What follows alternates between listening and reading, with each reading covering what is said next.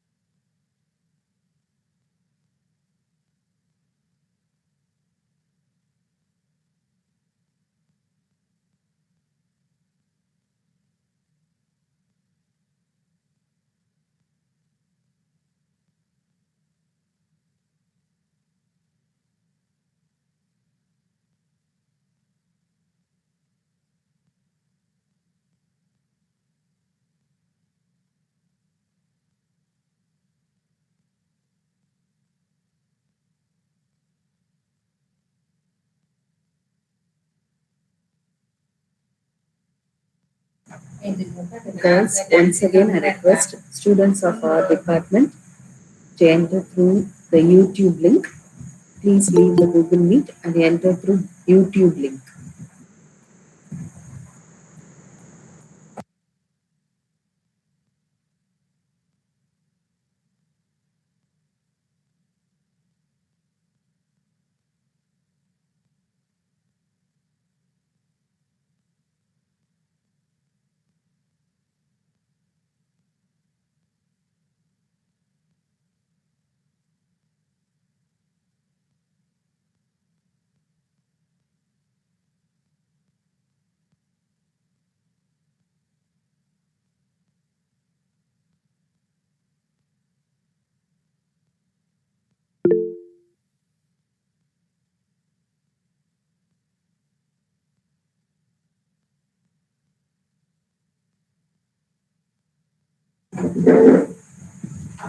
Girls, we will share the YouTube link in the chat box. I request you to enter through the YouTube link, especially students of our department. We will share the YouTube link in the chat box. Wait for a moment.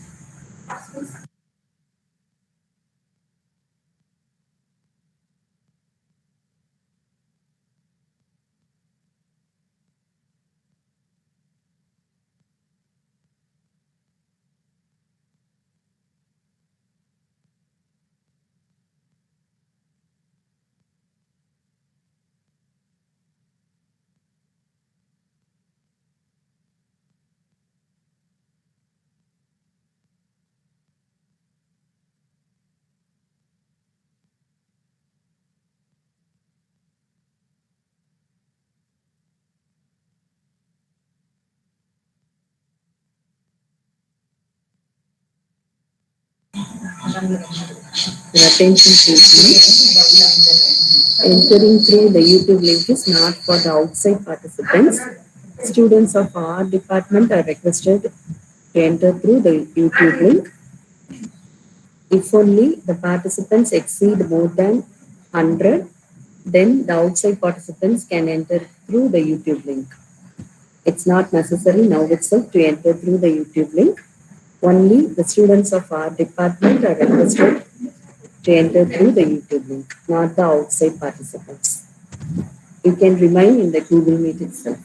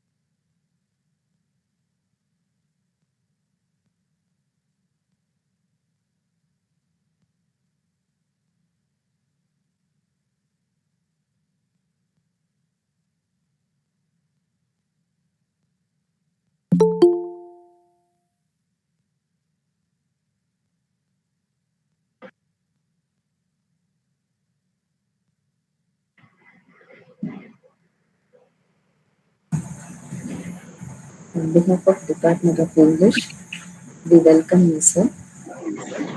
Thank you. Am I audible? Yes, sir. You're audible, sir. Okay.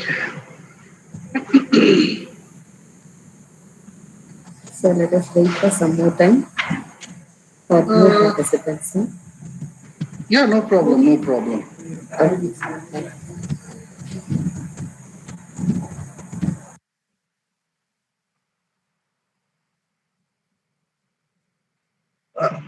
Can you see me now?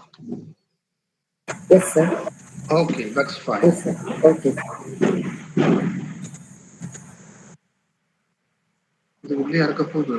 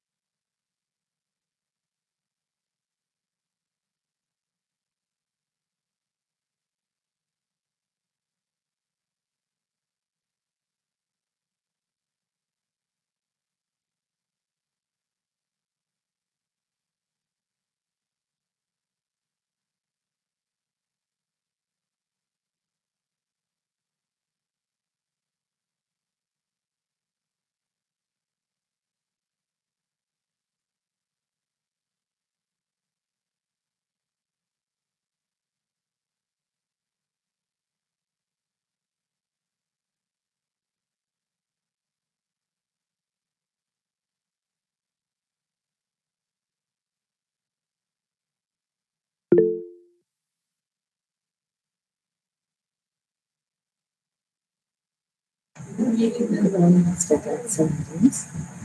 Welcome to the international conference. Do you have any doubts to be clarified, sir? Because you raised your hand.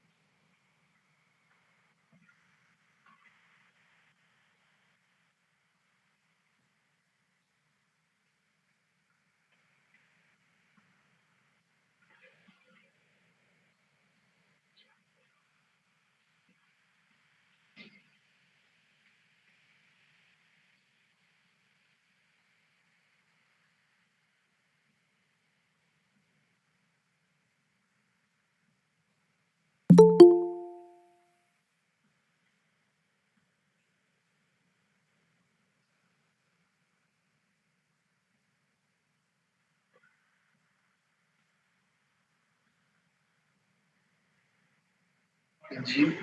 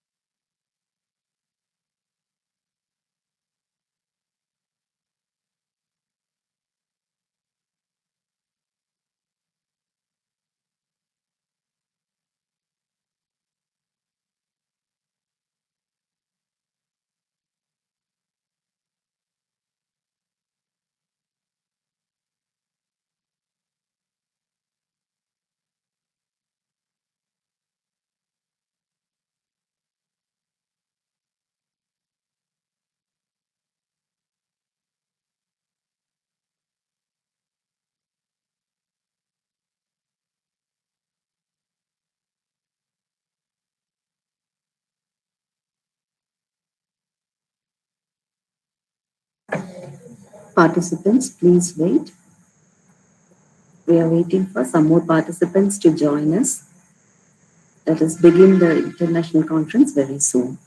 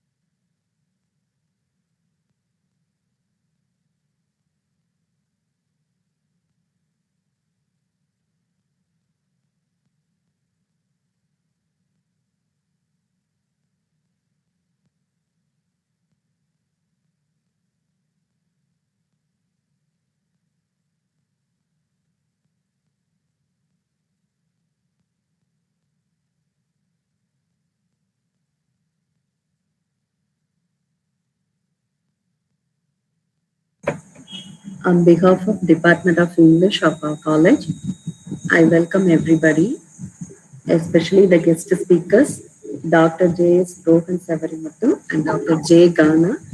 Welcome, sir. Welcome, ma'am. Thank you, ma'am. Sir, request. Shall we wait some more time for some more participants to join with us, sir? Sure. Okay, sir. Thank you, sir.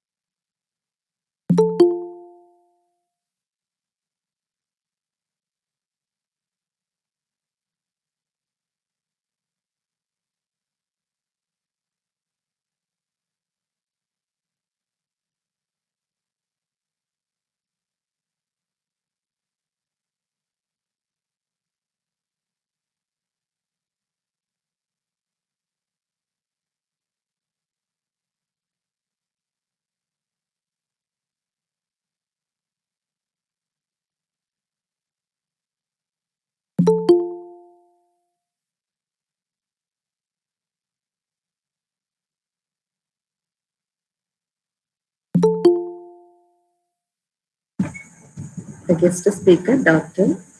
K. Krishna Prabha, is also with us. Welcome you, ma'am.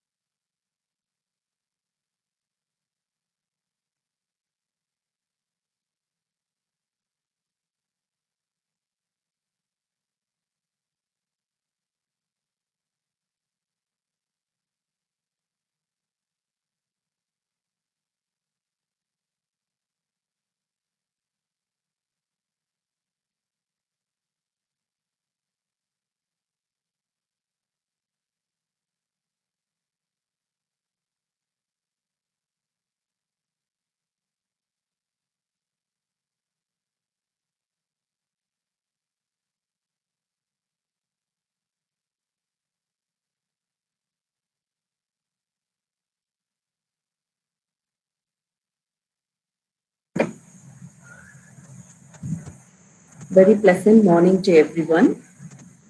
On behalf of Department of English, V.V.Vanniaperumal College for Women, Virudhunagar, Tamil Nadu, I welcome you all to a one-day international virtual conference on intersectionality, literary theory for contemporary literature in English. We feel highly elated on seeing the overwhelming responses across the nation for this conference. We acknowledge and accredit the anticipation of scholars to enjoy the expertise of the renowned academicians Dr. J.S.Rohan Savarimuthu, Dr.K. Krishna Prabha, and Dr.J.Gaana. Spirituality, it's a door to purification of soul.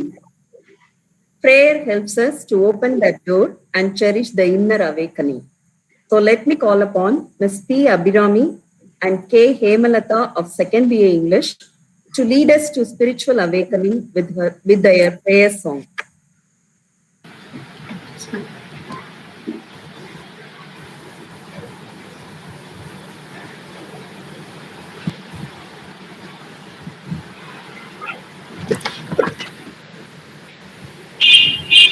Good morning, everyone.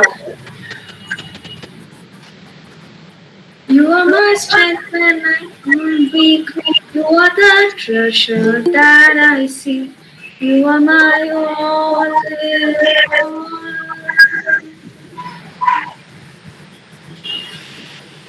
Seeking you as a treasure trove, Lord, to give up every fool. You are my all in all. Taking my sin, my cross, my shame, rising up and I bless your name. You are my all in all.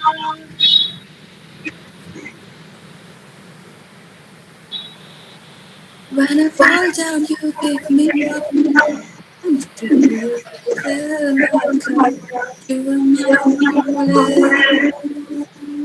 all. Jesus, Lamb of God, worthy is your name. Jesus, Lamb of God, worthy is your name. Thank you. Thank you. Thank you, Abhirami. Thank you, Hemalata. When there is a spiritual awakening, any intellectual reception will be molded into perception of wisdom. Let us enter into the intellectual platform. I request our amiable head of the department and the convener of this conference, Dr. G. Adishta Kumari, to welcome everybody. Over to you, ma'am.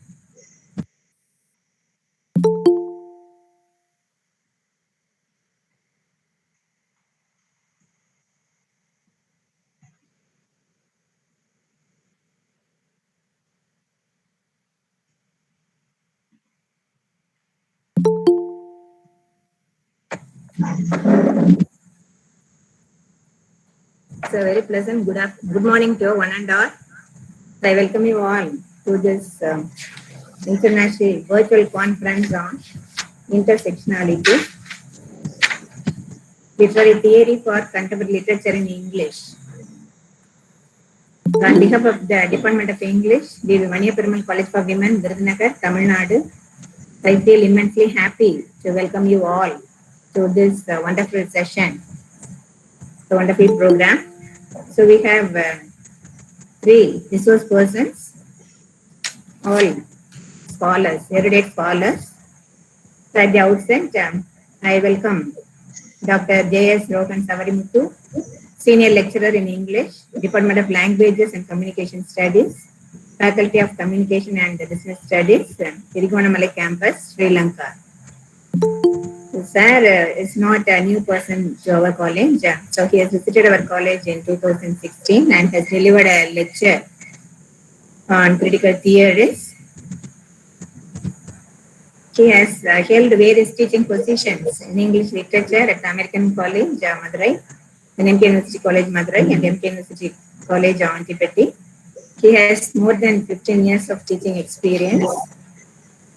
He has published 3 books and he has published many articles and served as editor of books. He has written short stories in Tamil, and he has been a member in various bodies, Board of Examiners, Review Committee, Editorial Board, and he has been a resource person to many international conferences, workshops, and seminars. And I feel really immensely happy to welcome you, sir. Thank you, And ma'am. next I extend a warm welcome to Dr.K. Krishna Prabha, lecturer, Department of English, Imam Abdulrahman bin Faisal University, Dammam, Saudi Arabia. So I cordially welcome you, ma'am.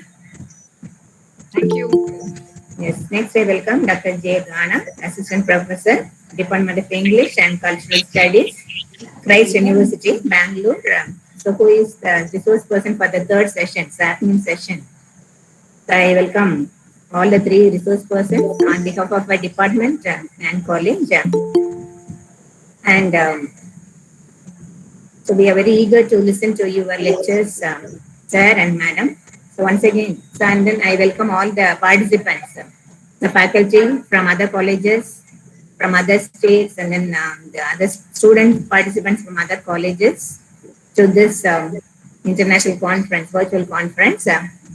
I welcome the members of our department, Department of English. Once again, I extend a warm welcome to one and all. So now I hand over the session to Dr. S. Intana.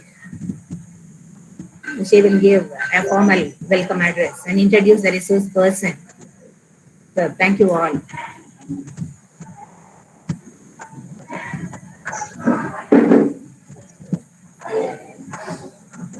Thank you. Thank you, ma'am. Good morning, one and all present here. I have been given a pleasant task to introduce one of the stalwarts of our discipline, English language and literature. It's none other than Dr. J.S.Rohan Savarimuthu, BA, MA, MA Religion and Philosophy, MSc Counseling and Psychotherapy, MPhil, Certificate in Teaching of English as Second Language, Diploma in Management, Postgraduate Diploma in Higher Education, Postgraduate Diploma in Management, and of course, PhD. And he has also qualified the state level eligibility test conducted in our state way back in the year 2000. Dr. J.S. Rohan Savarimuthu identifies himself as a Jaffna Tamil, working as senior lecturer in English, Department of Languages and Communication Studies, Faculty of Communication and Business Studies, Eastern University of Sri Lanka, Trincomalee, Sri Lanka. Born in Belgium, Europe, he has had his schooling there in Leuven, Belgium. Later has pursued his higher education in India.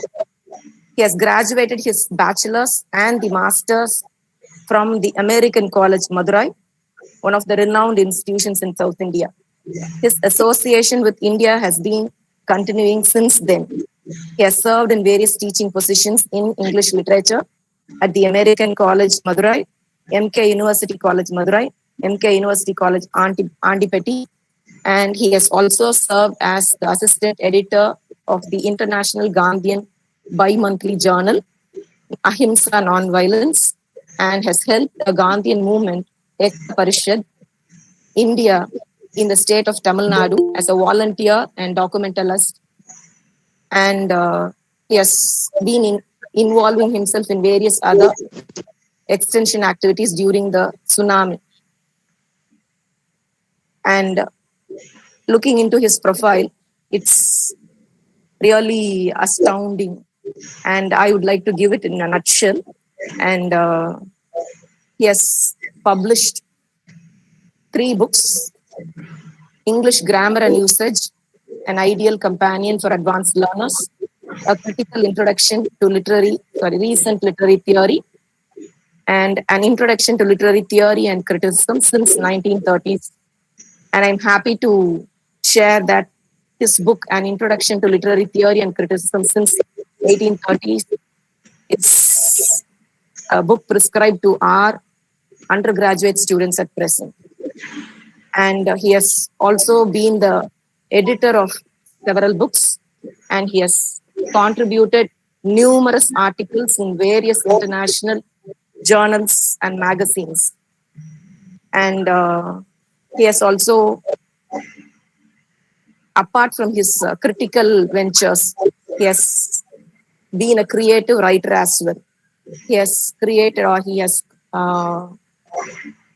published few of his short stories in magazines like Anbovium, and his few of his short stories to mention Shantanum Vatum, Kalandra Ani, Iyarkai Tanda Parisu.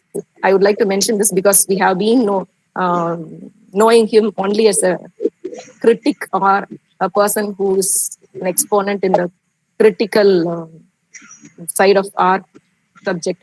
And therefore, I wanted to mention that he is also a creative writer. And he has held various editorial positions in different magazines, research journals, and he holds membership in various academic bodies of different universities across Sri Lanka and India. And he has delivered guest lectures, something like it goes to 24 lectures on different topics in different places during different occasions. It's very nice to note that he has participated and uh, chaired very many sessions during the workshops, seminars, and various other academic forums in and around India as well as in other countries. And he has also been awarded the Best Researcher Award in Social Sciences and Humanities for the year 2017 by the Trincomalee campus of his university, Eastern University, Sri Lanka. And other interests, his passion, he has for music, and he has served in the band as a frontman for 5 years, it seems, in the American College, and he has won many competitions for non-vocal instrumental music. And we have very many activities related to music. And apart from this, I hope all of you would agree that literary theory is a hard nut to crack. But here we have an exponent who could deliberate on difficult concepts so casually and easily and make the audience understand as well. All the more, he is very experienced in applying those theories in literature.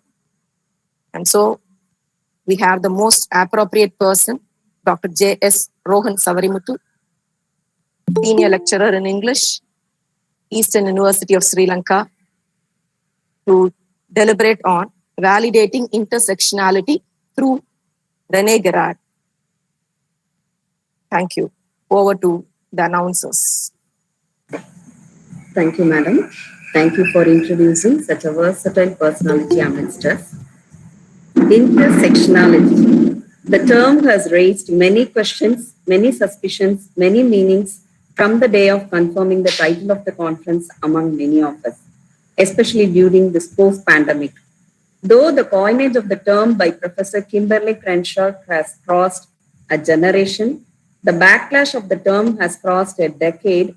Its need is now felt more sensitive since the term accurately describes the way people from different backgrounds encounter the world. It suits more apt to the present condition of the world. Let's all progress from obscurity to lucidity with the help of the accomplished academician, Dr. J.S.Rohan Savarimuthu, who is going to deliver his speech on validating intersectionality through Rene Girard. Over to you, sir. Thank you, ma'am. Thank you for the wonderful introduction. I really thank the principal of Trincomalee College, the head of the Department of English, and all the lecturers and professors for giving me this platform to share my ideas.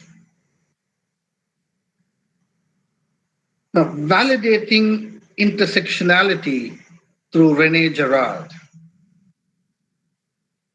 That's the title that I thought would be apt. Now, there are many reasons behind it, but let's just go one by one. As in the introduction rightly pointed out, that intersectionality is of a greater importance in today's world. But then, it is nothing new. Even right before the term was coined as a technical term in the year 1989, it was used even in the field of psychology or psychoanalysis. It is a fact that there are multiple factors which come into play to bring out or to empower or to create certain disadvantages. Therefore, intersectionality, even though it was coined as a technical legal term, we should be aware that it was used in the past. Now, why is intersectionality such an important issue? The names of George Floyd, who died on 25th May 2020, and Donald Wright, who died on, 11th April 2021.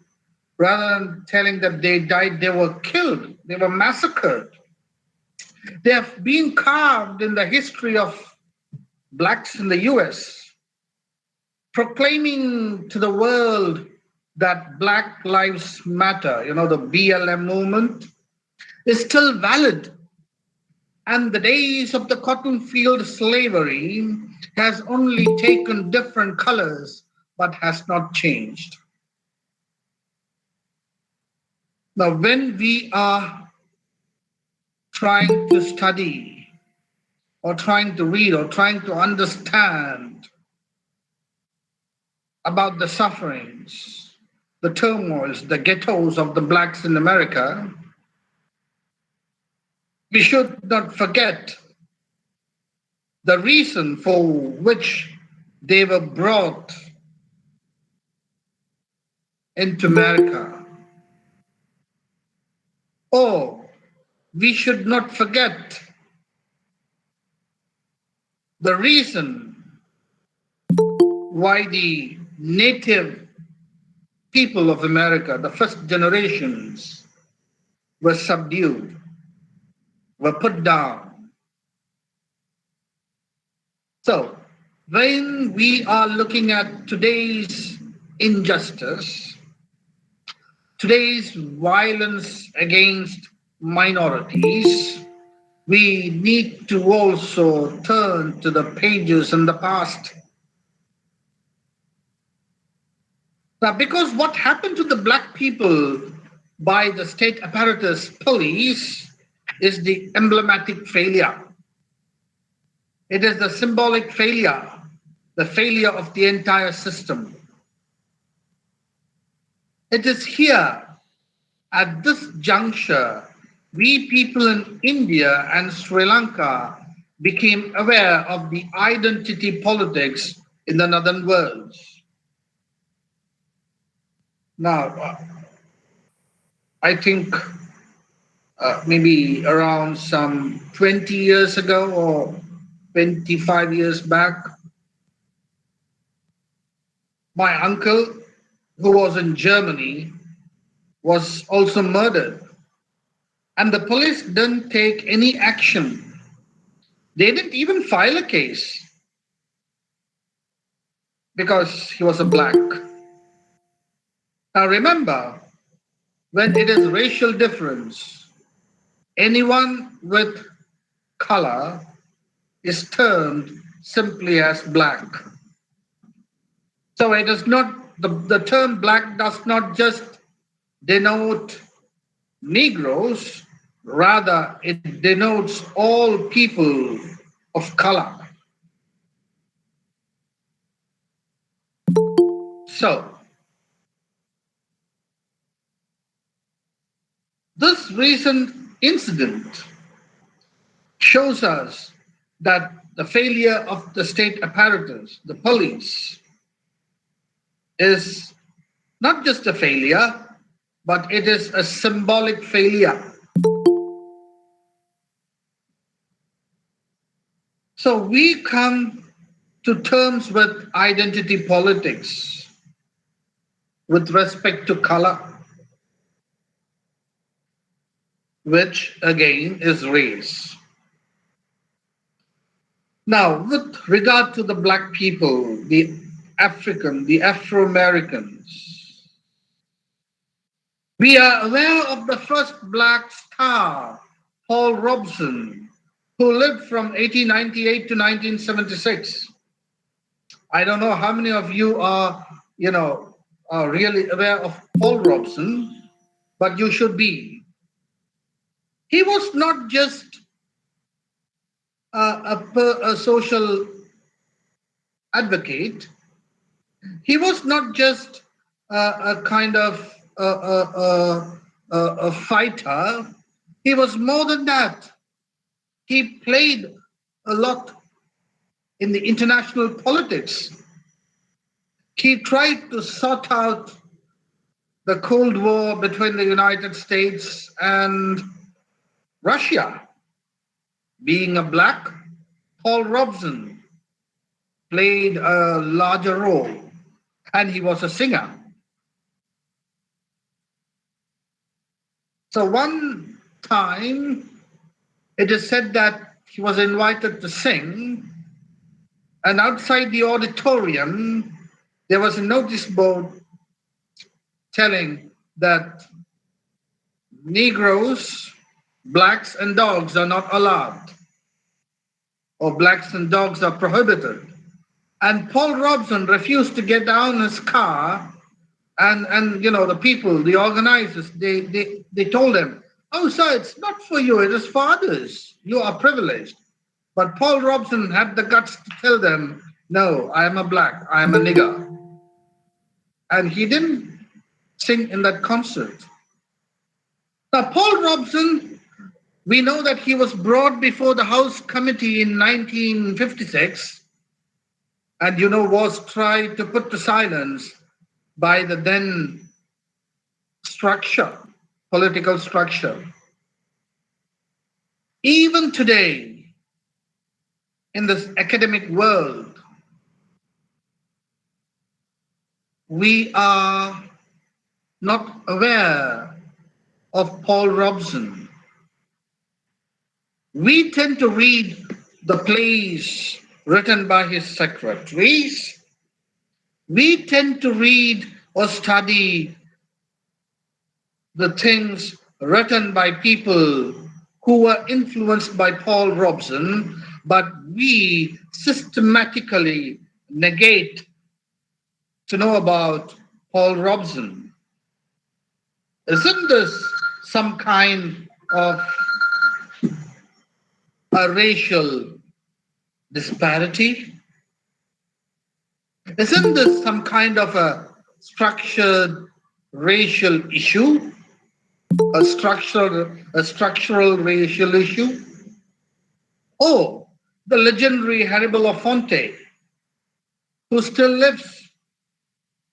It seems he worked as a slave in the cotton fields for 45 years. Now, he has been struggling since his birth until today. He was an activist who became an artist.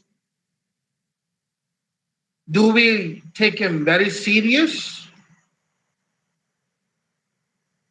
Or the present Peruvian American hip-hop artist, entrepreneur, activist, Philip Andres Cornell, better known as Immortal Technique, whose lyrics focus on controversial issues in global politics, racism, poverty, and etc., from a radical left-wing perspective. We are aware of all these people. They are almost in the mainstream. Paul Robson, who could break glasses through his voice, Harry Belafonte, whose songs have been even duped into advertisements, and whose songs are part of nursery rhymes, or the immortal technique guy Philip Andrews Cornell, whose rap is almost so famous that everyone listens to him. But are we really aware about most of the things dealt by them? Has it been our concern? They cross boundaries. They cross geographical territories. For example, many of us as Roman Catholics are ignorant of Pope Gelasius I. I have never seen pictures of Pope Gelasius I even in India or Sri Lanka. Why? He is a pope from Africa, a black. But the politics of the Roman Catholic Church can be seen there because they were unsuccessfully trying to attribute the birth of Pope Gelasius as a Roman birth. So when a person is Roman, there is a change in color. There is a change in race. Oh, are we aware of the creation of Latinos? Even in football, we praise them, isn't it? But are we aware how they were created through exterminating the Taino and raping the black and Indian women? Now, these are some of the things that are hidden from our mainstream history. Even though blacks have been on top positions in American politics, Obama and all the others, they are seen by some to have been used by the white supremacy because they are like black people with a white mindset. Oh, the white man in a black disguise. For example, the comparison between Condoleezza Rice and Sally Hemings by Philip Andrews Cornell brings out this masked truth. Therefore, this international conference on intersectionality is of great importance since it takes one into further perspective in critical race theory. But one should understand that critical race theory is not a literary theory. Rather, it is a praxis. It is an action. For if one takes the exponents of critical race theory, we could easily see that most of them are people working in the legal or judicial system. Therefore, to make it more applicable to literature, it is useful to decipher intersectionality using the theories of Rene Girard, a polymath, historian, literary critic, and philosopher of social science, whose interpretation of violence through mimetic desire, mimetic rivalry, scapegoating, mimetic crisis, ritual sacrifice, in order to attain peace or status quo, because he uses various types of literature, starting from myth to classical drama, then on to modern cultural studies, in order to explain the modus operandi of violence through narratives, rather than referring to particular modern incidents makes it more universal and appealing to be employed in analyzing narratives to bring out intersectionality. Another advantage in combining the theories of Rene Girard with the critical race theory or feminism of color would be to give critical race theory a universality so as to decipher violence, let it be direct violence or indirect violence or structural violence, in order to address it with strong theoretical backing. Since a student of literature is bound by the four corners of the text at hand, now the four corners, the boundaries, one cannot imagine things that would have taken place outside the written text.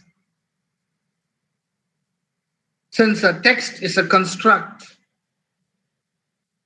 a text, a written text, is not a legal case in the court of law where one is allowed to dig up or one is allowed to hunt for more evidences that would win the case. Here, we cannot go outside the text. We cannot imagine things that are just outside the text. We cannot even take the writer as the sole authority for interpreting the text, because once the text is born, the writer is dead. So you can't refer, maybe, if when we are interpreting a text, in order to prove that our way of interpretation is the correct one, we can, refer, or we can refer to the other writings by the same author, or maybe to their biographies or their letters or their diaries or their memoirs, and make our point a very strong one. But then this in no way will be helpful to analyze the narrative pattern, the story pattern. Therefore, in order to deconstruct and reconstruct the construct, the text, so has to read the modus operandi of the projected violence by the text, Rene Girard becomes a useful tool whose thoughts have influenced various disciplines such as literary criticism, critical theory, anthropology, theology, psychology, mythology, sociology, economics, cultural studies, management studies, and philosophy. So, you might be thinking that Rene Girard is not a feminist scholar. He doesn't talk anything on feminism. So we can't use him. Rene Girard talks about a general modus operandi on how culture, tradition, religion, and all human beings function. His examples are so vast and varied that they range from tribal to the modern day. So we should take him very serious. As a Tamilian, we first of all are called to understand the difference between the word race and ethnicity, because for both these words, they mean the same thing in Tamil language, Inam. Now, for Inam, language becomes the cornerstone. We are all united as one because we are all united as one because we are all Tamil speaking people. We are all divided because we all belong to various caste groups, we all belong to various religious groups, but we are united as a Tamil. So, with regard to race and ethnicity, the Tamil word inam brings out the factor that language is the key factor that differentiates the greater sense. The larger language family becomes a macro grouping of the medium also. So we are in a state of confusion. Dravidian race, Tamil ethnicity, things don't go right. But we should understand that race is basically based on phenotype type characteristics, such as skin color or a category of humankind that shares certain distinctive physical traits. So race in English is not the same as inam in Tamil. Race means very physical, whereas ethnicity is at the macro level. It is much broader term which encompasses nationality, tribal affiliation, religion, language, and traditions of a particular group. Now, in this sense, you can't also equate race to caste because caste is something totally different from the Western or the Occidental definition of race and ethnicity. So, even Kimberley, without understanding the nuances of caste, seems to misinterpret it. So, let's say someone can say their race is black and their ethnicity is Italian. Or someone can say that their race is white and their ethnicity is Irish.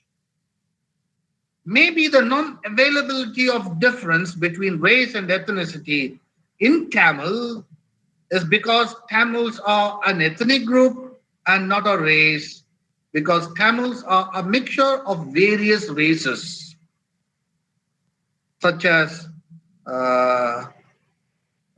Mediterranean, Armenoid, online class இப்ப நம்ம இது உள்ள போயிட்டோம். Bedoid, Astroasiatic, Negroid. There are so many racial groups that are mixed. So we are united as an ethnic group. We have ethnicity, but then there are a lot of races. Maybe the non-availability of difference is one of the roadblocks in understanding and emotively experiencing the problems that are alien to our soil to some extent. But nevertheless, identity politics are not new to us, which are age-old as the Vedas and its Varna Shastra. And the recent struggles against it by most eminent people like K. Kamaraj, the former Chief Minister of Tamil Nadu, or Periyar E.V. Ramasamy, or Dr. B.R. Ambedkar. We are very familiar with regard to identity politics. So we are not alien to their problems. Even the recent transformation of Sanar to Nadar with regard to the caste system remind us that identity politics is not alien to our soil. But when it gets back to the black Americans, identity politics has lots of traps, and moreover, the white liberals use identity politics since it functions by reducing the other with a capital O to a particular identity. This is what Slavoj Zizek says. So, when we are playing with identity politics that is already used by the white liberals, we should be very, very careful. According to Slavoj Zizek, identity politics presupposes that identity exists, but taking the present times, one can conclude that identities do not exist. For example, with regard to the LGBTQ plus, now what is this? They still accept that there are gender identities, but they just want to expand the traditional binaries of masculine and feminine into bisexual, multisexual, asexual, etc. And the plus symbol denotes that still all identities have not been identified, and therefore it is to keep an open mind, a kind of transgenderism.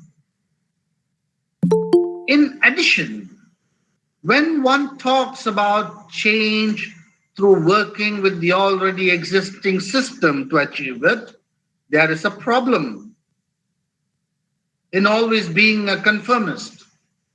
Since when one tries to change the system from within, it is not you who changes the system, but eventually it is the system that will change you. So, trying to say that I'm going to work along with the system by being part of the system is a foolery. That's why people like Paul Robeson or the rap artist Immortal Technique Anderson or Hannibal Fonte are negated from the academic circles because they are not conformists. Therefore, working on identity politics, a tool used by the white liberals, is like opening the Pandora's box, because not only racism but classism is also a real issue.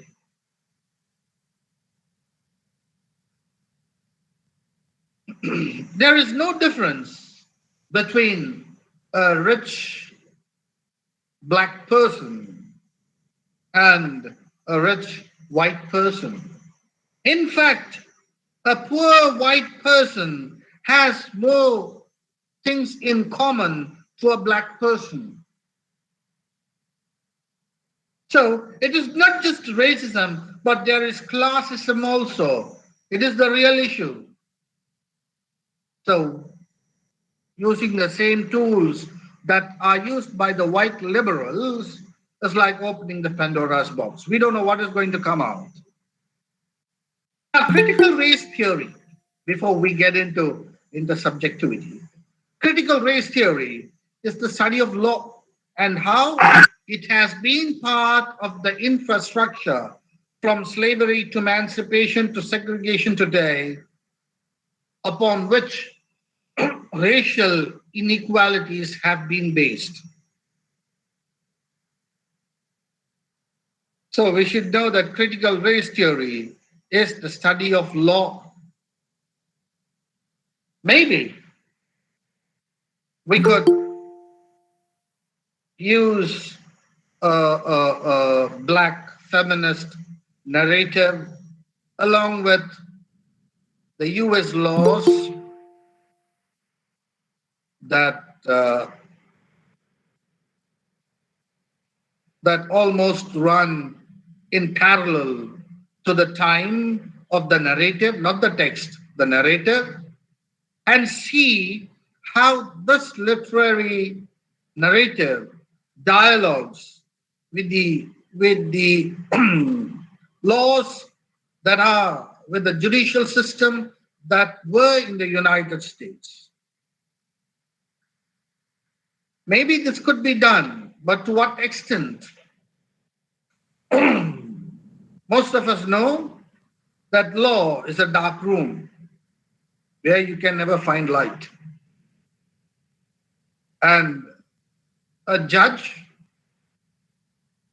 is the person who is really on trial, to be very frank, because both the sides in the case know what the truth is. But the person who is in the dark, who is kept in the dark, is the judge. And therefore, it is he who is on trial rather than both the sides. Now, it's a tricky thing. So now let's get into, critical race theory is a study of law.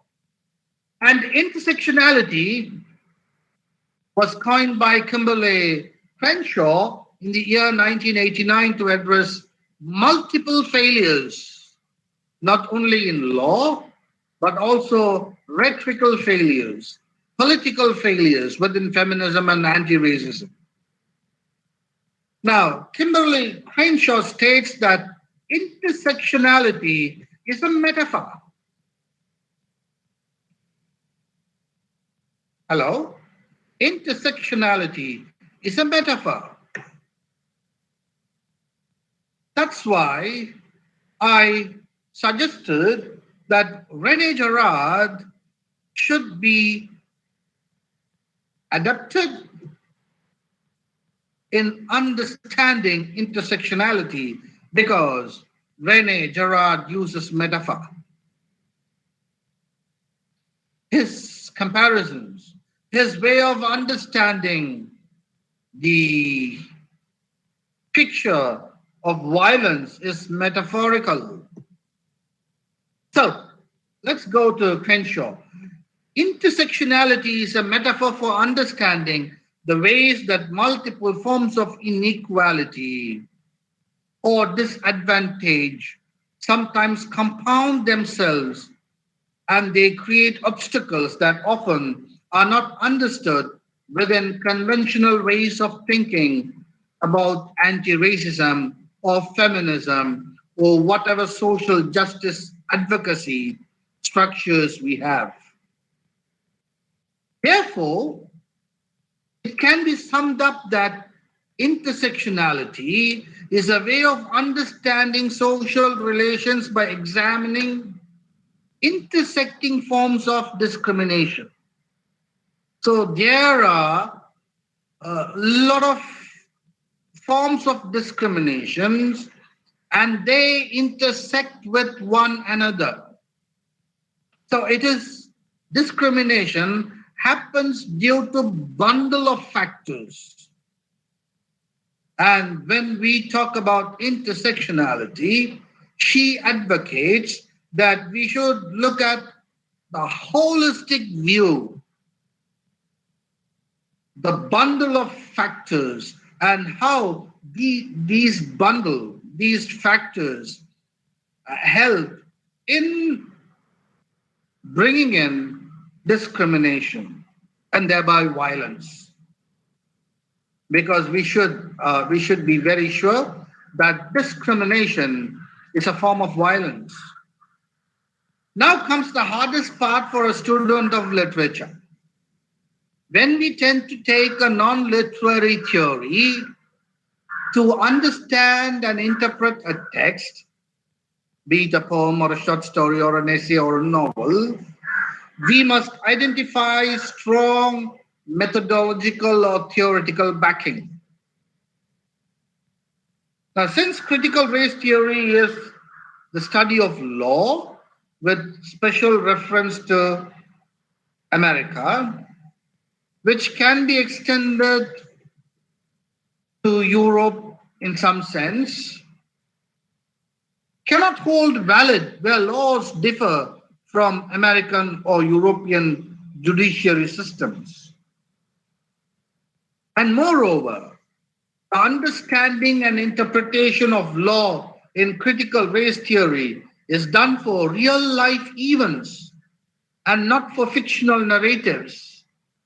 Therefore, a student of literature is handicapped very much since we cannot jump outside the borders, the boundaries that the narrator has already created as a text. Since the interpreter cannot step outside the narrative to find out the other forces or power structures that are not described within the narrative to decipher the text at hand, and since the four corners of the text are the only available space, students of literature need to combine other forms of interpretation to understand the text at hand, or other forms of mechanisms to understand what the text is unfolding so that we can know about ourselves from the light of the text.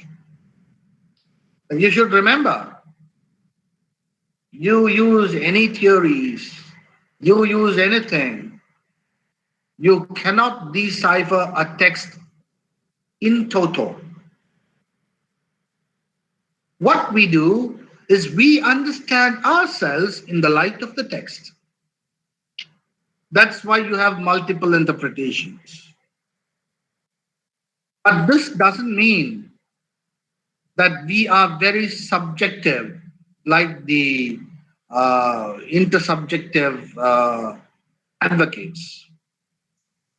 In feminism of color, we already have phrases such as double consciousness or double stigma,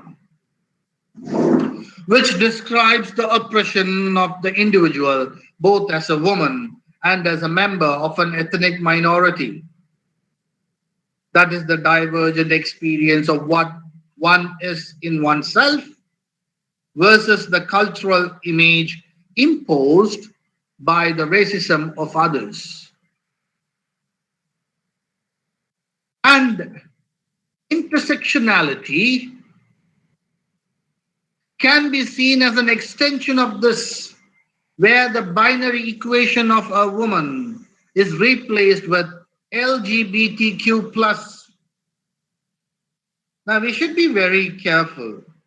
Why is the binary, the one part of the binary woman is replaced with LGBTQ plus,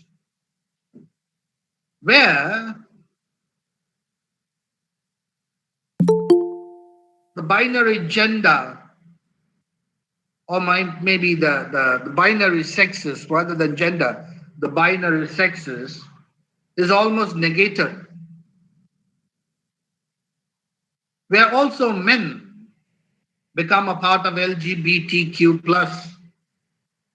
But at the same time, we should be aware that this also includes women, but also in a sense, it also gives a place for the removal or the replacement of women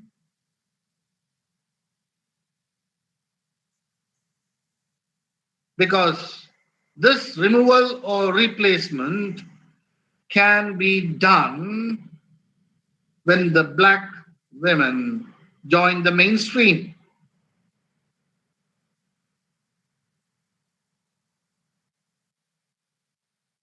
They'll be left out. Or the black women are already on the path to join the mainstream, and that's why they are left out. So it is LGBTQ plus, not women of color. The term has become, this intersectionality deals with a broader scope. Now, therefore, we have narratives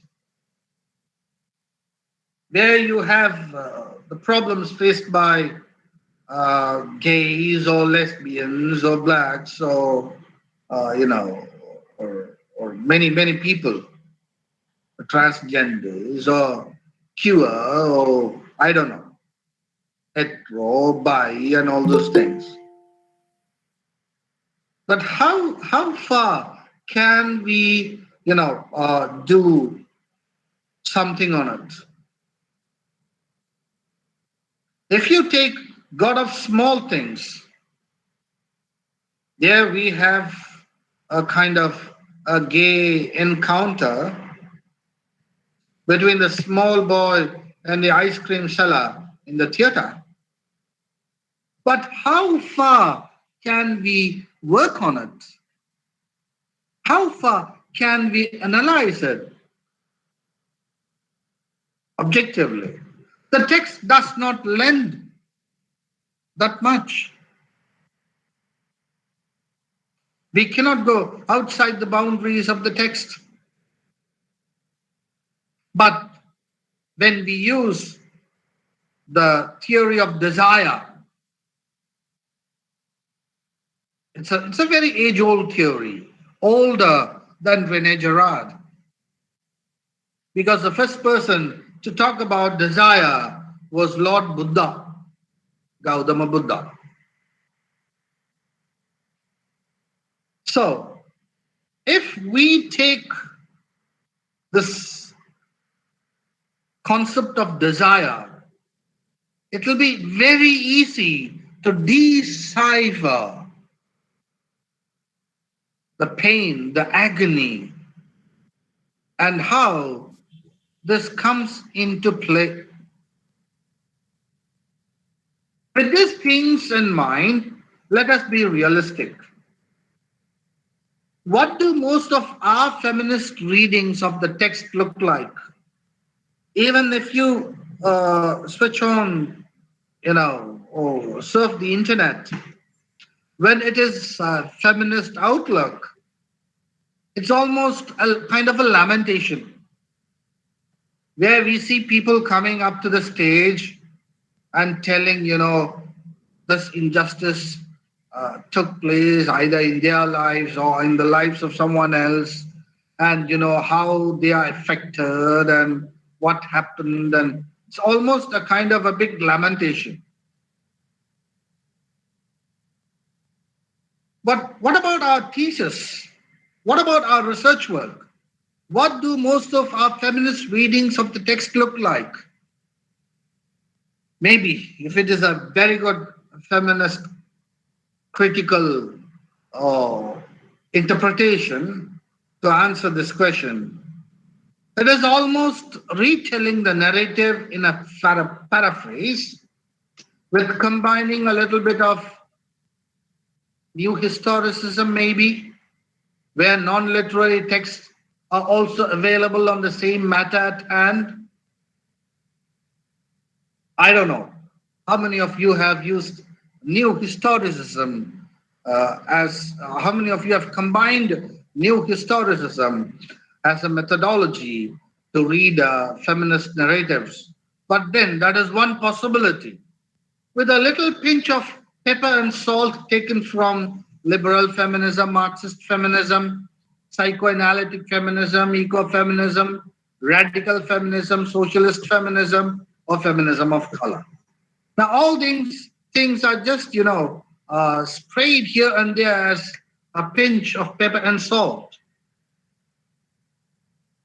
This is a naive way of interpretation. This is why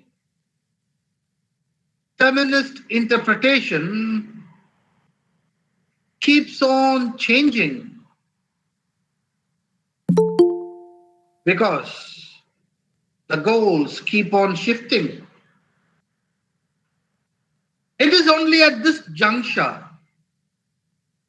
Rene Girard becomes of great value to the student of literature.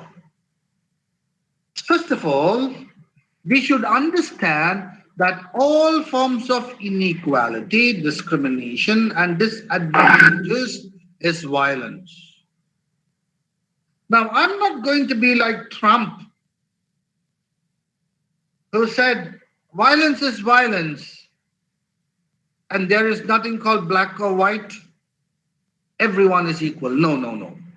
I'm not in for that. So don't mistake me. And Rene Girard's understanding about the modus operandi of violence is a key to decipher literary text at hand and will be more useful to validate the feminism of color in a greater way. At the schools of literature, we have been negating Rene Girard, thinking that he belongs to somewhere else and he does not belong to literature. But in fact, he was working as a professor of French language, literature, and civilization. And all his writings are soaked with examples and illustrations from literature and religious texts. He starts with Oedipus the Rex. He even goes up to modern explanations. He uses plays. He uses a lot of literary texts.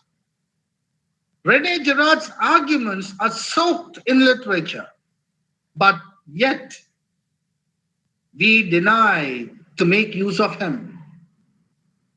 Rene Girard has authored nearly 30 books, which are really very thick, dense, and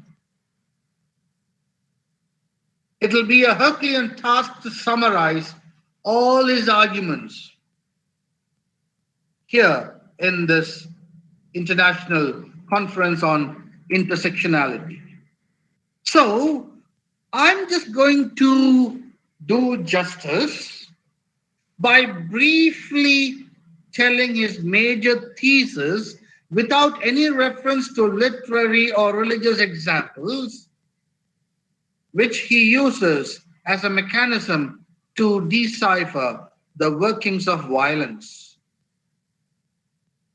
Now, when we are talking about oppression, when we are talking about emancipation, when we are talking about disadvantages, when we are talking about all these things, we should remember that they are all because of desire. Even talking about emancipation, working towards emancipation by itself is a desire. So when we are aware of the forms, the modus operandi, and how things work and have worked in the past and are likely to work in the future, we will be in a better position. So, Rene Girard's belief that human development occurs initially through a process of observational mimicry. This is a general platform. Human development occurs initially through a process of observational mimicry, where the infant develops desire through a process of learning to copy adult behavior, fundamentally linking acquisition of identity, knowledge, and material wealth to the development of a desire to have something others possess. So everything is mimicry. Now, this is why I love, I don't know, if you are going to read, let's say, Afro-American literature without having a dip into their culture, you will not understand you will think that the blacks are people who were trying to imitate the whites. No, not at all. There have been experiments. Now, for example, how many of you are familiar with Louis Armstrong, the jazz musician? Jazz music itself is more African. Now, are you aware of rock? All the rock music that goes on, hard metal or heavy metal or hard rock and all those things. Are you aware that these are initially, these were African beats, these were African music. Rock music is voodoo, is used in voodoo magic. But then the West took it and it has westernized and made it its own. So the music, one of the identities of the Africans, the music itself was taken, was almost hijacked by the Westerners. If you listen to Harry Belafonte, he has got a lot of live recordings available on YouTube also. If you listen to the song, The Saints Go Marching In, he says in an instance, when the song was, let's imagine the song was not born in Africa, or it was not born in an Afro-American context, rather it was born in England or in Europe, what would have happened and how it would have been sung. Now, when you get into that, you will understand how the African stalwarts or the Afro-American stars were trying to create and are still trying to create an alternative desire so that the others could imitate. Even with regard to hip hop music by the Wailers, I forgot the name of the guy. Uh, all these things, cultural manifestations, are a kind of a redefinition. So now let me not get into that. So Rene Girard believes that human development occurs initially through a process of observational mimicry. All conflict, competition, and rivalry therefore originate in mimetic desire. So you can call it mimetic rivalry, which eventually reaches destructive stages of conflict, both between individuals and social groups, that requires them to blame someone or something in order to diffuse conflict through a scapegoat mechanism. Now, George Floyd, the person who was the black who was murdered, I hope you all know how he was murdered. A policeman had his boots on the neck of George Floyd for 9 to 10 minutes. And even when George Floyd begged the policeman that he was unable to breathe, the policeman, who was a white person, did not heed to his prayers. Is George Floyd a scapegoat? The death of George Floyd, was it used to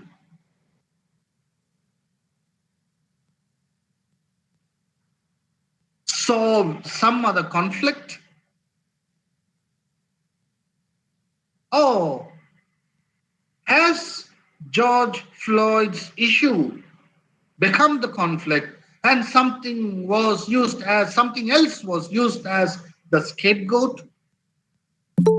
Oh, are the rallies in the main streets of US by itself the scapegoat mechanism to divert, to subvert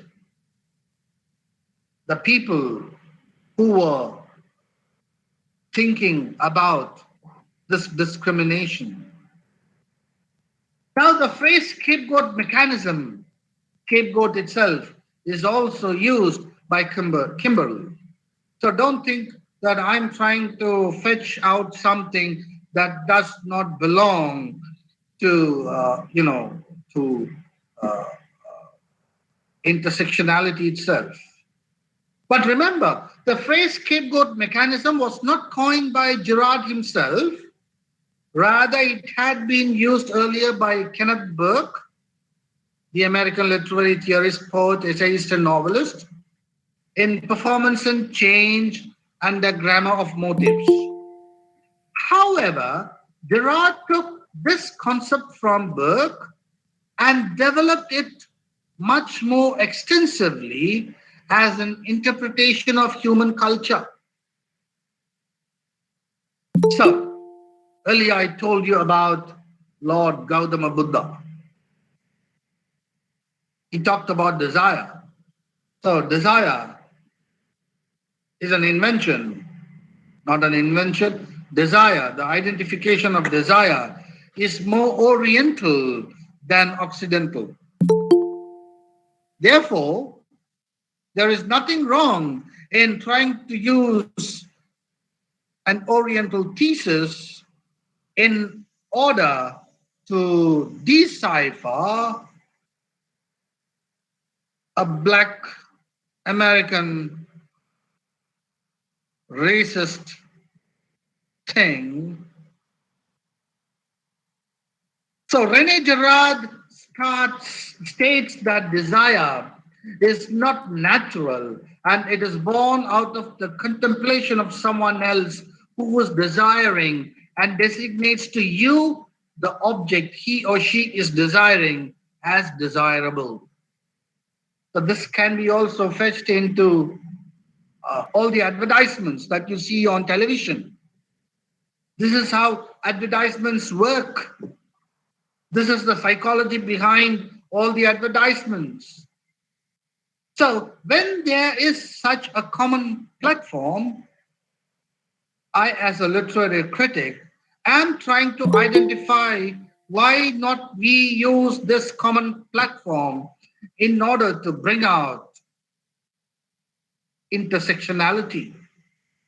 Rene Girard insists that the structure of desire is triangular relationship between the object, the model, and the subject.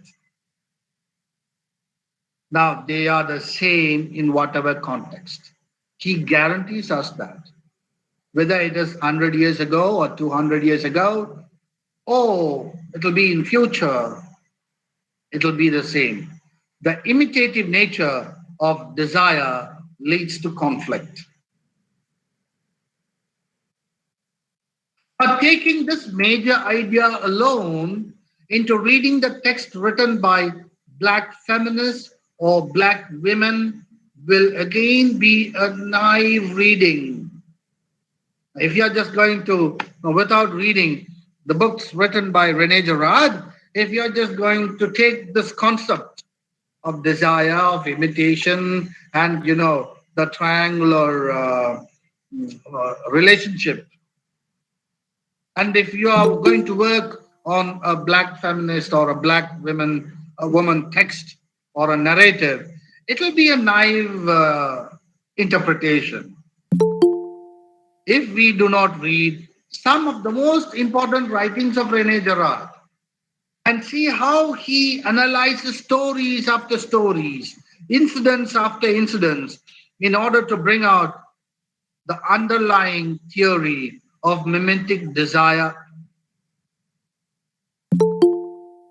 such an effort in applying Rene Girard to the writings of Black feminists or Black women will throw more light than trying to interpret literary text using the American law and its judicial system that are not only alien to our soil, but also irrelevant to some extent. Unless you are living in Europe, being an Indian or a Sri Lankan, this doesn't concern you a lot. So if we can use Rene Girard, we can make it more relevant.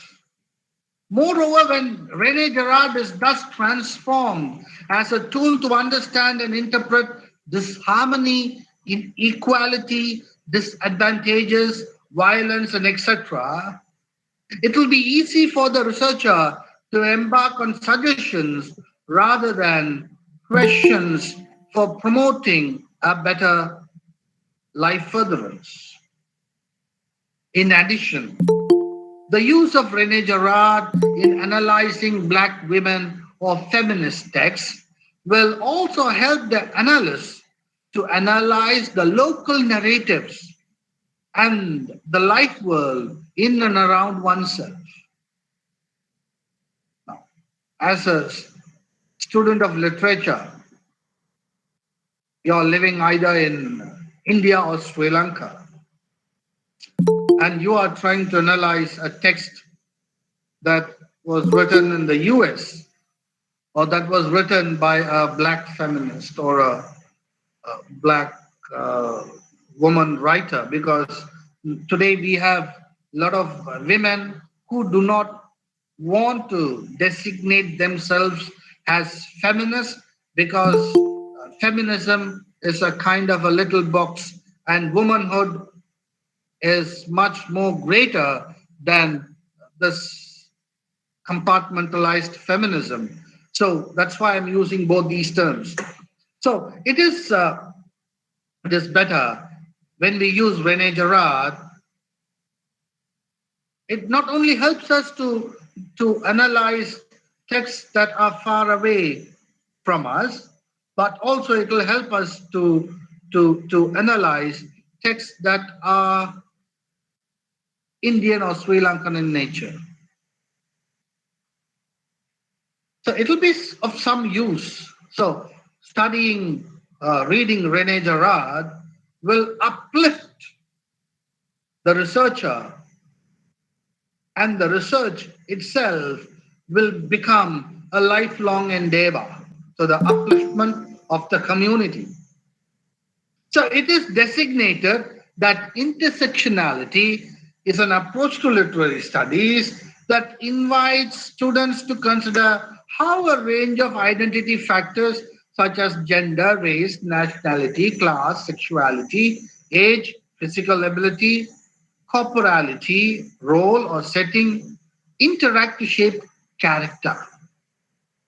Now this is the designated definition of intersectionality with regard to literary studies.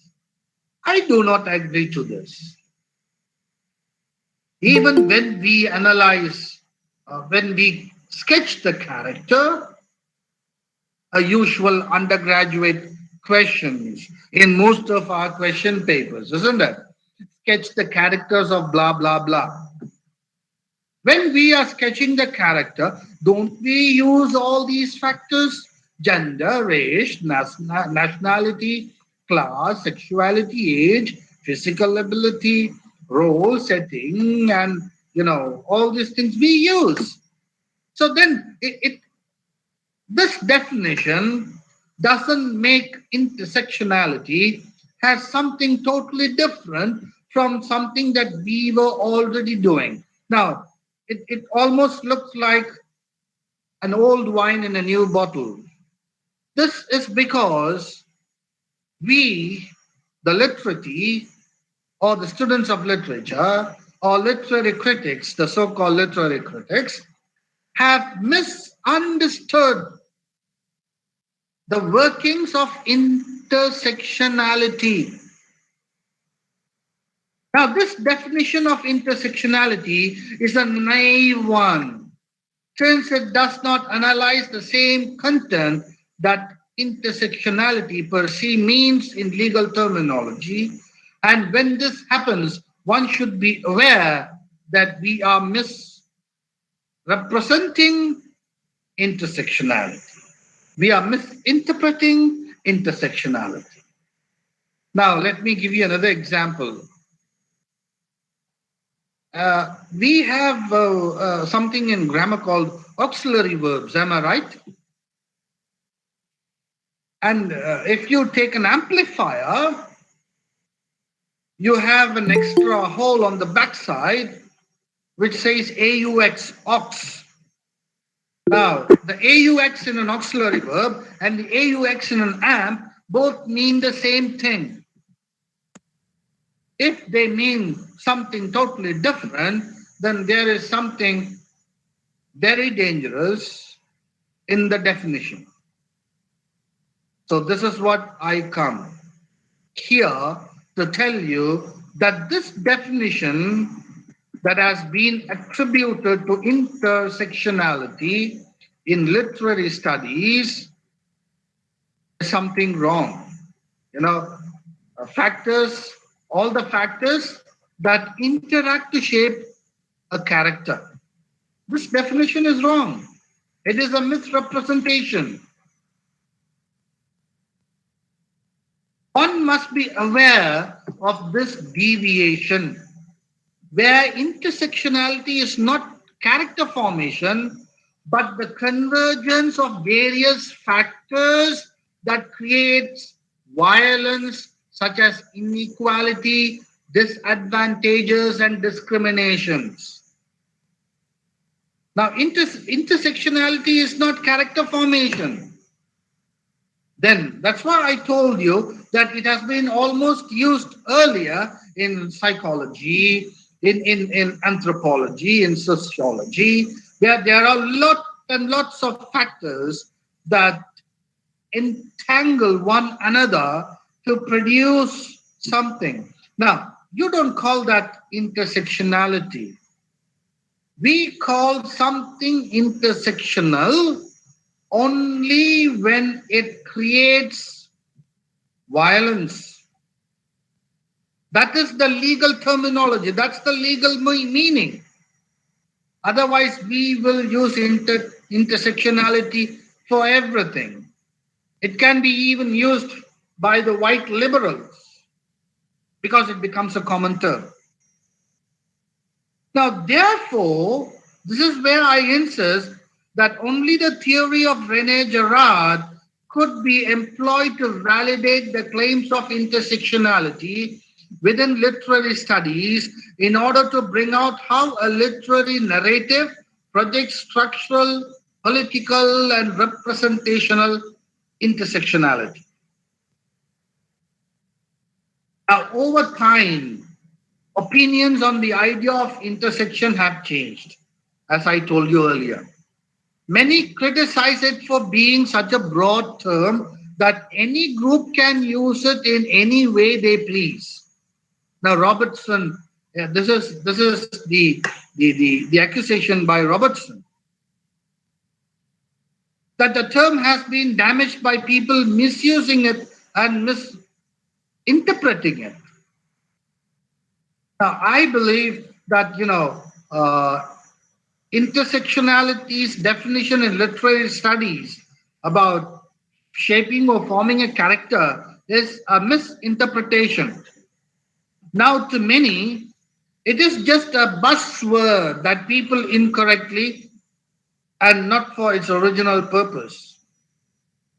There are a lot of buzzwords, you have the F word, you have the shit S word. Now, like that, intersectionality has become a buzzword. It has become almost a cliche. Some dislike the general negative impact and the misuse of the word. So do people's thoughts about the idea of intersectionality. Now, this is the idea of Gonzalez. This has caused some black feminists to move away from calling themselves as intersectional feminists and instead just focusing on black feminism in general. To them, even though white feminists are aware that the original focus of intersectionality was to put a spotlight on the black woman's issues, it didn't change how they acted overall. It wasn't a wake up call to white feminists, as some black feminists had hoped it would be. So, if we have to save intersectionality, what to do? There are accusations that intersectionality as a framework that is ambiguous and lacking defined goals based on a standpoint theory, focusing on subjective experiences of an individual's personal knowledge and perspectives. Now, this will not work for research. This will not work for analyzing a literary text at hand, your subjective, individual, personal knowledge and perspective, subjective perspectives. If intersectionality is not redeemed from these accusations, which are very serious, it will automatically not stand the test of time due to its click driven subjectiveness or subjectivities, which are very click driven. For people who do not belong to the intersectionality, will be handicapped due to the lack of same subjective experience, similar to the author of the discourse in producing a text, whereby making black feminist literature more click driven. In order to redeem and make it a universal application on discrimination and violence, the theories of Rene Girard have to be taken into account in deciphering the narrative.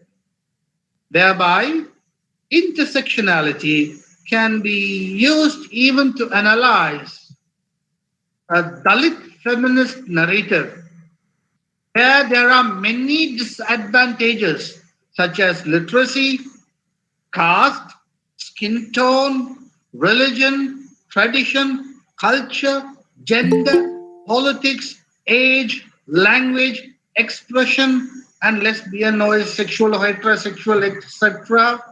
orientations that come into play in the life of an Indian or Sri Lankan to experience discrimination as a form of violence.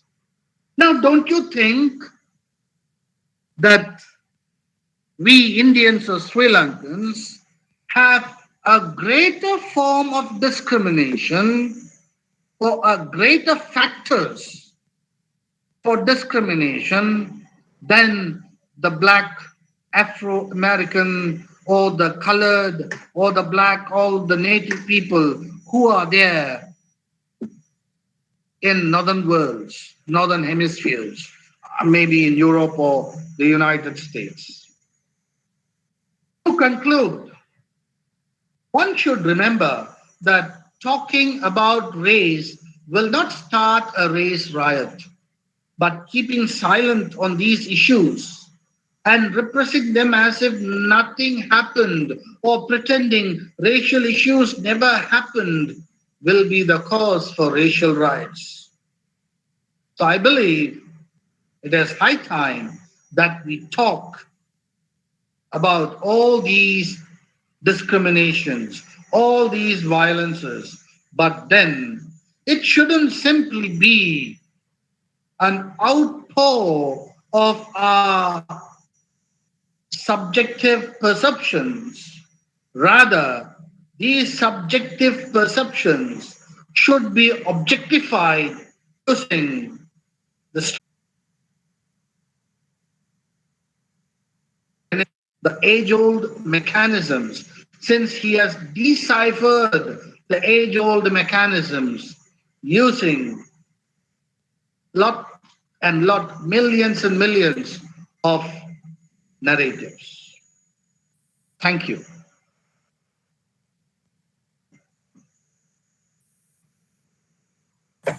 Thank you, sir. So there are some queries in the chat box, sir. Shall I proceed with the Yes, queries ma'am. posted by? So there are some queries and suggestions in the chat box posted by the participants. Yeah, Shall I sure. read out, sir? Yes. Thank you, sir. So Mr. Firdaus Nasir has asked, I have confusion. Is this the desire of material gain or something else, sir? Uh, Now, desire shouldn't be just material gain alone, because material gain, even though it is never ending, you have lots and lots of hierarchies. You have Maslow's hierarchy, so you should remember that. So it is not just material gain. Desire is for everything. So when a person imitates, when a person thinks, now all these things are based on imitation of the desire of someone else. So we should remember that nothing is our own. Even when the blacks are fighting, it is not their own. Now, I don't know how many of you remember, how many of you are aware that Bob Dylan, the famous musician who was awarded the Nobel Prize for Literature, Bob Dylan.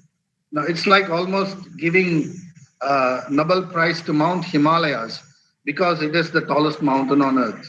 So that's how I look at it.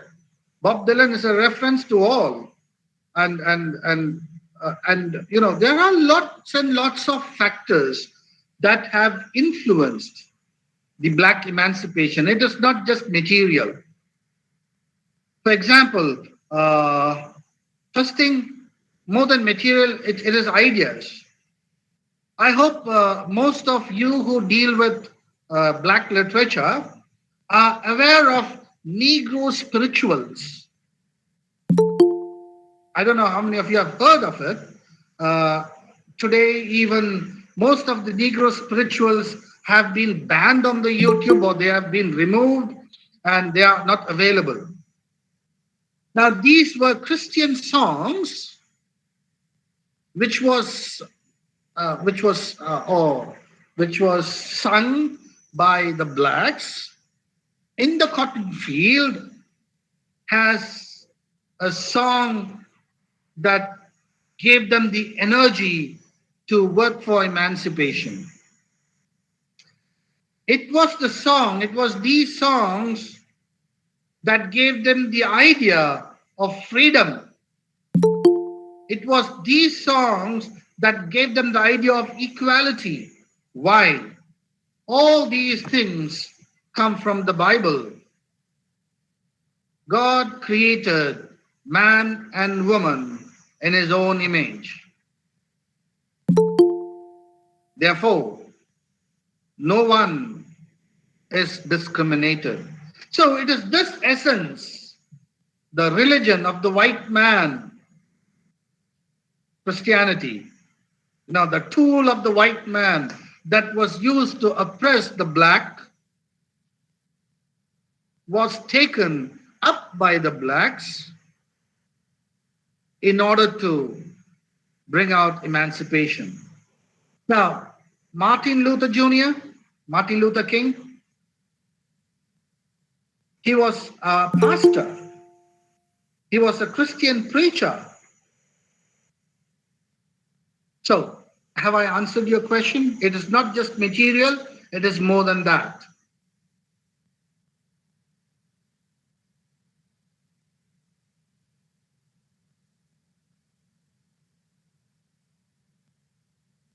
Hello, ma'am. Yes, sir. Thank you, sir. Thank you for the explanation, sir. And another one question asked by Mrs. Shyamala Perumal. Sir, could you please repeat the name of the American journalist and writer? One is I talked about three people. Am I right? In the beginning, one is Paul Robson. So let me give you the spelling. Paul Robson.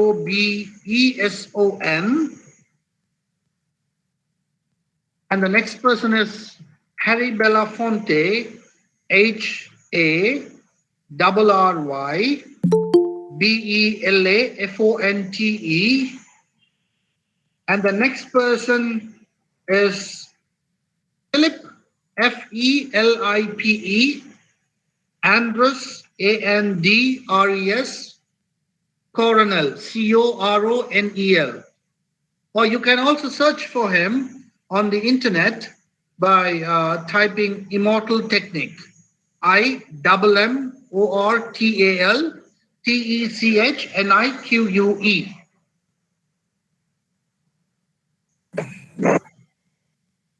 And if you are listening to the songs of Immortal Technique, you will get into lots of politics and the underground mechanisms of why things are happening in history and politics. So, but I don't know whether it will be useful for literature, but it will be useful to do a new historicist analysis.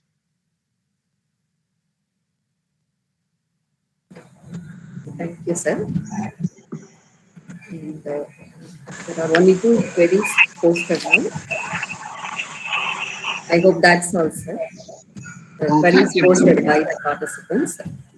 Thank you, sir, for your lucid explanation of the theory and the relevant interpretation of related incidents and evidences. So, Excuse me, yes, sir. Triders Nazir has said that in literary analysis, we don't find evidences. Instead, we look for examples and arguments. Fine, I agree.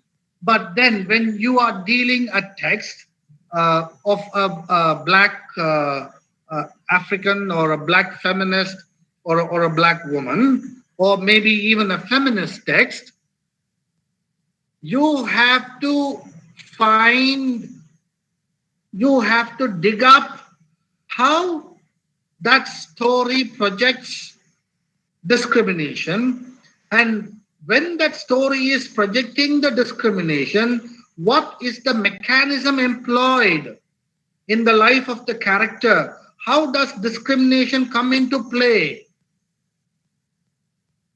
You get the point? So there is evidence. There is evidence in the text. You can't just go outside the text for examples and arguments. You can't go to your personal life. If I'm dealing with let's say with an Afro-American text or a text of color, I can't just tell like this happened to my relative, that happened to my friend, this happened in my life as an example, or I can't place them as an argument. If it has to be very objective and very sound, fit for research, then I should dwell in the text. Okay, Nazir, I should dwell in the text. If I'm going outside the text, maybe I can refer to the other writings by the same author, or maybe I can refer to the memoirs or the diaries or the letters by the same author. Other than that, if I am getting into some subjective speculation, then my interpretation doesn't hold good. It becomes a very naive one.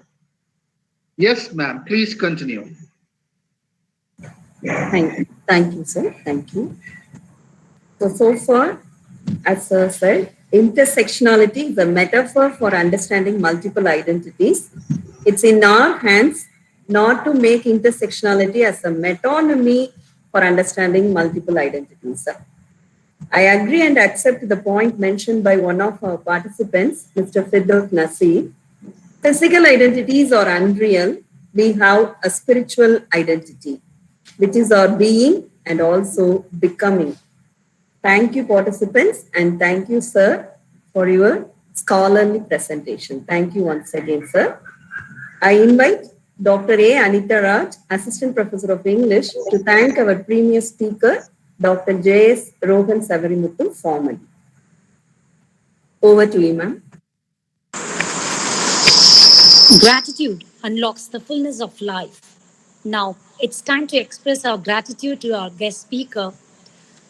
On behalf of Department of English, V.V.Vanniaperumal College for Women, I offer my heartfelt thanks to the most efficacious and eloquent speaker, Dr. J.S.Rohan Savarimuthu, for his elegant flow of thought and wonderful interpretations. Sir, you have intersected the new meaning of intersectionality in a wonderful way. Your captivating speech really deconstructed and reconstructed the obscure concepts. The investment of knowledge you made us today will definitely pay on us a great interest. Thank you, sir. Once again, I assure you that your informative speech was like a ladder to gather the fruit of knowledge. Thank you, sir. Thank you, ma'am. Thank you, madam. Thank you, sir. Let us enter into analytical acumen of today's concept in the second session. I invite Dr. V. Navanithamani, Assistant Professor of English, to introduce our honorable speaker, Dr. K. Krishna Prabha, and lead her to the topic Intersectionality, an analytic framework identifying the impact of power on the marginalized. Over to you, ma'am.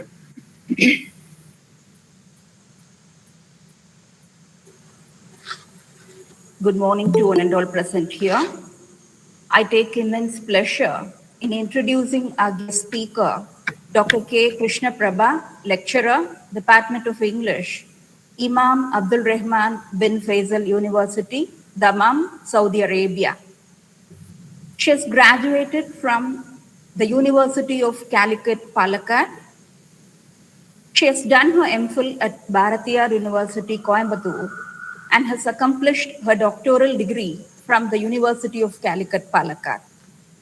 She has successfully cracked the National Eligibility Test in the year 2012. She has begun her professional journey as lecturer at Muslim Educational Society, Women's College, Patambi, Kerala, from the year 2005 to 2007. She has rendered her service as lecturer at Mercy College, Palakkad, Kerala, from 2008 to 2009. And at present, she is working as lecturer at Imam Abdulrahman bin Faisal University, Dammam, Saudi Arabia. Her areas of interest are criticism, translation studies, English language and literature. She has been holding responsible administrative positions as course coordinator of General English and English for Science at College of Arts and Science, Al Rayyan University of Dammam. She has rendered her support to the Quality Assurance Office at the same college. She has been the editorial member of a newsletter and examination committee member at Imam Abdulrahman bin Faisal University, Dammam. She has presented several papers in UGC-sponsored national seminars and has published research articles in many reputed journals also.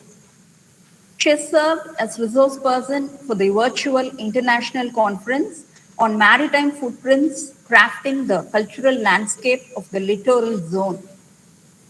Really, we're fortunate enough to have got such an eminent resource person at our midst today. Indeed, the term intersectionality has gained prominence in the multiple fields of research today.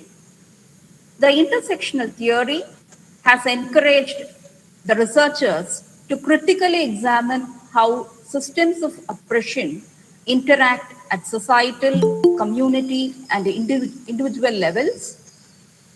And now our resource person would elaborate on intersectionality, an analytical framework identifying the impact of power on the marginalized. On behalf of the Department of English, we cordially invite our resource person, Dr.K. Krishna Prabha, to deliver her address. Over to you, ma'am. Thank you. Thank you for that warm welcome and a very good morning to all of you. It is indeed a privilege for me to be a part of this international conference, and I thank the authorities of Vanniaperumal College for Women for giving me this opportunity. I would also like to thank and congratulate Dr. Roshan for his enlightening session. And I'm proceeding with my presentation. Let me just share my slides.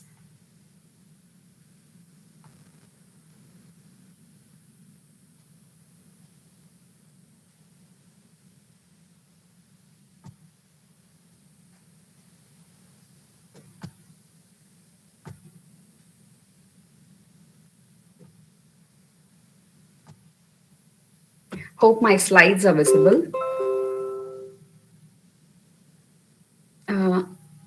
Can someone respond? Hope my slides are visible to you. Yes, ma'am. Yes, ma'am. Okay, thank you. My topic for today's presentation is Intersectionality, an analytic framework identifying the impact of power on the marginalized. Of course, when you think of intersectionality, this theory as such is for the marginalized people to analyze their position, to bring in an egalitarian system within their position. To start with the origin, definition, and expansion of this concept, intersectionality, this term was coined in 1989 by Kimberly Williams Crenshaw. She's basically a lawyer. She's an American lawyer, and she's a professor also. And this concept, though this term was coined in 1989, this concept developed in the late 20th century. And Kimberly is a prominent scholar of critical race theory. And she's also specializing in race and gender issues, like she's actively involved with race and gender issues. Now, to trace the origin of the term, while explaining the operation of African American women, she coined this term intersectionality in order to describe the way people's social identities can overlap. Like, we have different identities as a social being. We have a kind of identity within family.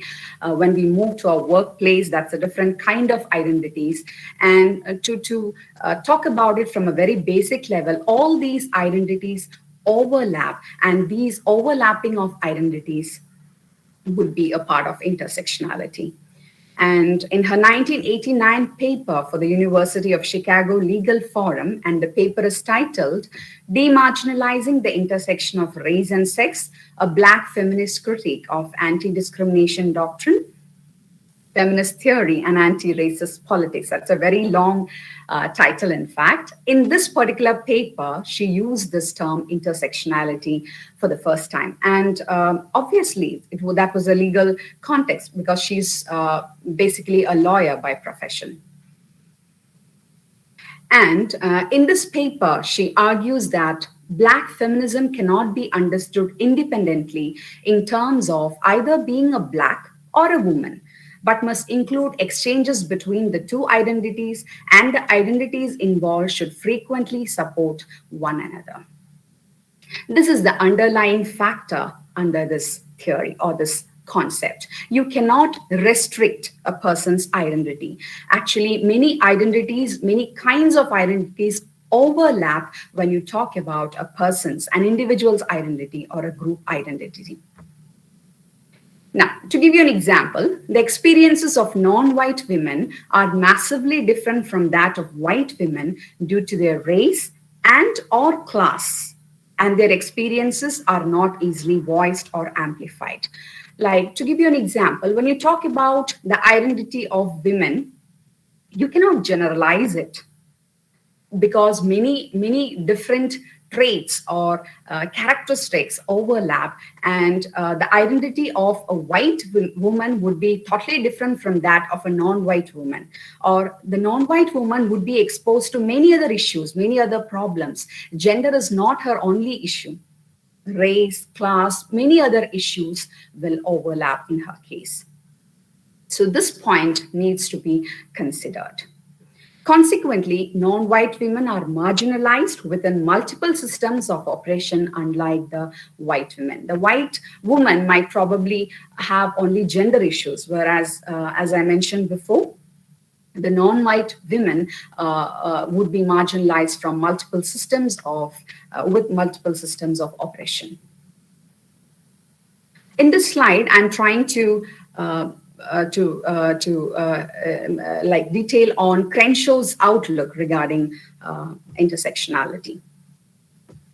It's a brief description on that. So Crenshaw believes that intersectionality is not all about identity politics on steroids. For her, it's not a mechanism to turn white men into the new pariahs. It's not to, like she means, like it's not to victimize the white men. Her intention or her idea behind the concept is not victimization of the white people as such.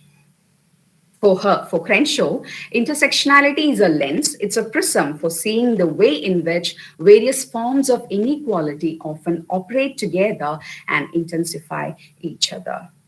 So intersectionality is a lens through which we can have a full view of the kinds of oppression that different individuals or groups undergo. And this is what intersectionality is aimed at, according to Crenshaw. So for her, it's an attempt, intersectionality is an attempt to demolish racial hierarchies, discrimination, and inequality. Like society must be free from all these hierarchies, discrimination, and inequality. And to make this clear, we have to approach it from an intersectional point of view. And according to Crenshaw, an idea should travel beyond the context and the content. Like you cannot restrict it to one particular point. You have to think broadly. You have to think beyond the context, beyond the content to understand the privileges and the discriminations, both of it. Now, here is a pictorial representation of intersectionality. And I told you, when it comes to oppression, any kind of oppression or discrimination, it's not just one factor. Many factors might be involved. And I have mentioned a few here, like race, ethnicity, gender identity, class, language, religion, ability, like even your physical ability might be one aspect. Could be one aspect, sexuality, mental health, age, education, body size, and you can add many more items to the list. So all these factors intersect when you talk about a person's identity or identity issues. I have included a quote, from Kimberley. Intersectionality is a lens through which you can see where power comes and collides. See, with intersectionality, there is collision of all these different aspects or factors where it locks and intersects. It's an acknowledgement that everyone has their own unique experiences of discrimination and privilege. So every individual or every group has their own unique experiences. For example, the experience of an Indian woman would be different from that of an American woman or a Black American woman. So it's different, it is unique. And in order to interpret, in order to make sense of those unique experiences, we have to look at it from the angle of intersectionality.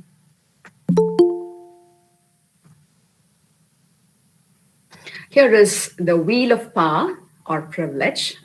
So to read the diagram, at the center you have the power circle, and you have many factors associated with power, like citizenship, skin color, formal education, ability, sexuality, neurodiversity, mental health, body size, housing, wealth, language, gender.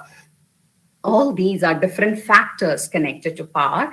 And if you look at it deeply, you can see, for example, if you look at citizenship, you have three layers, you have three categories, like the proper citizen, the documented one, the undocumented one. If you look at the skin color, you have three shades, like white, different shades, dark. So all these layers are actually, these layers decide discrimination or privilege. It could be both. For example, the first layer would be the privileged, and you can have different layers, different frequencies there. You can see that. So this is how power, intersectionality is all about power imbalance. And before proceeding with power imbalance, I just wanted to introduce you to the wheel of power. This is how it is arranged. Now, the concept of intersectionality, it emerged from the ideas debated in the critical race theory. So it all started as a race theory, or it all started within a legal context. Later, it was accepted in many other fields, because almost every subject area, every field has something to do with intersectionality. And no study would be complete without an intersectional approach. And this concept actually started with the passage of Civil Rights Act of 1964 in the US. And according to this act, no discrimination should be made on the basis of race, color, religion, sex, or national origin. That was the act. But what happened was something different. Legal and socioeconomic order lingered to be grounded on racism. So there started the issue. So the theory of intersectionality was first publicly positioned in Crenshaw's paper in the University of Chicago Legal Forum titled Demarginalizing the Intersection of Race and Sex. This point I have already mentioned. And once Crenshaw mentioned this concept in this particular article, this theory went mainstream. In 2015, it was mentioned in the Oxford English Dictionary. And later, in 2017, this term was used in the Women's March. And gradually, this concept was taken over.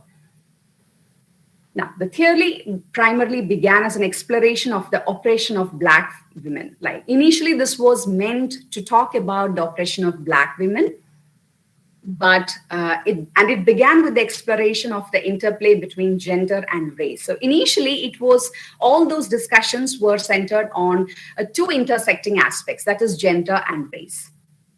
Later, the intersecting layers of different forms of oppression associated with social and political identity were identified. So as people started taking over this concept, along with gender and race, many other aspects started to be discussed. I've mentioned a few points earlier, a few aspects earlier. So for Crenshaw, single issue analysis is a kind of conceptual limitation. So when you analyze a problem or a kind of oppression or a kind of subjugation, if you make it a single issue analysis, it would be a kind of limitation. It would be a kind of restrictions. As she mentioned earlier, like you have to think beyond the context, beyond the content. Now, without intersectionality, specific challenges of an individual or a group tends to get ignored as people experience discrimination differently depending on their overlapping identities. So it's not fair to generalize problems, to generalize oppression, to generalize subjugation. You have to think about all the possibilities, all those overlapping identities or issues as such. Now, in this slide, I have included a few quotations from a few eminent scholars who have talked about intersectionality. The first one is Ben Shapiro. He's an American conservative political commentator, and he defines intersectionality as a hierarchy of victimhood in which people are considered members of a victim class by virtue of membership in a particular group, and at the intersection of various groups lies the essence of the hierarchy. So Ben Shapiro also considers intersectionality as a concept for a group of people who are victimized, and the position. You remember the wheel of power, which I exhibited a few minutes before. So based on their position in that wheel of power, they are victimized or they are privileged. It depends. And this is another one from writer Andrew Sullivan. And for her, like through intersectionality, all of human experience is explained and all speech must be filtered.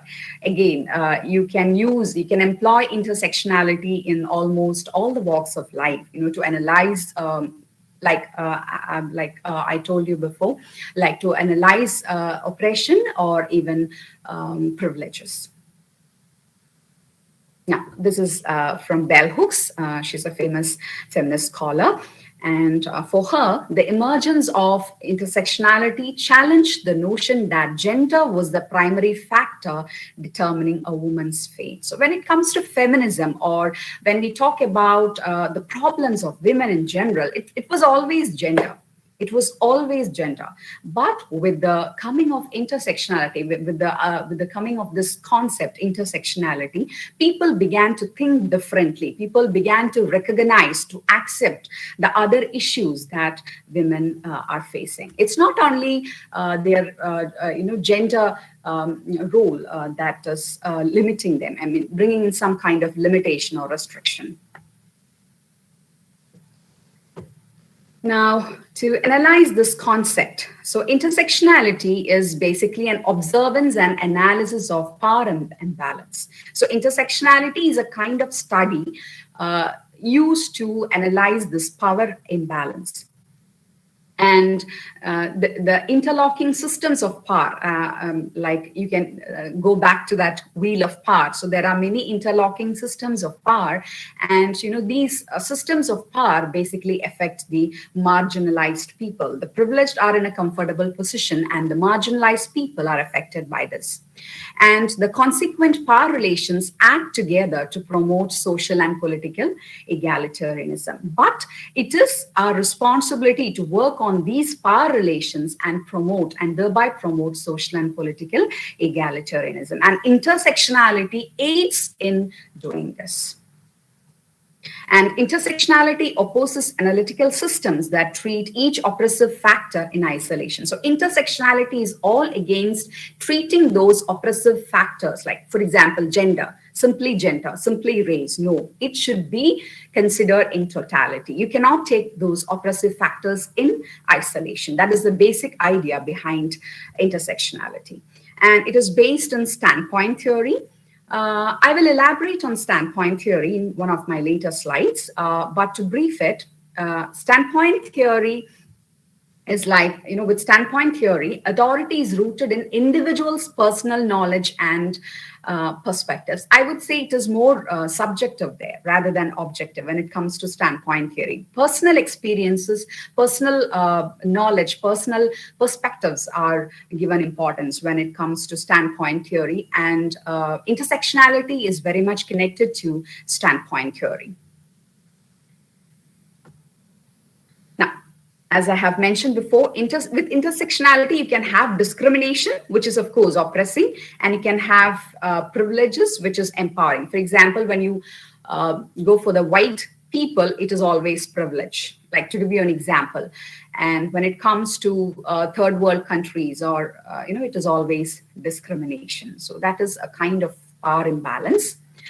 To detail on discrimination, there are intersecting systems, and they create, what I mean by intersecting systems, and they create structural, political, and representational aspects of violence. So against minorities in society. So the marginalized, the minorities, they face violence that could be structural, that could be political, that could be representation. I'll detail on all these points in the coming slides.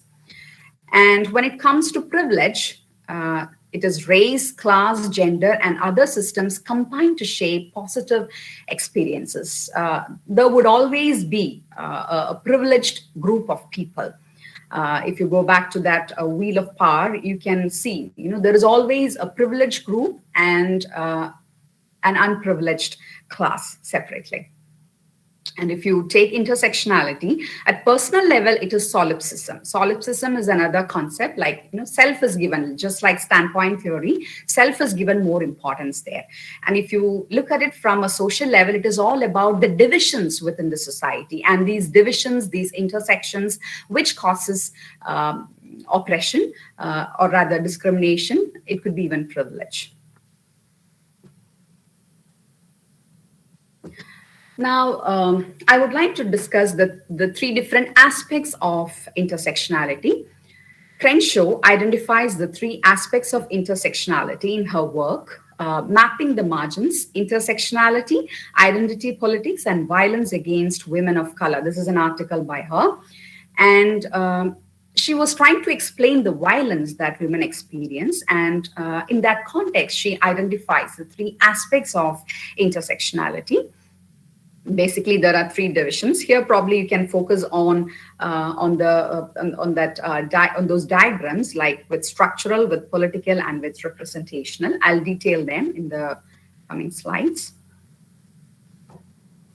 The first one is structural intersectionality. So structural intersectionality was used during her field study of battered women to display the multi-layered oppressions faced by women who are victims of domestic violence. So Crenshaw was a lawyer by profession, and she was into all these issues. And while trying to make an analysis of, or rather, while she was working with the victims of domestic violence, she happened to use this particular term.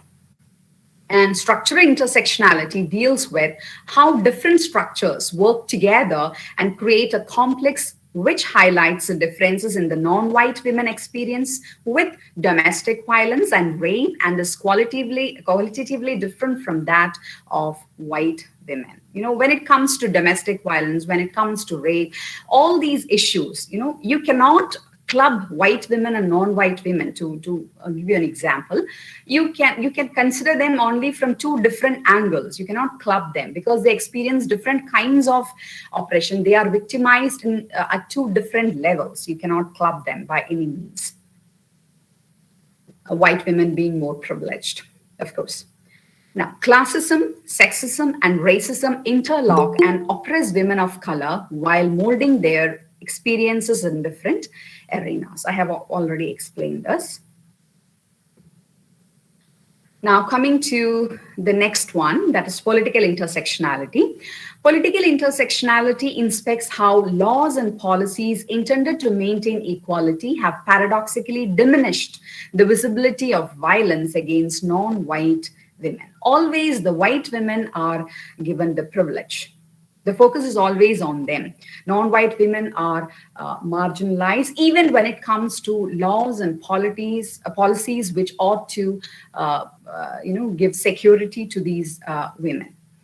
And political intersectionality highlights two conflicting systems in the political arena. It separates women and women of color into two subordinate groups. So you cannot, as I mentioned before, you cannot club them.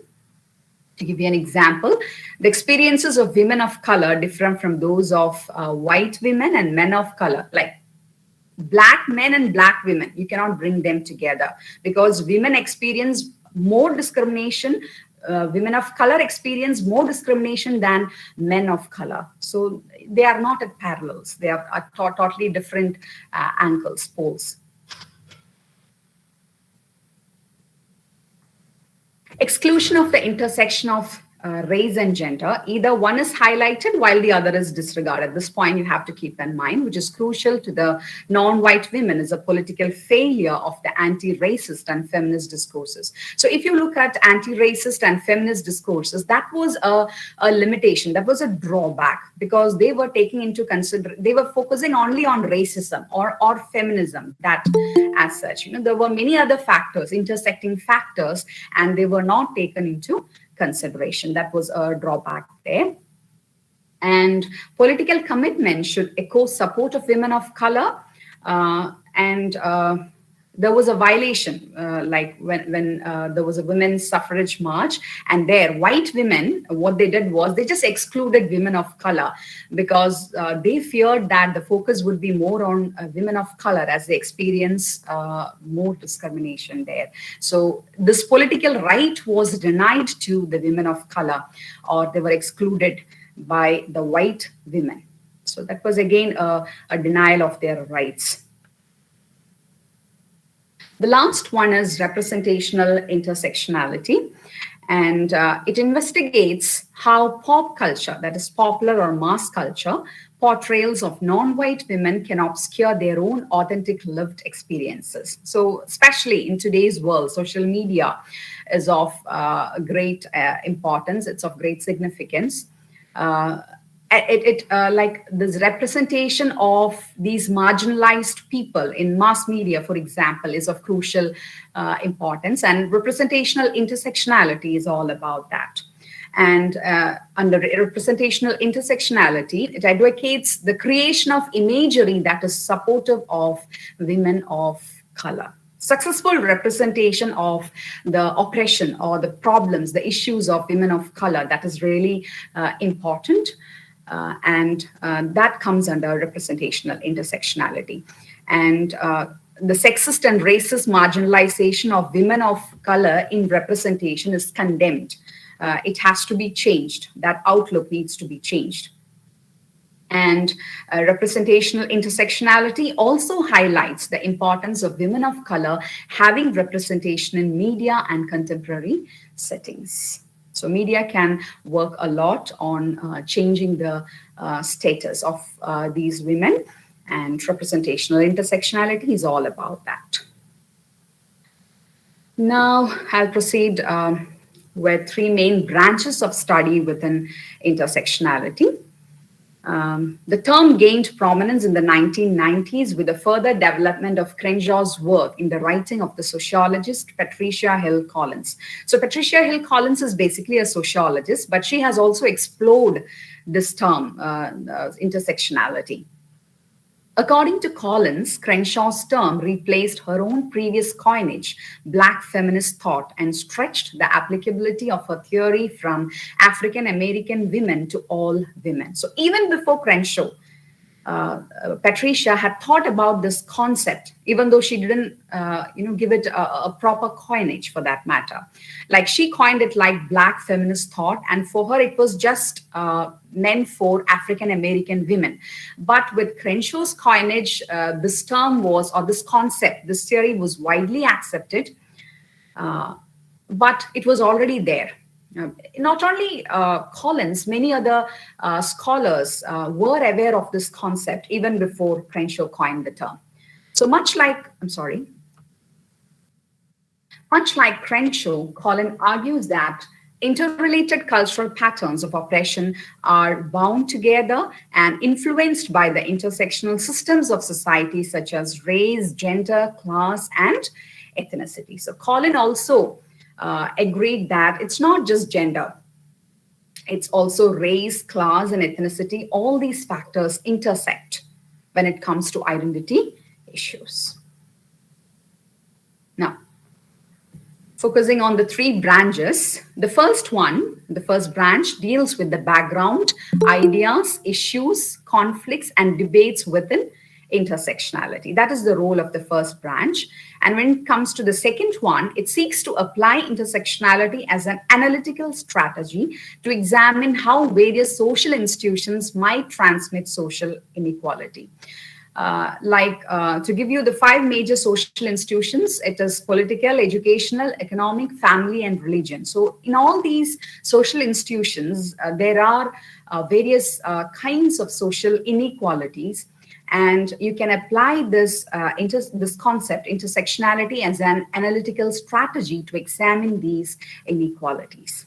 That is all about the second branch. And coming to the last one, it frames intersectionality as a critical praxis to determine how social justice initiatives can use intersectionality. This is more of the application side, how intersectionality can bring about social change. The third branch concerns all about that. And it is basically a threefold critical praxis, in the sense it is basically threefold. It is intersectionality could be used as a critical praxis. It could be used in three folds, like it could be self-reflection, reflective action, and then collective reflexive action. So you can march in this manner to bring in a positive effect on the society. And it evaluates thought with action, theory with practice to gain a higher consciousness for a positive change. So this is the practical, the implementation of the theory as such. Now, discussing some current debates under this concept. The first one is based on what academics like Crenshaw actually meant by the term. It's a deeper analysis of the term as such. The second one is based on how activists seeking to eliminate disparities between groups have interpreted the term. Like, Crenshaw coined this term in a legal context, and people from different fields interpreted the term according to their particular context. So all these are taken into consideration in this second case. And the last one is based on how some conservatives are responding to its use by those activists. To detail on that, white women, what they mean by conservatives is white women, for example, they don't support intersectionality as such. Because they feel that it will diminish their importance, their relevance, and more emphasis would be given to these women of color. So they are worried about their victimization. These privileged people, they are worried about their victimization if intersectionality is accepted widely. So this is the third debate there. Now, as I mentioned before, intersectionality could be employed in almost all the fields, and I cannot, within this limited time, I cannot take you through all those fields, but I would like to share a few ideas how intersectionality and as to how intersectionality and feminism are connected. The term intersectionality was widely embraced by the feminists in 2000. So it's a recent development, and which initiated the growth of the theory. When it comes to feminism, it was initially white feminism. The focus was on the white middle class women when it comes to feminism. And with the advanced focus, it became intersectional feminism. From white feminism, it moved to intersectional feminism. And with the advanced focus with intersectional feminism, the colored, the poor, the immigrant, these are some categories. Like, for as example, you have many more to the list. So all these marginalized people were given more importance with the second focus. Until the emergence of intersectionality, women were categorized as a homogeneous group. So this homogeneity was a problem because there was no, scope for a broad outlook. That was the problem with homogeneity. And women were considered as a homogeneous group sharing common life experiences. But with intersectionality, with the arrival of intersectionality, feminists began seeking ways to understand how gender, race, and class combine to regulate the female effluence. So when you talk about the power imbalance that is happening in the case of women, it's not just gender. You have to take all these factors, all these other factors into consideration. In her 1892 essay, The Colored Woman's Office, Anna Julia Cooper posits that the experiences of Black women with multiple planes of oppression lead to their active involvement in multiple social change movements. Like, for example, when you think about the movements initiated by women or the movements where women are actively involved, it's not on one topic. It's not on one area. It's not restricted to one particular topic or area. It is multiple. That means they are facing oppression from multiple planes. It's not just one, it's multiple. So that was people like feminist scholars, they started to focus on this aspect. Now, I'll have to talk a little bit about feminism also, since I'm trying to connect feminism and intersectionality. As you all know, there are 5 different ways. The prominent ones are the first 3. And I'm not sure whether these images might be clear to you, but I'll give details in the coming slides, more details. But with the first wave, the emphasis was on politics. With the second one, it was on the economy. The third one, with the third wave, the focus was more on culture. And the last one, it was on representation, media. And here you can have a better vision of it, like, okay. Now, the first wave, that is mainstream or liberal, so there, it was an attempt to gain political equality between white men and white women. See, non-white women are were totally ignored there. It was just for political equality between white men and white women. That was the case of first wave. And when it comes to second wave, that is what you call radical. It worked to dismantle sexism relating to the perceived domestic purpose of women. So this was, the focus was more on domestic injustice or violence. And it stemmed from Betty Friedan's The Feminine Mystic. And an example would be the Equal Pay Act of 1963. So that was about the domestic roles of domestic equality was the focus there. And with the third wave, that is more cultural, this emerged shortly after the coinage of the term intersectionality. So Trenchow's coinage of the term intersectionality and the third wave, they are very much connected. And with the third wave, these feminists began to realize the lack of attention to race, class, sexual orientation, and gender identity. And this third wave provided a station to address social and political inequalities. They started taking many other aspects of oppression other than gender issues with the third wave. But the fourth wave, which began about 2012, that is a very recent development. And there the focus was more on sexual harassment, body shaming, rape culture, etc. And social media is used to highlight these issues. That is all about the fourth wave. And when it comes to, that is, you can connect it with representational intersectionality. Representational intersectionality could be applied with this fourth wave. And the last wave, that is the fifth wave, it aims to destroy the current systems and build a new world that prioritizes the needs of all marginalized people. So there, probably you can take a universal stand there. So feminism is not just for women. We need to destroy all those current systems, which, and we need to uplift the marginalized people. That is the motive with the fifth wave. Now, I would like to introduce you to some women's rights scholars. I haven't used that term, feminist scholars, women's rights scholars backing the theory of intersectionality. The first one is Beverly Guy Sheftall.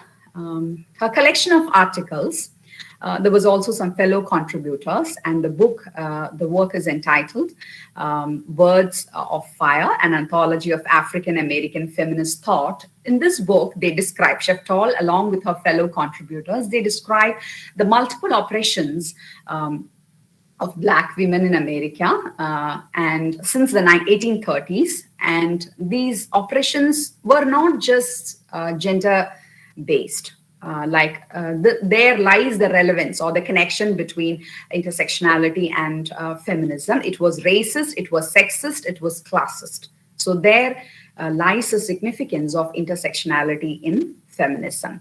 So they had dual race and gender identity issues, and they had limited resources to economic resources. So all these were problems which were previously ignored. It was brought to light by these writers. The next one is Deborah K. King.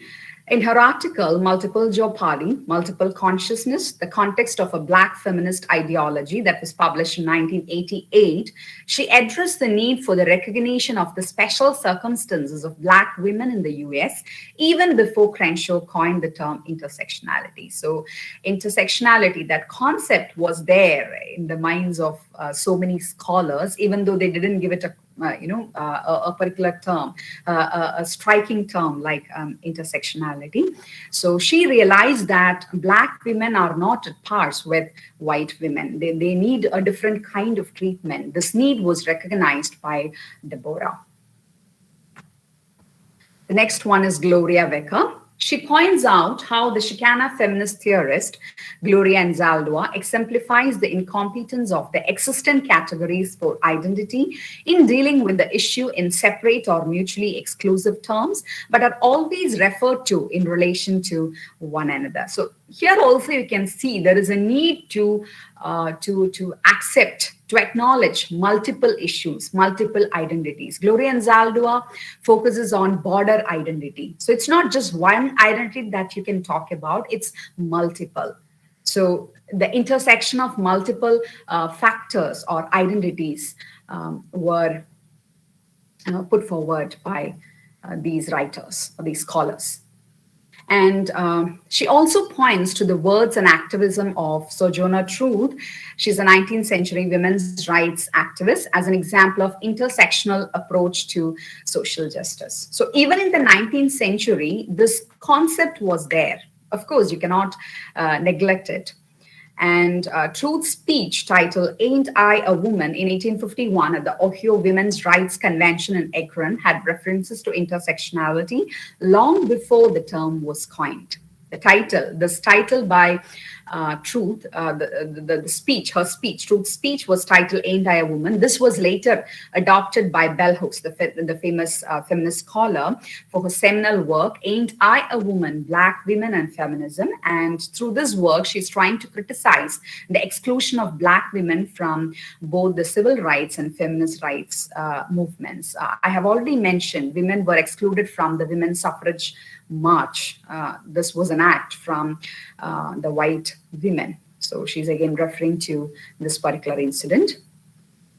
And Truth skillfully negotiated between the women's movement and abolitionist movement and spoke from her racialized position as a former slave while reviewing the essentialist notions of femininity. Like for Truth, it was not just gender issues. Truth, back in the 19th century, she had to mention both women's, gender issues and also issues connected to slavery. So multiple issues, multiple kinds of oppression were mentioned even back in the 19th century. Truth identifies the difference between the oppression of white and Black. So white would be, the oppression that white people face or white women face for Truth was more emotional and delicate, whereas what Black women were facing, that was, more strong because it was kind of racist. There was racist abuse also. So that aggravates the whole situation. Now, the perspective of Truth was dismissed by the white feminists who were worried that the approach would be a distraction from their goal of women's suffrage and focused on emancipation as such. So the Black women or the women of color were sidelined by the white women. The next one is Patricia Hill Collins. She's basically a sociologist. She located the origins of intersectionality among Black feminists, Chicana and other Latina feminists, Indigenous feminists, and Asian American feminists in the 1960s, 70s, and 1980s. She identified the awareness of the concept of intersectionality with intellectuals long before Crenshaw coined this term. This concept was already running through many fields, through the works of many people. This was identified by Patricia and Stuart Hall and the cultural studies movement. For example, there is active involvement of cultural intersectionality. And Neera Yuval Davis, her work, Intersectionality and Feminist Politics. There also there is much relevance for intersectionality in when it comes to feminist politics or feminism as such. Then Ida B. Wells, she believed that women's rights include the right for women to vote. So she was into political rights for women. In some countries, women were denied their right to vote. Now, the next one is Anna Julia Cooper. I have mentioned her before. Analyzing the unique situation of Black women in the US, Cooper offers insights about racialized sexism and sexualized racism, thereby asserting the significance of class and labor, education and intellectual development, and notions of democracy and citizenship. So see the different angles, the different perspectives.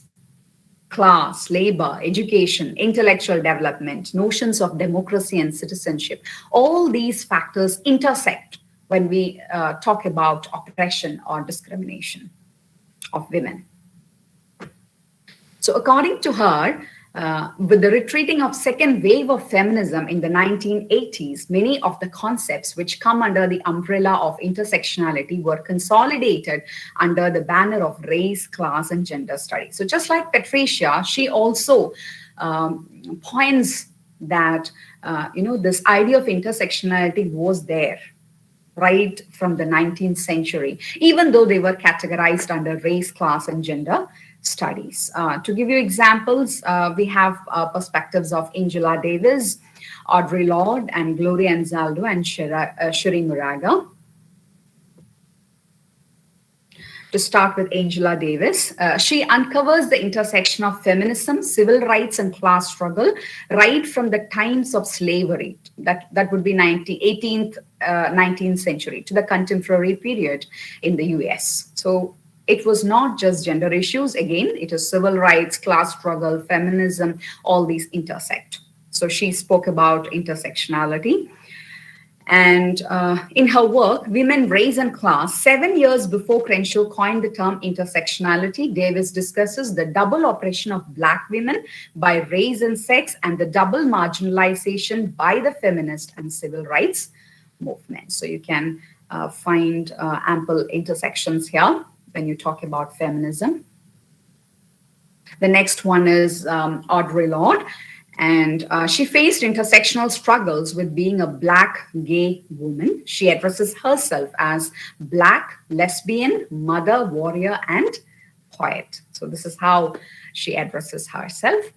And she has remarked in her essay, the master's tools will never dismantle the master's house. So when you look at this title, you can think about white women ignoring non-white women from the women's suffrage march. It is always meant for the privileged people. There would be always some kind of power imbalance. And she was living in a country where racism, sexism, and homophobia are inseparable. So she had many issues which intersected and aggravated the issues. And she recognizes that different prejudices are inherently linked, and her invention of this linkage remains influential in intersectional feminism. It's not only oppression or discrimination, also prejudices. They're also interlinked.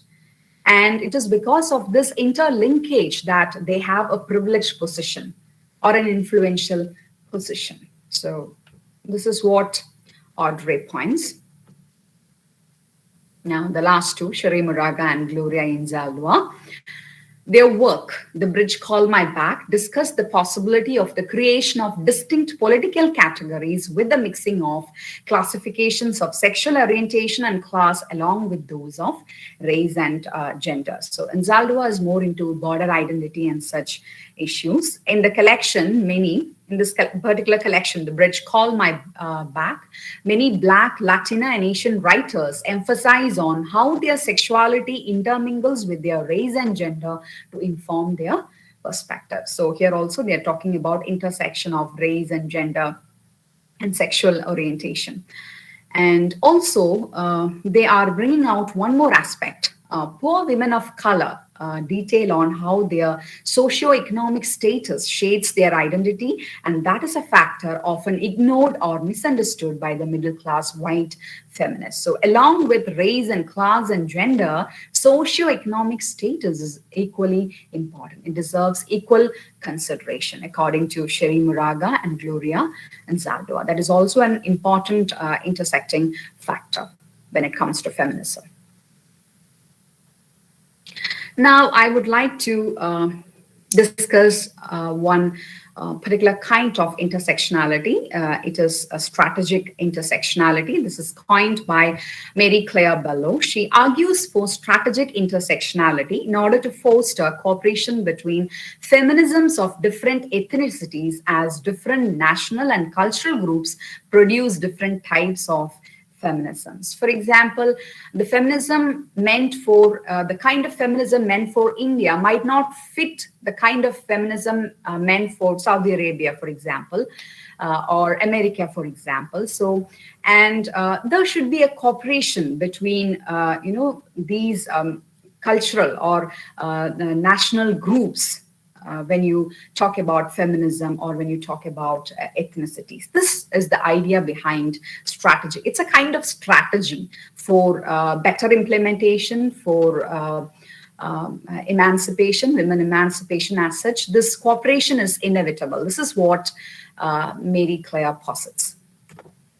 According to her, different NatCult in the sense national and cultural groups, contained infinite sub-identities within themselves, and the cooperation of different feminisms using strategic intersectionality would bridge the gaps between different dominant and marginal groups. For example, with strategic intersectionality, you can club the feminism in Western countries with the ones in third world countries. So if you do that, there would be, you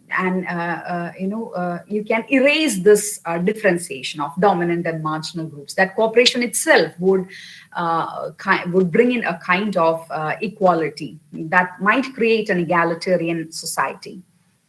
And she insists that through strategic intersectionality, differences between NatCult feminisms are neither essentialist nor universal, but should be understood as resulting from socio-cultural context. So you should not consider strategic intersectionality as essentialist or universal. It should be, you should consider it as a need of a particular social or cultural context.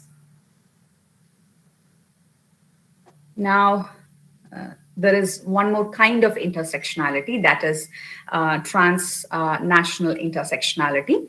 Shelley Grab coined this term to represent, this could also be related to this is also a strategy, I would say, and it is used to represent transnational intersectionality is used to represent a more comprehensive conceptualization of intersectionality. To quote from Grab, transnational intersectionality places importance on the intersections among gender, ethnicity, sexuality, economic exploitation, and other social hierarchies in the context of empire building or imperialist policies characterized by historical and emergent global capitalism. So gender, ethnicity, sexuality, economic exploitation, and other hierarchies should all be connected. There should be an interconnection between countries, between nations, between different empires.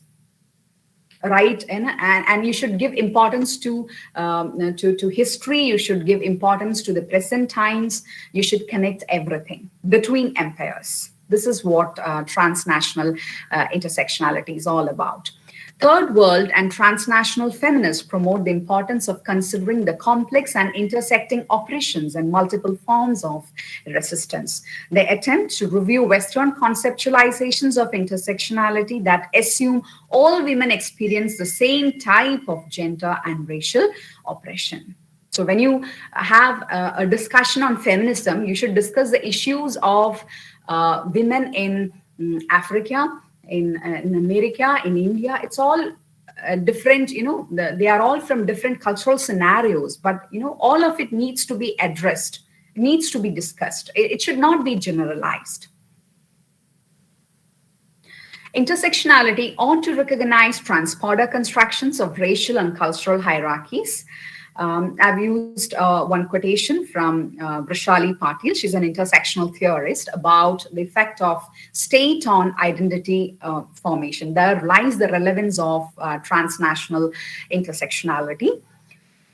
To quote from her, if we continue to neglect cross-border dynamics and fail to problematize the nation and its emergence via transnational processes, our analysis will remain tethered to the spatialities and temporalities of colonial modernity. So if you don't apply transnational intersectionality to your readings, it would be, it would not be a broad-minded outlook. It would just be a colonial modernity. So this would be the plight, according to Vrishali Patil.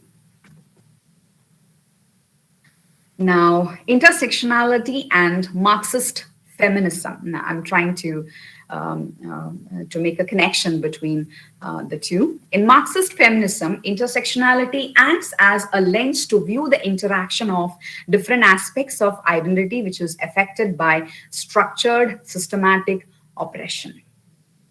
So that is more political. So this is more about this is more about the political state of affairs. And the intersectionality of race and gender exhibits a strong impact on the labor market. Also, when you take Marxist feminism, when you try to connect intersectionality and Marxist feminism, you are basically trying to trace the impact of race and gender on the labor market.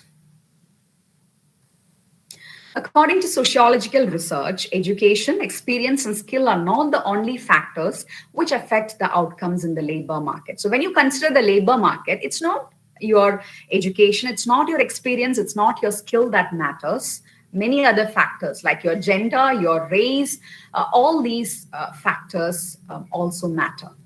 The impact of intersectionality is visible in three major domains, including wages, discrimination, and domestic labor. So when you consider the labor market, you need to consider three major domains: wages, discrimination, and domestic labor.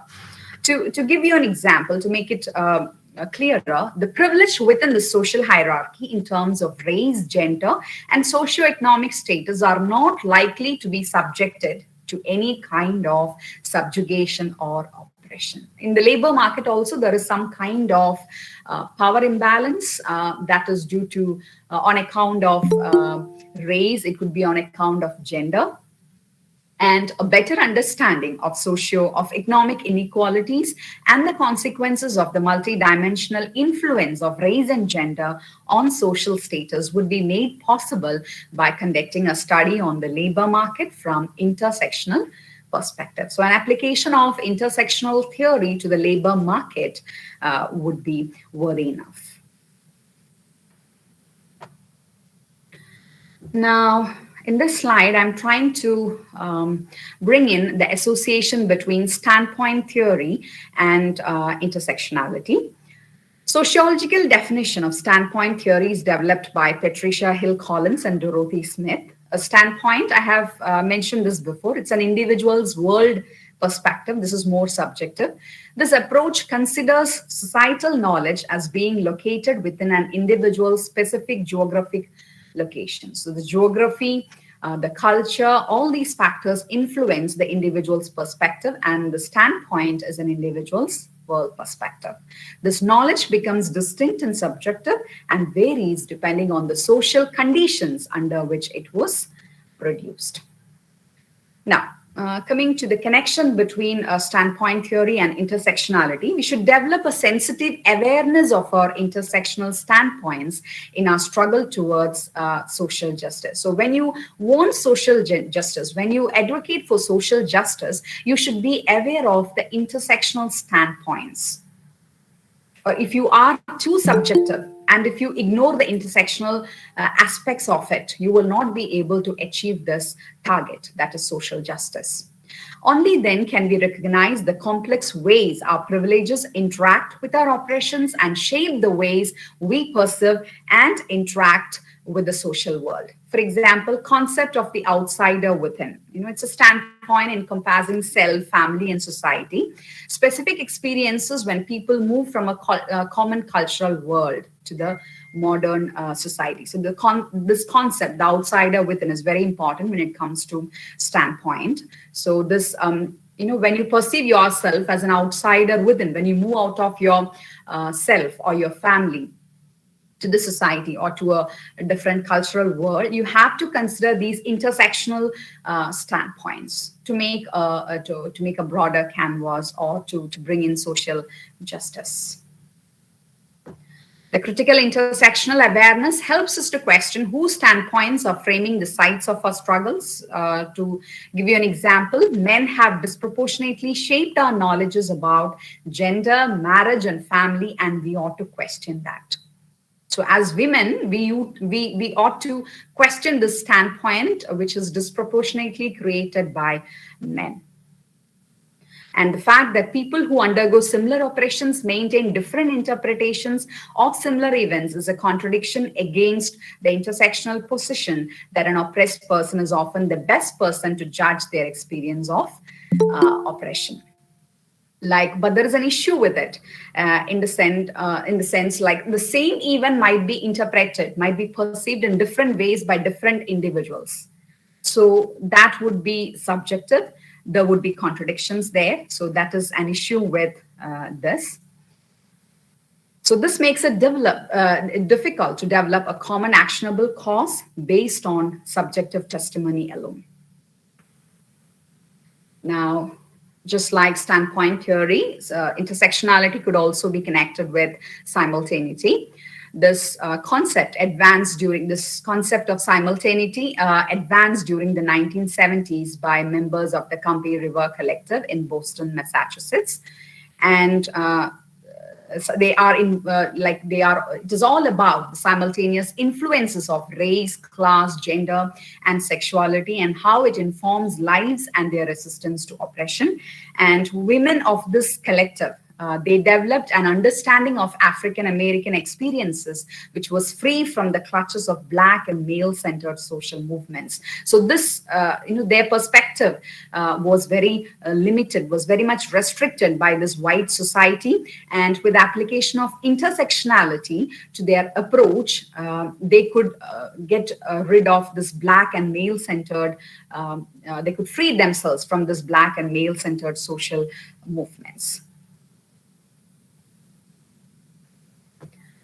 Now, when it comes to intersectionality, there is metrics of domination and resisting oppression. So Collins refers to the various intersections of social inequality as the metrics of domination. As you all know, there are various intersections within intersectionality, and this is what you call metrics of domination or vectors of oppression and privilege.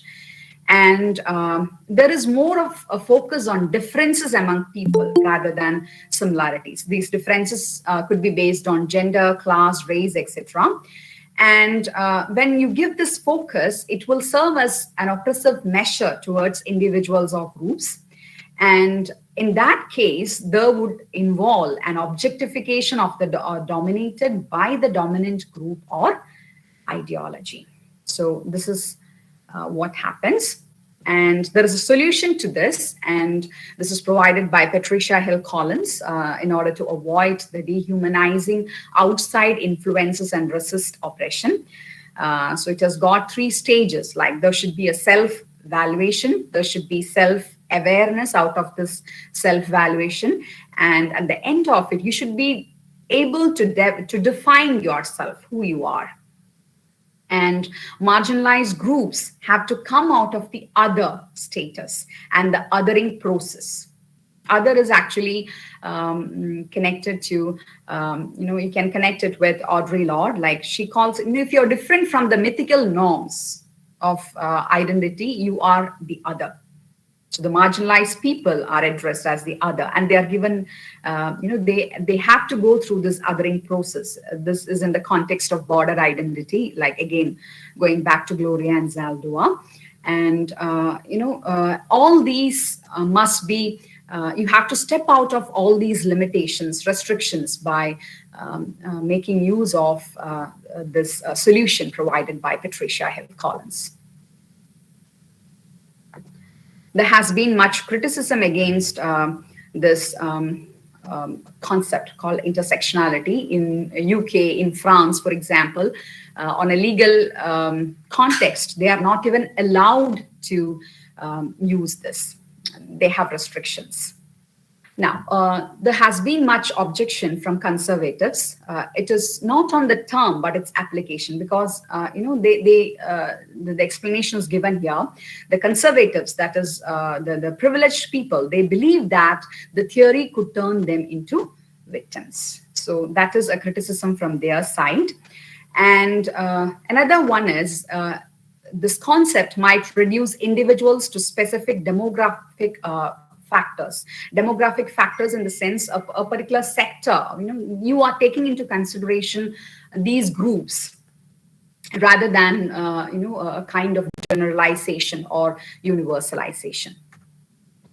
And this is another criticism. This concept of intersectionality is used as an ideological means against other feminist theories to illuminate the dynamics that have often been overlooked by feminist theory and movement. So it was a defect from their side. They overlooked those intersecting factors. So they have concerns about that. You can even go back to those different waves of feminism again. And third world feminists and transnational feminists criticize intersectionality as a concept proceeding from weird, that is Western, educated, industrialized, rich, democratic societies that unduly universalizes women's experiences. So they criticize this as something, which will universalize women's experience. So that is also a criticism against the concept. And this is again one more criticism, like this concept of intersectionality is used as an ideological means to justify anti-Semitism. Anti-Semitism is hostility to Jewish people. So such people are, that category is justified if you look at it from this angle. So that is again a criticism against the theory. And contradictions due to the focus on subjective experience. So study is more subjective rather than objective. That is again one more criticism. And there is also an inability to detect common causes of oppression. You are not able to generalize, to bring in common causes. That is again mentioned as an issue there. And focus on the issues inside the group or class rather than on the individual or the society at large. That is again a criticism for this theory. And the first one on the individual, that part is mentioned by Lisa Downing, and the other one on the society, that is mentioned by Rekia Jibrin and Sarah Saleh. And David French, he's an attorney and a writer.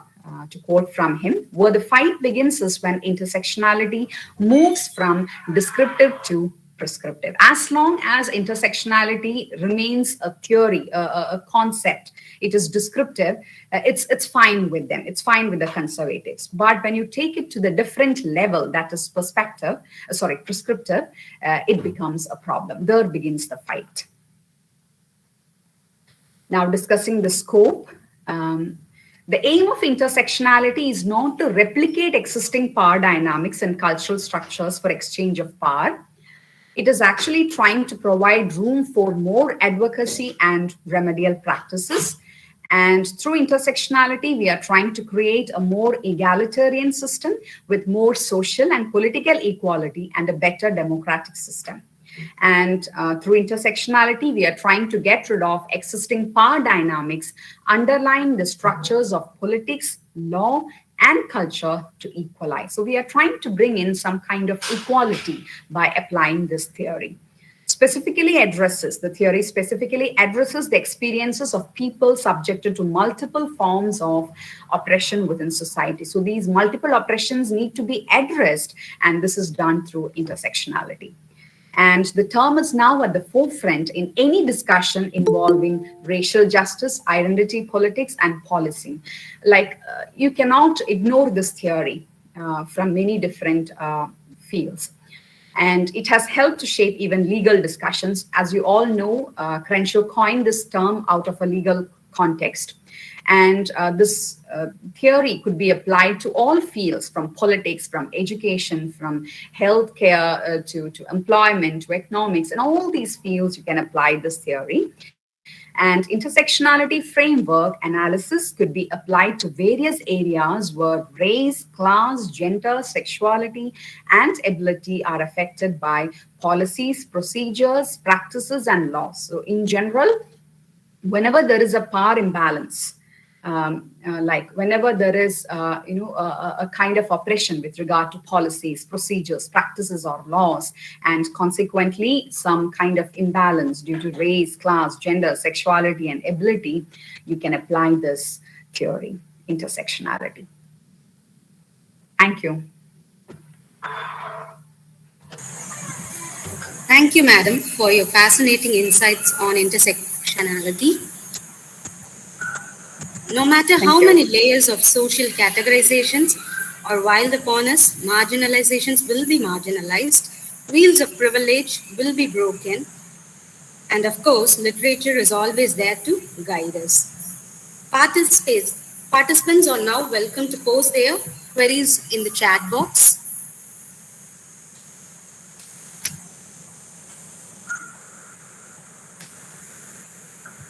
We have one query from Firdos Nazir.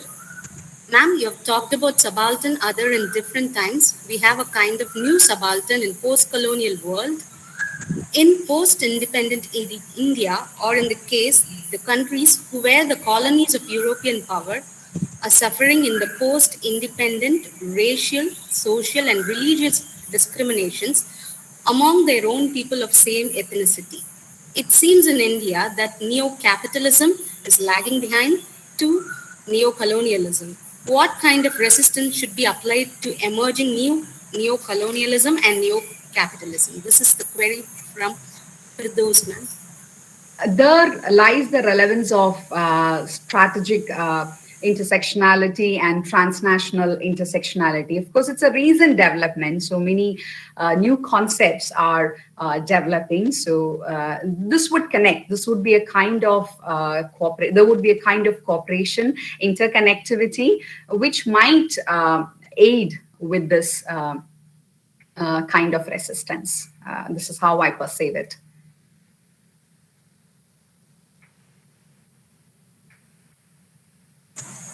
Thank you, ma'am. One more query from Sashi, but I think that was already replied by Shyamala. Thank you. Okay, thank you for that. And thank you for the questions. Thank you, ma'am. I now request Dr. V.V.Vanniaperumal, Assistant Professor of English and one of the coordinators of the event, to express the immeasurable gratitude of the intellectually ignited audience and the organizers of this conference. Over to you, madam. Thank you, Ms. Tulsibala. The thankful receivers bear plentiful harvest, says William Blake.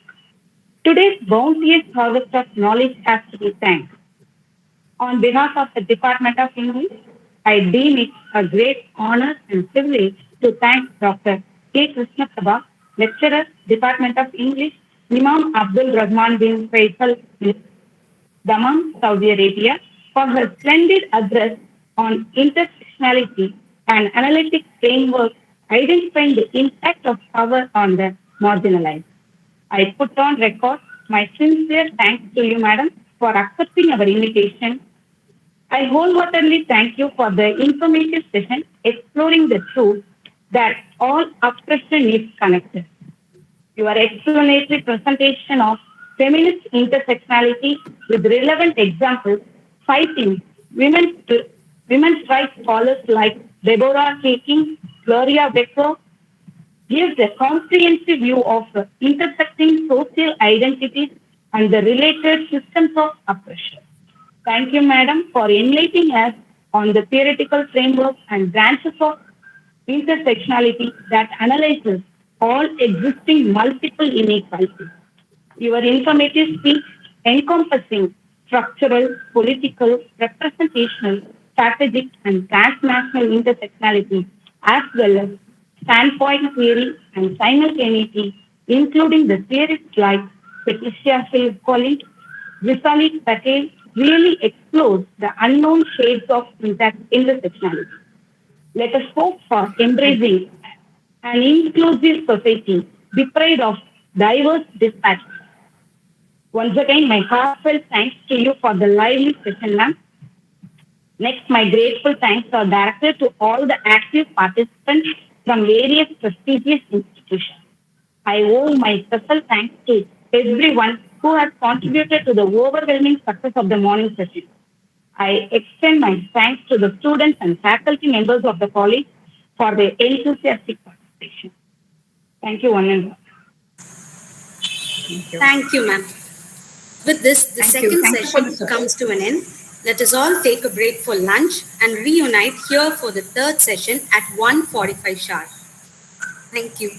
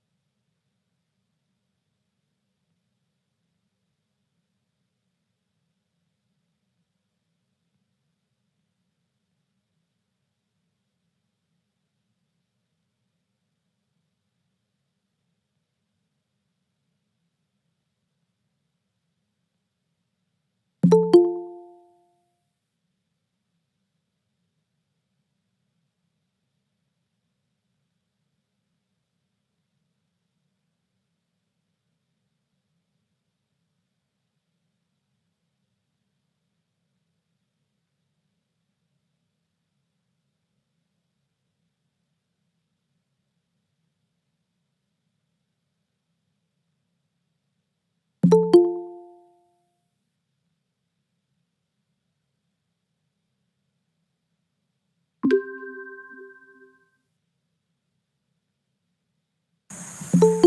very warm afternoon to everyone.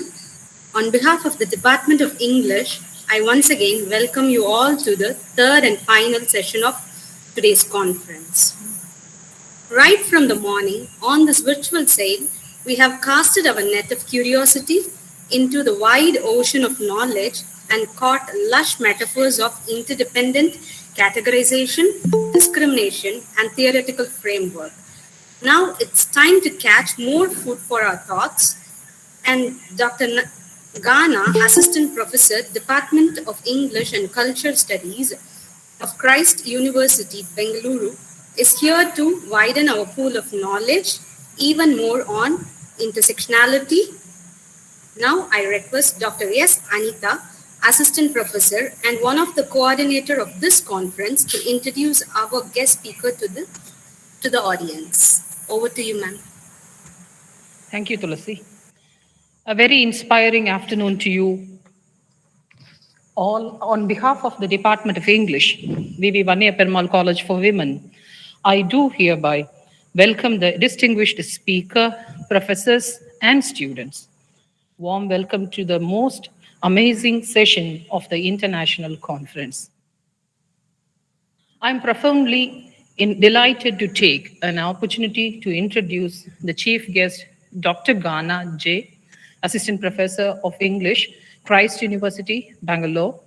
She did her UG triple major degree in Christ University, Bangalore, MA and MPhil degrees from Hyderabad University. Her PhD is on the Ibis Cosmopolis, a critical reading of cosmopolitanism in Amitav Ghosh, the trilogy from the University of Madras. She has been working in Christ University for the last 10 years. Many of her research articles have been published in reputed journals. She has presented numerous research articles in various national and international seminars and conferences. She has participated in Big Hope 2 Global Youth Conference held at Liverpool University, UK. In these times, calling for social relevance of research works is indeed our duty. It's our fortunate to share most of her research articles presented as well as published have great social relevance, like eco-narrative, cultural studies, Dalit literature, and gender studies. Our speaker has had a distinguished career and research experience, and her research topics show her social interest. She is a real stalwart in this area of intersectionality studies and published articles also, like Towards a Narrative Imagination, Engaging with the Intersections of Literature and Philosophy, State of Faith, Reading Intersectionality of Faith and the State as an Interfaith Model in Jayan Cherian's Papilo Buddha, Myth and Ecology, Intersections and Perspectives, Visual Culture, Spectatorship and Humanitarian Disaster, Vanni Eli, and the representation of Sri Lankan Civil War is a noted research article by her. She is going to talk to us on intersectionality reading, method and practice. Please join me in welcoming Dr. Gaana. I ensure the seminar, this conference will be profitable, and the next 1.5 hours will be thought-provoking and fruitful for every one of you. Thank you very much. Thank you, ma'am. And now over to Ms. Tulasi, Assistant Professor of English.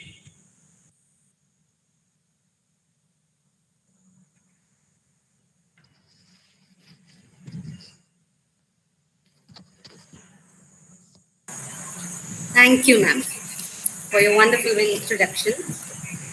I now request Dr. Gaana of Christ University to deliver the guest lecture.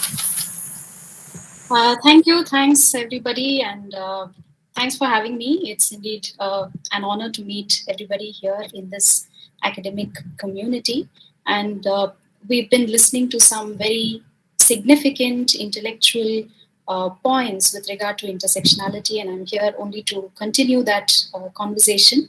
Very often, people who come in towards the end of such thematic presentations are left with too little to speak, especially because speakers before you are often quite rich and would have almost shared as much as they would have wanted to about the topic. So there will be very little that is left for me to work with, but I will begin with the assumption that everybody here now has a fair sense of what intersectionality itself entails.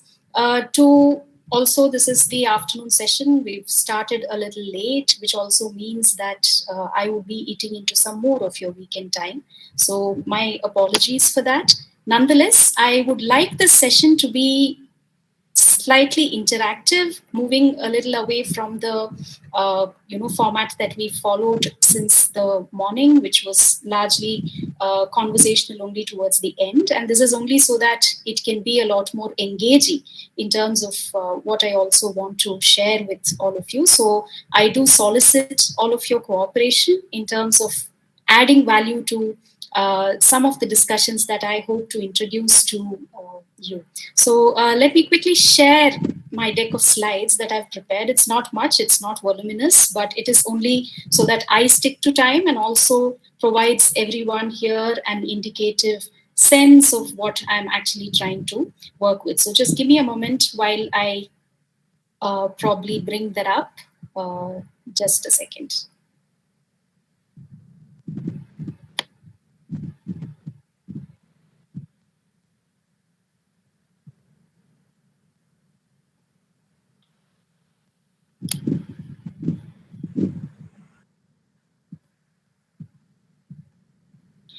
Since I would not be able to toggle between the Meet screen here and my PowerPoint, I would request one of the organizers to keep a tab. My request would be for all of you to raise your hands if you want to say something, and the order or the queue of raising hands will appear on our screen. Each one could unmute one after the other and then speak, so that we are not going to speak over each other. And I will come back to this idea of speaking over each other in just a bit. So just give me a moment while I bring my deck of slides.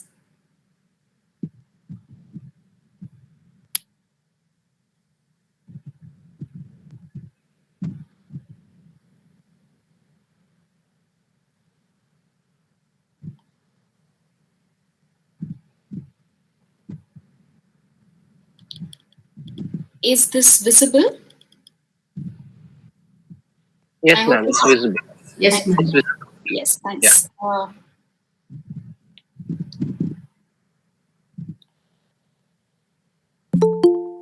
Right.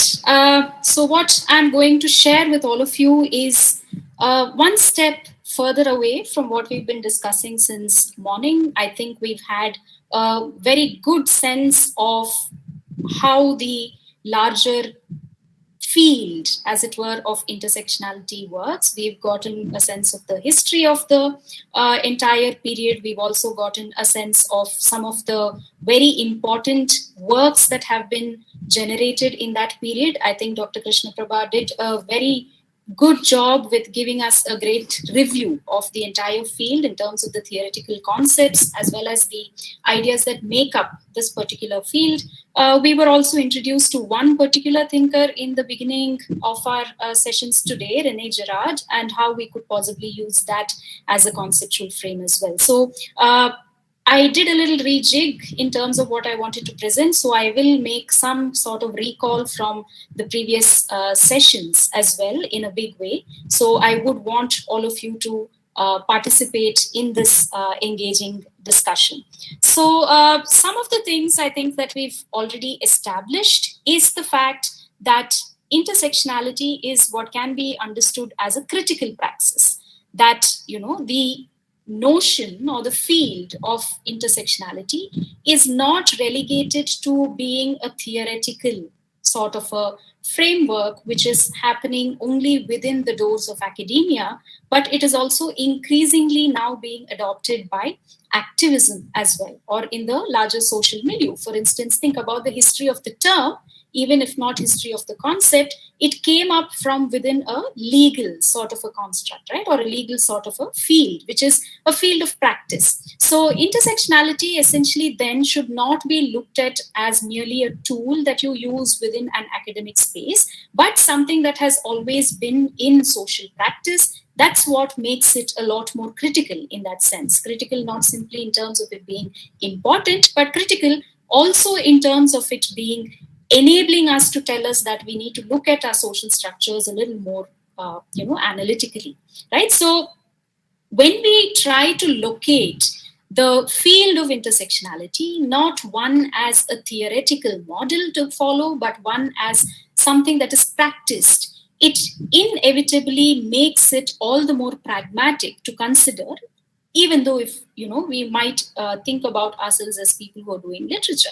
I think this has been fairly well established in the two discussions, that it may have emerged from a field that is far removed from literary studies, but it is becoming increasingly relevant for us in the context of what we are trying to do within literary studies as well, especially because literary studies today is not encapsulated only by reading texts, as it were, but it is also a cultural sort of an intervention that's being done about the ways of life, etc. So it's important first to recognize that intersectionality is not just theoretical, but it is also a method that is utilized to practice a certain kind of worldview.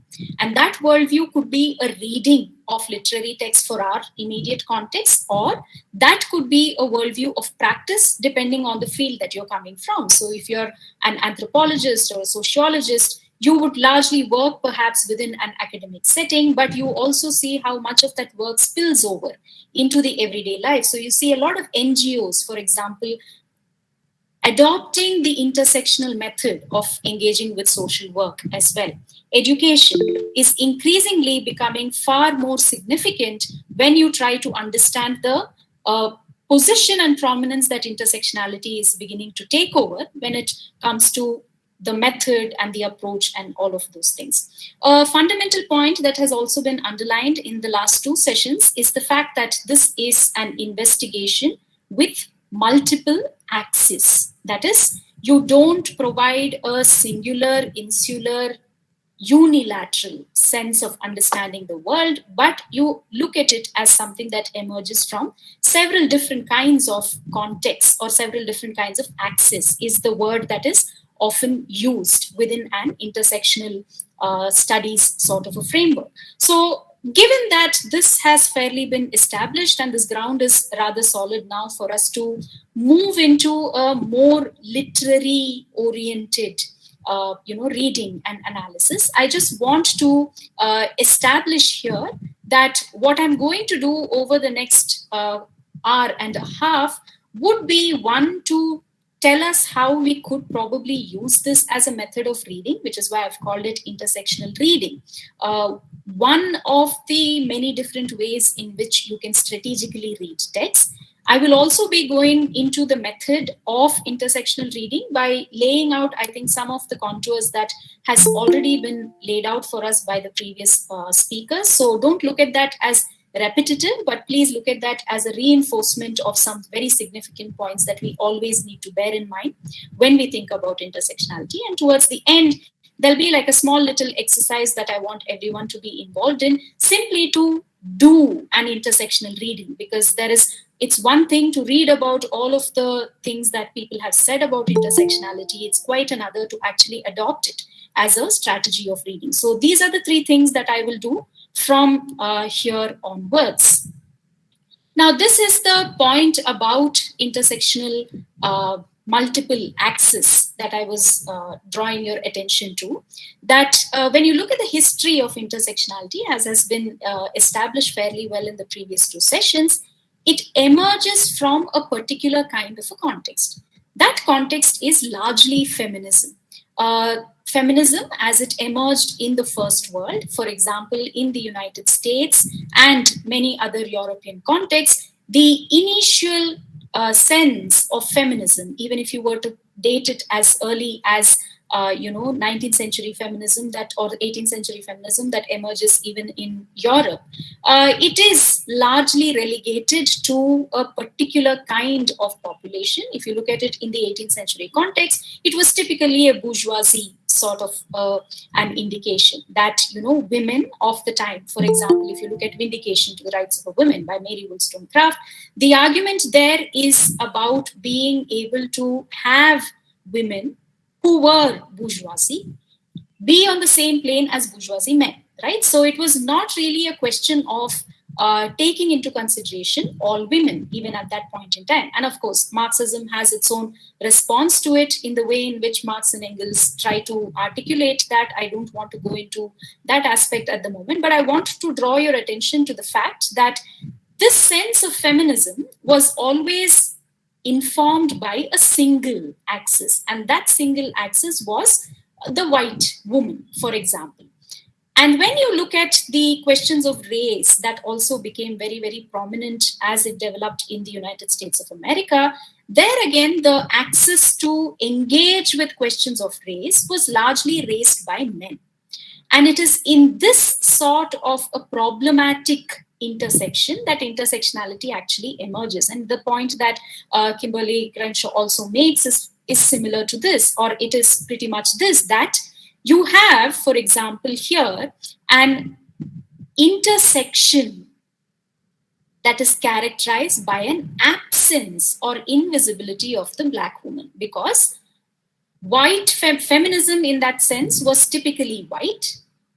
Critical racial sort of an engagement at that time was largely governed by men. Think about all of your very prominent voices as far as the African American movement is concerned. They're largely governed by men. So there seems to be a very interesting intersection here, and the intersection is one of absence and not presence. The fact that you don't see the Black woman, for example, as somebody who is represented enough within this particular sort of a context. So when we look at intersections, we should be looking at intersections in terms of absences, in terms of invisible identities, in terms of invisible subjects, as something that tells us a little more that we would not otherwise pay attention to when we look at it from a singular sort of an axis. And therefore,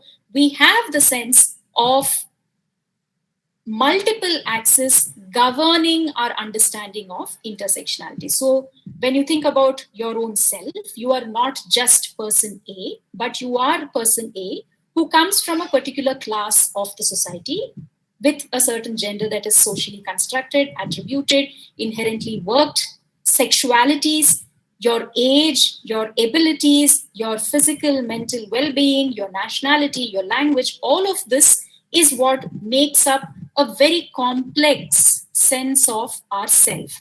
Now, this is not as simple as saying that we are all made up of multiple identities. Now, that's a very problematic way of, again, talking about the self, because all these identities don't play out in exactly the same ways at the same time.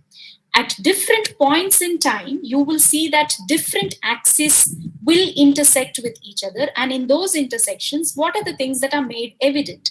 What are the things that are not made evident? That's what intersectionality largely captures. And in its history, it has captured the oppressive structures primarily for, African-American women, which is where it stems from. And it has, of course, now gone on to be replicated in various other kinds of structures of oppression as well. So the point is that when we locate intersectionality, as has been also established earlier, we should be able to locate intersectionality across different axes and not a single sort of an axis. So what we then have is a matrix of the self. That is, you are made of 1, 2, 3, but they're all not necessarily acting simultaneously.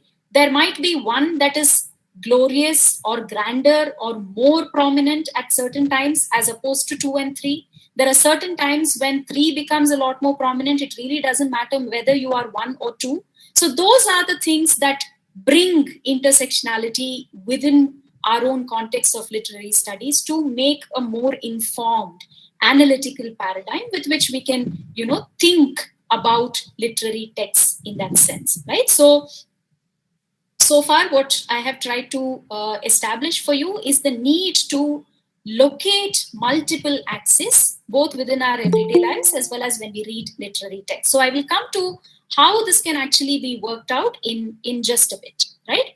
Now, there are three central points that you can think about when you are engaging with an intersectional reading.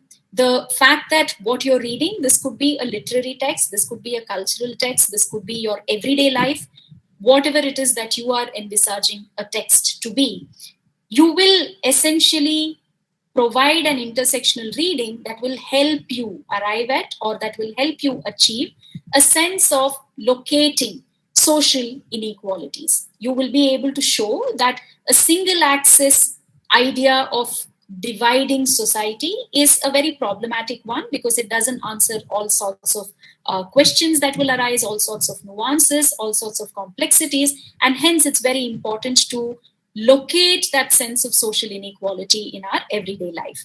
You will also be able to negotiate power and domains of power, which means to say that you very well know that when you're reading something that lends itself to an intersectional reading, please note this, you don't force an intersectional reading on text, but texts lend themselves to an intersectional reading. So when you do that, you are essentially locating certain senses of power, and these can be formal, systemic structures of power, or they can also be informal systems of power. Formal systems of power would mean, for example, things that are very coercive in that sense, right? You have a police system, you have law, and all of these things that expect us to work in certain ways. And if you don't, then you're obviously going to have to bear the brunt of it. Informal systems of power are things like patriarchy, for instance, that do not have any written legal sanctions, but they are naturalized and legitimized precisely because of how discourses take a certain kind of a turn. So when you are involved in an intersectional reading, or when you want to think about intersectionality, always think about how you can locate nodes of power, how you can undermine or help understand the larger sense with which power is actually working in the context that you're reading, and also the idea of having to move towards a certain recognition of privilege. And that has to happen when you are involved in an intersectional reading, for instance. So when there is power, there is privilege. That privilege must be acknowledged. That privilege must be critiqued. That privilege must be questioned and countered. And that's what we should be able to do within the kind of readings that we will inevitably develop. So that sort of a direction is what intersectional reading will lead us to. So when we're looking at a text, look at questions of social inequality, look at questions of power, look at questions of moving towards social justice, which also entails an acknowledgement of privilege that you have. So all this may seem very abstract at this time. I mean, how do you exactly do this when you're reading a particular text? That might be a question that some of you may have. I will reach that point in just a bit. So I would ask all of you to exercise some bit of patience, just laying the kind of ground for all of us to engage in a very meaningful sort of a conversation. Now, some other important points that we also need to bear in mind is that it is inevitably, like I mentioned at the outset, about people who disappear at the intersection. It is not that I exist at an intersection. It is that in that intersection, I seem to not exist. And that's what makes it a lot more pronounced. And that's very, very important for us to bear in mind. Because if you look at African American feminist voices, it is not as though they were not doing and saying things. Think about how some of the earlier speakers also made a point about this, right? That intersectionality is not something that came up only in the 1980s and late 90s. It is something that has always been there as a thinking sort of a concept, right? There was a mention made of Sojourner Truth in the previous, presentation by Dr. Krishna Prabha. The instance of Sojourner Truth is a very important one because she asks, "Ain't I a woman?" Right? And that's a very important question that she's asking simply because she exist but was invisible. And she is arguing in her speech for a certain kind of a visibilization.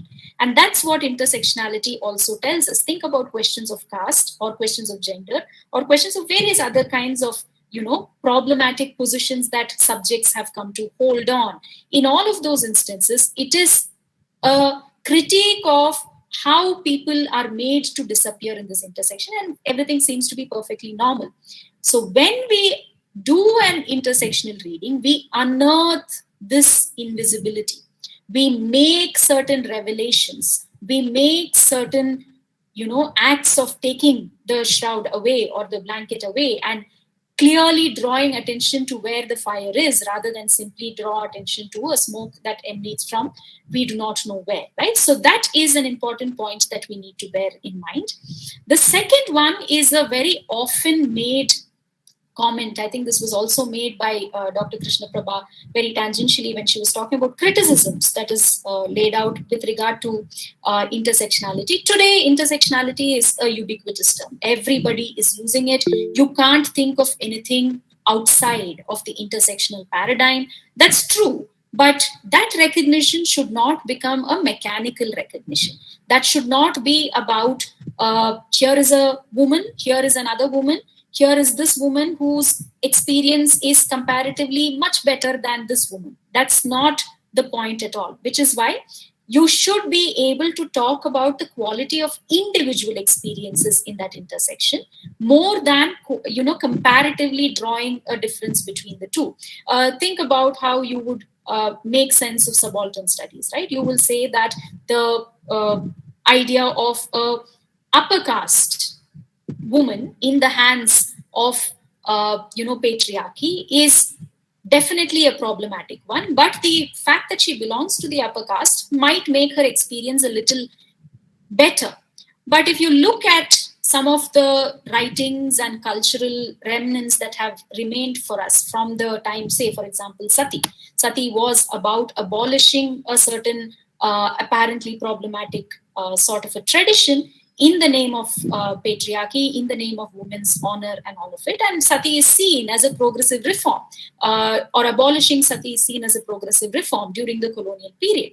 At the same time, you can argue that Sati was largely about upper caste Hindu women, right? Or widow remarriage was about providing the opportunity to upper caste Hindu women to remarry in case they lose their husbands at any given point in time, in order to make sure that you consider them a part of the larger society. And you may end up arguing that, take for example a Dalit woman at the same time, the fact that she was Dalit will make her experience a lot more problematic simply because the upper caste woman comes from obviously a Savarna upper caste position. Now that's a comparative sort of a reading which misses a very important point, because if you look at some of the non-Brahminical castes of the time when Sati, widow remarriage and other things were happening, there was far more liberty and freedom that was provided to women within that community compared to that of the upper caste. So you can't make a comparative sort of an analysis. This is something that Mary E. John, a very important feminist thinker within our own Indian context, makes. She says, when you had widow remarriage and abolition of sati and other things being articulated as a social reform for the women of 19th century, for example, there were also Jats who are not Brahminical in that sense, who had systems of being able to allow a certain kind of remarriage within their own, sort of community. Now, that's whether that was liberatory or not is a different sort of a question. So the point that I'm trying to make here is a comparative analysis in terms of what is worse will not help, but a qualitative analysis that is at the intersection will make more sense. To go back to the instance that I said, the Jats provided the scope for women to remarry. But what was that remarriage like? When you look at that matrix of remarriage, you will see different kinds of other problems coming up, because the Jats were primarily a laboring sort of a community, and they needed that labor to be held within the family. There was a need for more number of members in the household, for which if there was a point where a husband would die, there must be more members to be added to the family, which can only happen when you remarry the woman, keep the woman within your own family. So there the problem of labor becomes a lot more significant as opposed to questions of tradition and dogma, which become important in the context of social reform. So just to quickly tell you that it is not enough for us to make these points about intersectionality on a comparative sort of a lens. It is very important for us to make this at a qualitative level, to look at those intersections individually to try and understand what it is actually drawing our attention to.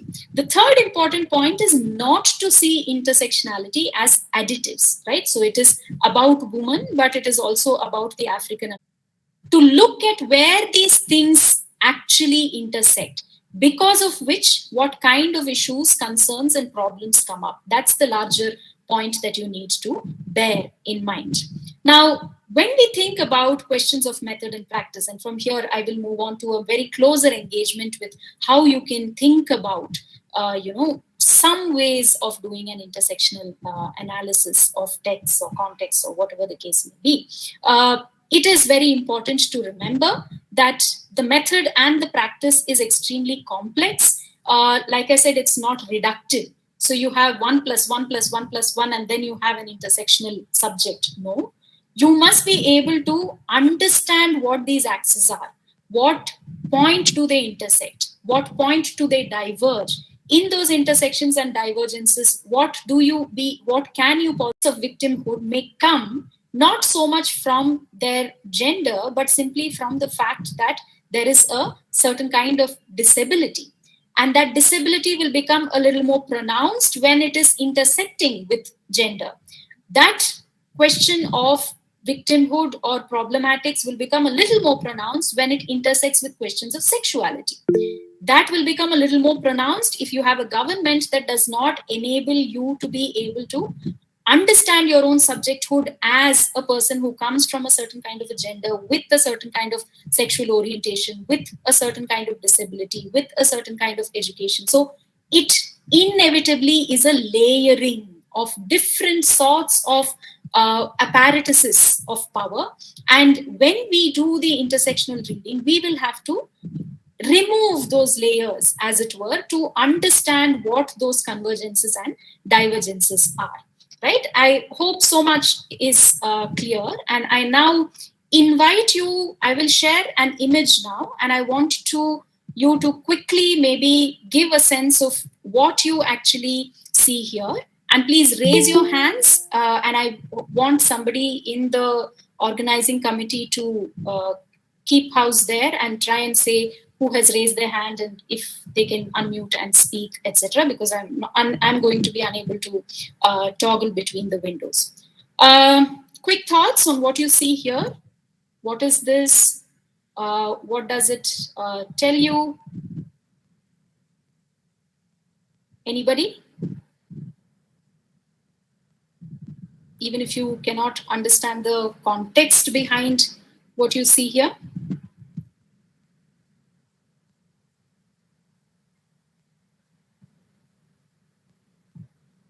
I know it's 2:30 and a little too difficult to engage, especially if you've had your lunch, but it's good to also give our brain some exercise, especially when we are likely to, try and fall asleep. Some quick thoughts. Do we have anybody who's raised their hands? Ma'am, to me it sounds like an amalgamation of different cultures. Okay, so it represents different cultures perhaps. Okay. Anything else? Definitely that's what it is. Anything else? Okay, maybe I can give you some context. This is the winning squad of the 2018 FIFA World Cup. The French won the World Cup that year. Anything else that stands out now that I've given this context?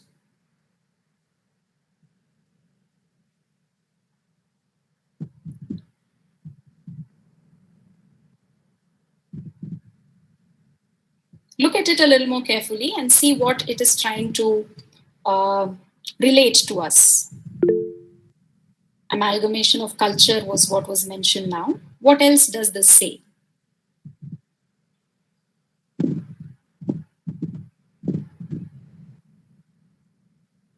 Yes. I guess both the white people as well as the black people are standing together, and Okay. there isn't any sort of the racial conflict. That's what I would like to convey. Okay, Through good. The seeming sense is that there is no racial conflict that emerges. exactly what you've pointed out. Yeah, you're right. So that is the sense that actually comes through as well. The fact that here are a set of people who have absolutely no racial conflict. They're all together and they seem to have won something for their country. That's an excellent observation. Anybody else? Thank you, ma'am. Anyone else?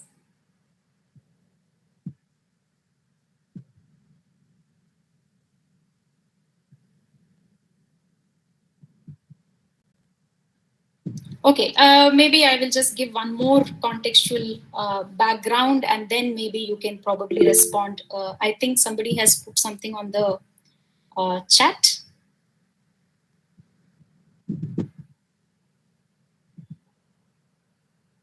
Okay, I can't access it now, but nonetheless.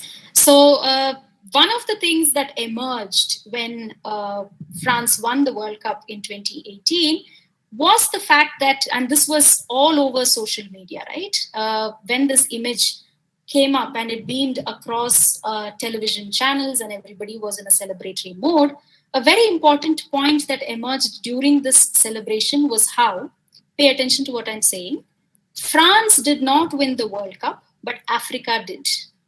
France did not win the World Cup, but Africa did. What does that tell us? Does that give you anything else other than the 2 points we've discussed now?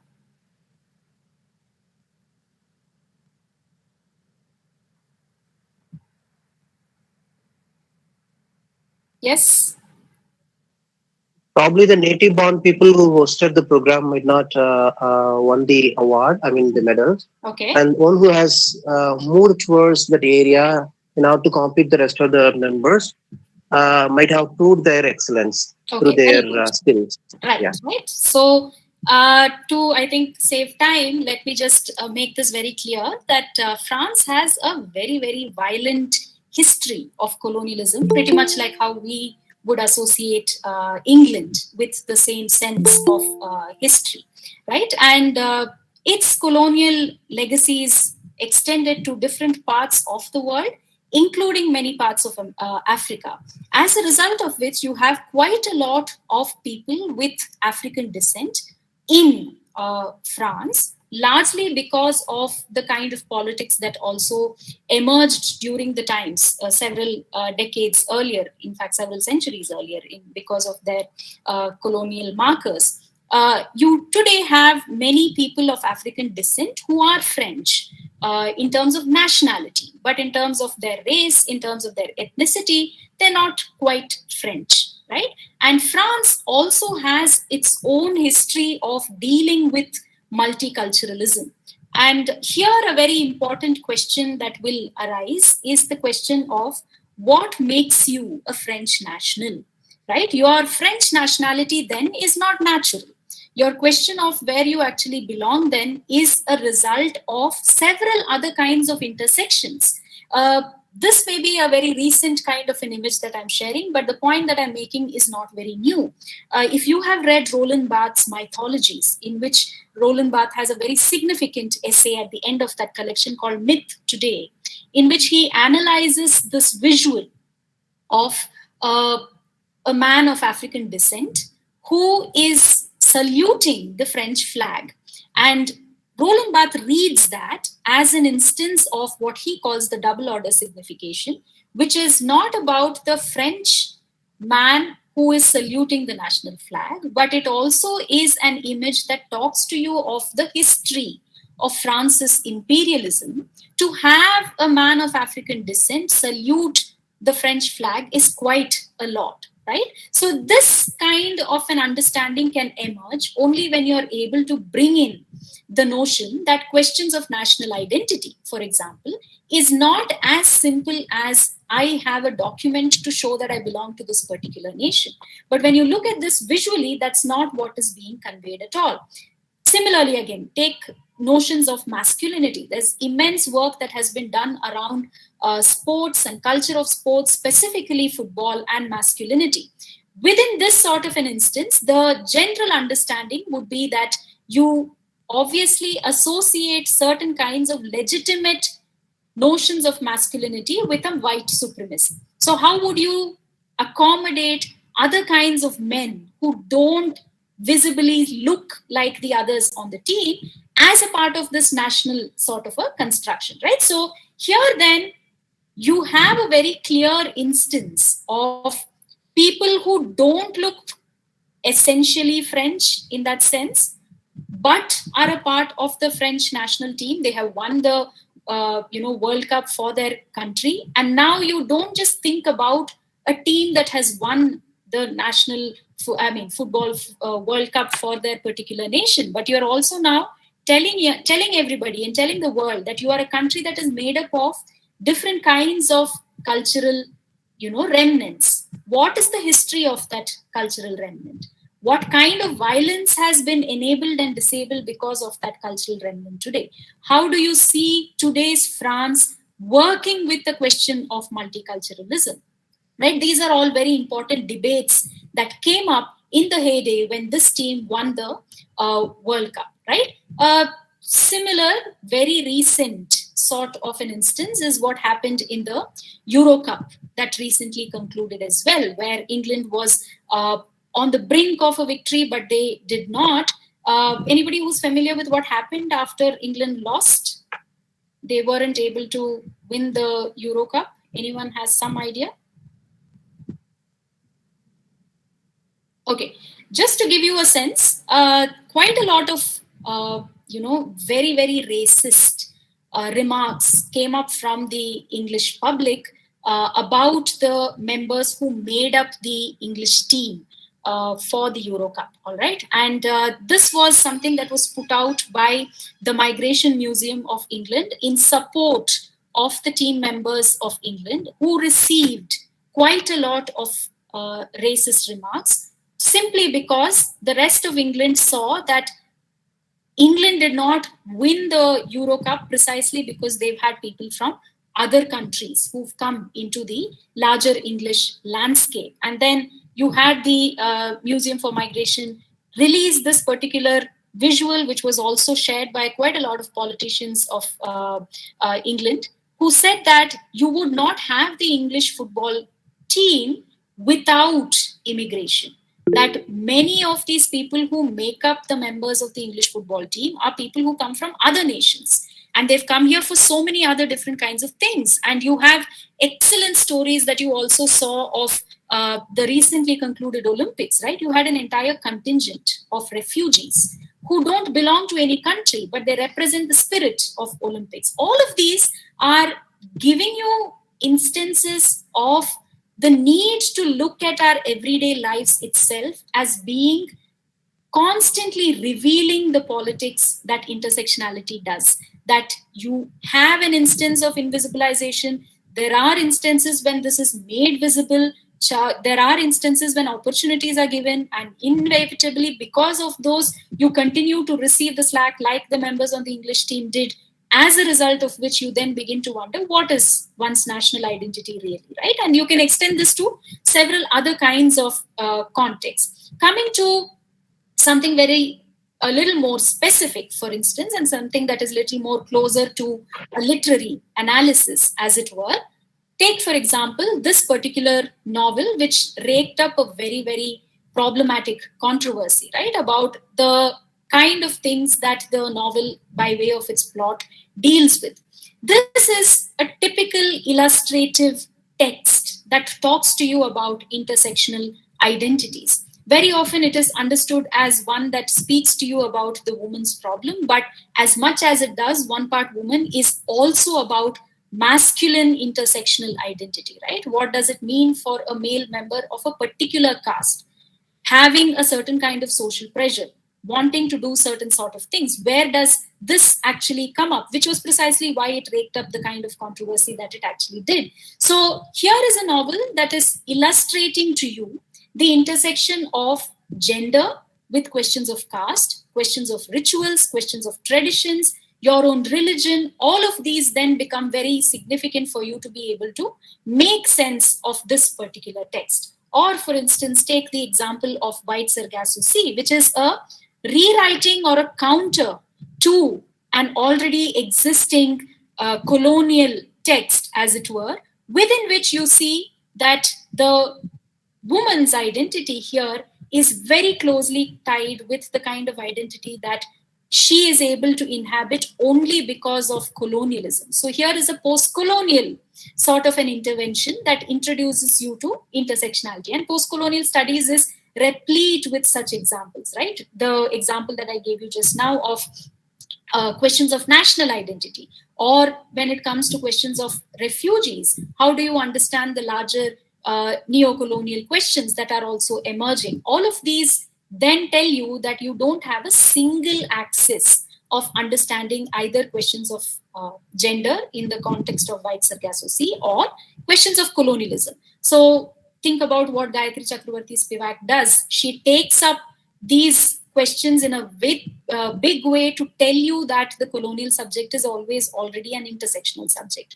right? So going back to some of the points that were made earlier as well, that intersectionality was something that has always been there. The concept has always thrived.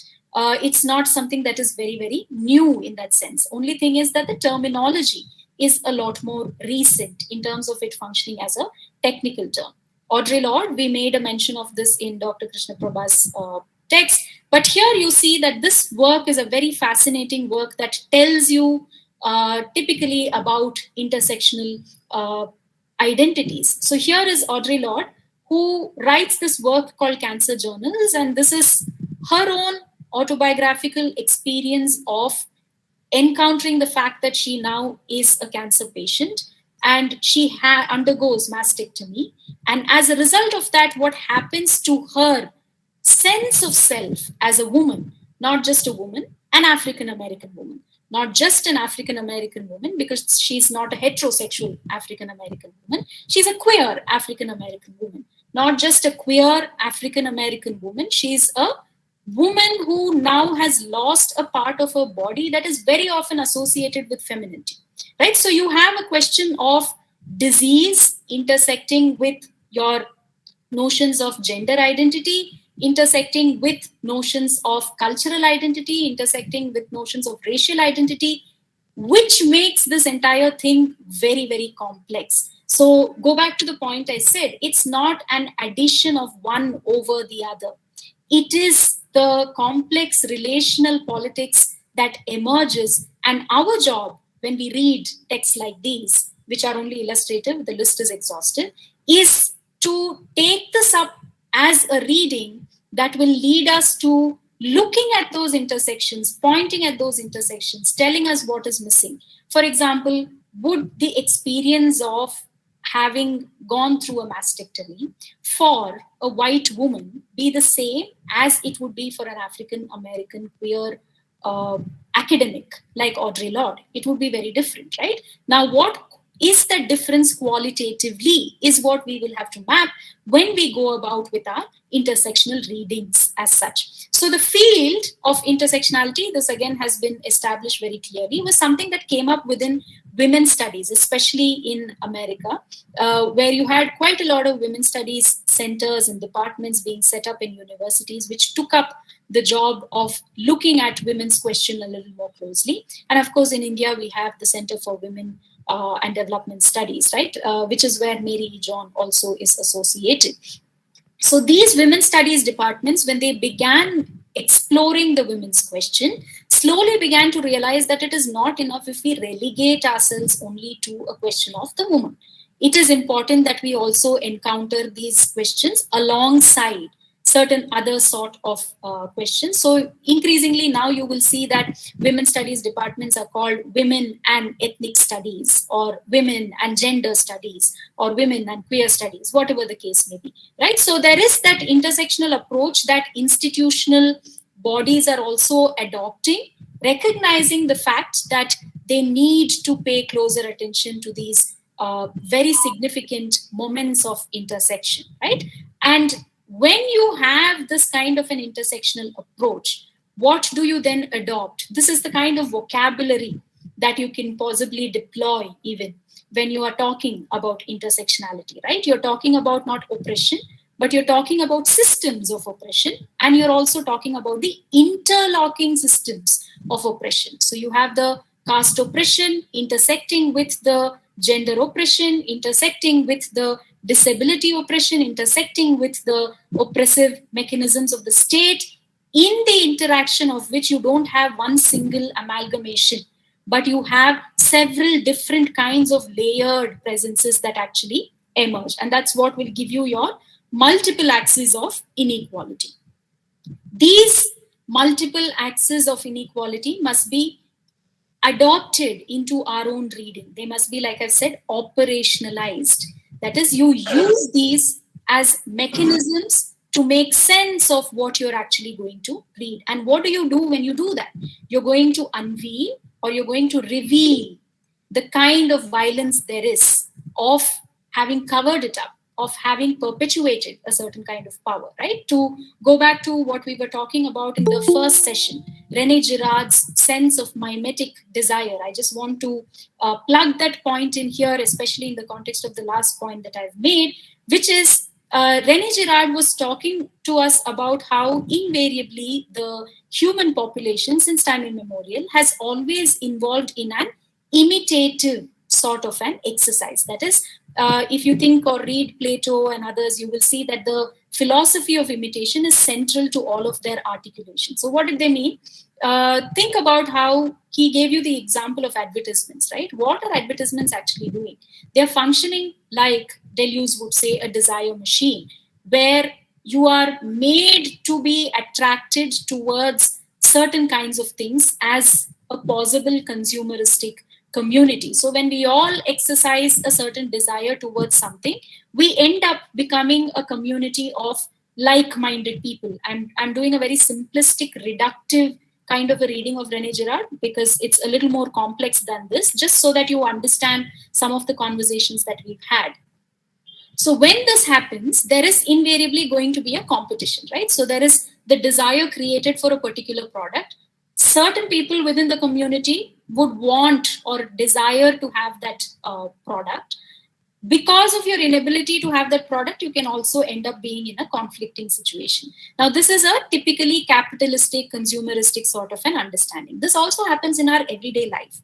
For example, how does gender violence necessarily take place? It takes place because a set of people have come together and agreed that this is how, for example, women should be constructed, understood, observed within the larger social structures. So anytime a woman transgresses or moves away from those prescriptions, you have a clear instance of a scapegoat. That's the point that was also being made, right? So in our reading of intersectionality, we should be able to identify who the scapegoats are. How are they made into scapegoats? What are the desire machines that make these people come together and say that we are perpetuating a sense of, peace? While that perpetuation of peace and order and social equality, all of that is nothing but a violence of a certain kind towards the scapegoat. How does the scapegoat now begin to understand their own positions within the society? So these are some of the things that you need to pay closer attention to when you are involved in an intersectional reading. I will come back to all of these points when we actually end up doing an intersectional reading. Just before that, to provide some instance of how it is within the Indian context, I've already established that it is quite complex. And I've already told you that intersectionality in the Indian context, again, is not recent. Of course, as a term, it has become very recent in the last 15, 20 years. But the concept of intersectionality has always existed. For example, if you look at the Phules, the husband-wife, Jyotiba Phule and his wife, they were fighting for rights of people who belong to the lower caste. While at the same time, they were also aware that the women did not go through the experience of caste in exactly the same ways as the men did. And they recognized that there is a differential as far as power is concerned between men and women. Another instance which is carried forward into the 20th century would be Dr. B.R. Ambedkar's own theorization about who the Shudras were. And in his theorization, he very clearly states that it is not just the Dalits who were Shudras in that sense, right?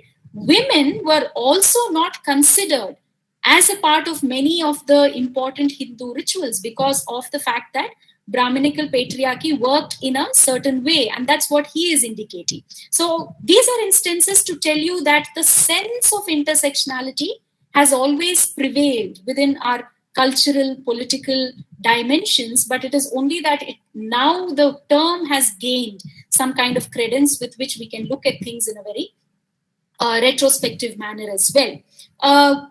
Although that said, we do have instances within our own Indian context with feminists having a problem with using the term intersectionality. One of them is Nivedita Menon. She uses the Uniform Civil Code as an instance to tell you how intersectionality is a serious problem when it is looked at from the legal dimension. And that's largely because the state or the constitution wants to look at everybody equally. I don't think I have the time to go into the details, but you could take a look at the Shah Bano case, which is about a Muslim woman who was divorced in the Islamic way by her husband, who's also a lawyer. And she files a petition asking for maintenance from her husband post the divorce. Now, within the Islamic law, that's not something that is considered because as per the Shariat, you have a certain period within which maintenance is given, after which maintenance is not given. But Shah Bano filed a case seeking maintenance for her even after the divorce has been granted on the basis of a constitutional right that is provided to all women. So here is an instance where the court now had to decide whether it will provide Shah Bano the liberty to access maintenance as a citizen of the country, as any other woman citizen of the country, or whether it needs to be respected that she comes from a certain kind of a community that has its own laws. And of course, the court prevailed in favor of Shah Bano, after which her then ex-husband also had a lot of problems with it, to say that the Islamic law is what governs our everyday life. So in this kind of an instance, is Shah Bano a Muslim woman, or is she then an Indian citizen first? So you see how national identity is intersecting with gender identity, is intersecting with a religious identity. And in that intersection is where we will have to locate those gaps. What is lost? What is made invisible? How are those counterclaims actually raised? All of these then become very, very important. So Nivedita Menon would argue that a person is not always only Dalit or only a woman or only a Muslim. They are this at several different points in times. And like I said, at certain instances, there might be one dimension of this identity that will become a little more clearer, a little more prominent as opposed to certain others. And it's not that at that point in time, we pay attention only to that identity. In that intersection, what are some of the things that are lost? What are some of the things that are rendered invisible? That's the larger project of intersectionality. So I hope so much is clear in terms of what intersectionality actually entails. And now we will go into a very quick exercise of actually doing an intersectional reading. I will present a poem for you. I want all of you to read the poem and then work with that poem to go back to what we discussed in the initial class, right? I mean, not class, session, where Dr. Rohan also said that there is this tendency to make a character analysis. And we've always looked at characters as having coming from gender or religion and all of those dimensions, and we analyze it. So what is so intersectional, right? I want you all to recognize that, and I want to demonstrate that in an activity that I want all to be involved in. Take a look at this poem, very straightforward poem called Identity Card. It's by S. Joseph. This has been translated by the Malayalam and English critic K. Sachidanandan. Take a look at this poem, and I want you to make mental notes or other notes as it might work for you in terms of certain things that stand out by way of, say, identifying characters, the gender of the character, the class, or the social positions that they otherwise hold. What are some of the things that come up in our reading of this particular poem? Just so we are all on the same page, I will read it out aloud for everyone as well. Identity card. In my student days, a girl came laughing. Our hands met, kneading her rice and fish curry. On a bench, we became a Hindu-Christian family. I whiled away my time reading Neruda's poetry, and meanwhile, I misplaced my identity card. I noticed she said, returning my card, the account of your stipend is entered there in red. These days, I never look at a boy and a girl lost in themselves. They will depart after a while. I won't be surprised even if they unite. Their identity cards won't have scribblings in red. What are some of the things that stand out for you here? Again, please raise your hand, unmute yourself on the basis of the cue that possibly comes up. Anybody who wants to have some quick thoughts on this poem?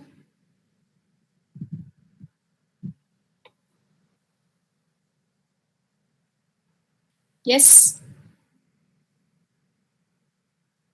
Think about the characters that are sketched out for us here. Think about the nominal points made mention of here. What do you see?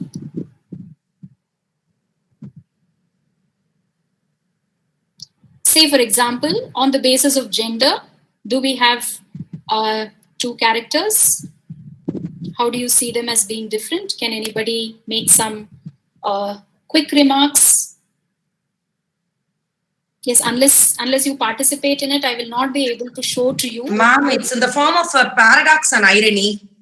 Okay. All right. What points can you make alongside this? The idea of character 1 and character 2, maybe look at it from the points of view of gender, class, race, if applicable, caste, religion, or anything else. Quick thoughts? Ma'am, they were under the hub of friendship or maybe classmates. Okay. Before some identity mark like maybe that red card or that stipend. So those words. So some identity labeling like caste or some race come in between. Till that they were friends or united in the name of say classmates or college mates. Okay, so there is, of course, a relationship that is being built here, and that relationship seems to have been forged simply because of the fact that they extend a certain affection for each other, despite the fact that they come from two completely different faiths altogether. That seems to dissipate, as it were, the moment the girl recognizes a certain red mark on the identity card, which is an indication for maybe caste or race or whatever else that you want to consider here. Fair enough. What else do you see along these factors becoming prominent in the poem? Anybody else? The poet brings forth the harsh realities of caste discrimination in just that line, the account of your stipend is entered there in red. Correct. I feel so, ma'am. Okay, so there is, of course, that is made very prominent about the caste discrimination by making a reference to the red mark on the identity card, which tells you about the stipend that the gentleman is receiving, presumably because of the kind of factors that have alongside these questions. Can you give a clue so that we can imagine what sort of the context that we could get it from here? You want me to? I'm sorry, I didn't get you, sir. No, can you be able to give a clue or else furthermore definition Okay, so just it? The clue that I want to give is, I hope you can see this slide where I have said factors, gender, class, race, caste, religion, etc. And I've said character 1 and character 2. This is one way in which you can begin your reading strategy, right? So you put down these characters and then you add attributes to each of these characters. So if you were to look at the both the characters here from the point of view of religion. What is the point that, or faith, what is it that stands out, which you can possibly add here? So you will say one character is Hindu, another character is Christian, right? In terms of caste, you will say one character is presumably upper caste and other is presumably lower caste. And you make that implication because of the fact that you say scribblings are noted on that identity card.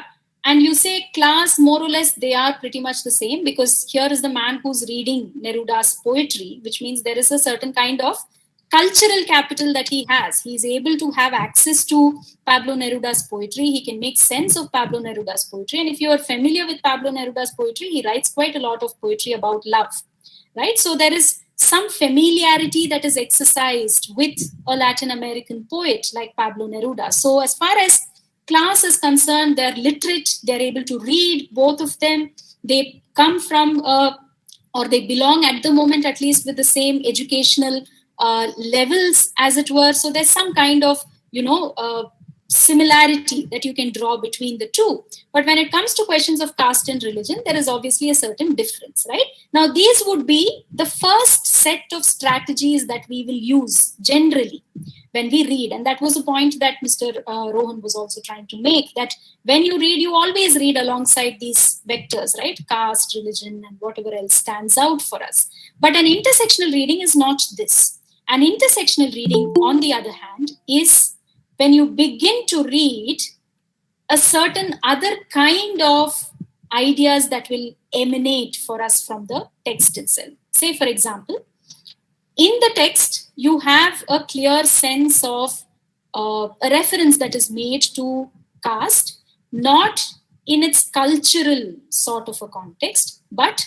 it is made from the point of view of a state, that is the government or whatever is the institution that is in power, right? I've used state as, in some ways, referring to all of these institutions in a certain way, ordering a sort of peace. So there is this recognition that caste system exists. There is this recognition that caste system is very often justified to propagate certain kinds of violent activities. Therefore, the constitution, the government, state, or the central governments, all of them have provided an instance of generating a sense of peace. And how is that made possible? There are constitutional avenues that are provided for people who come from disenfranchised identities or positions, right? So one such position is the position of the speaker of that poem, who comes from a disenfranchised community, but has access to literature, has access to education,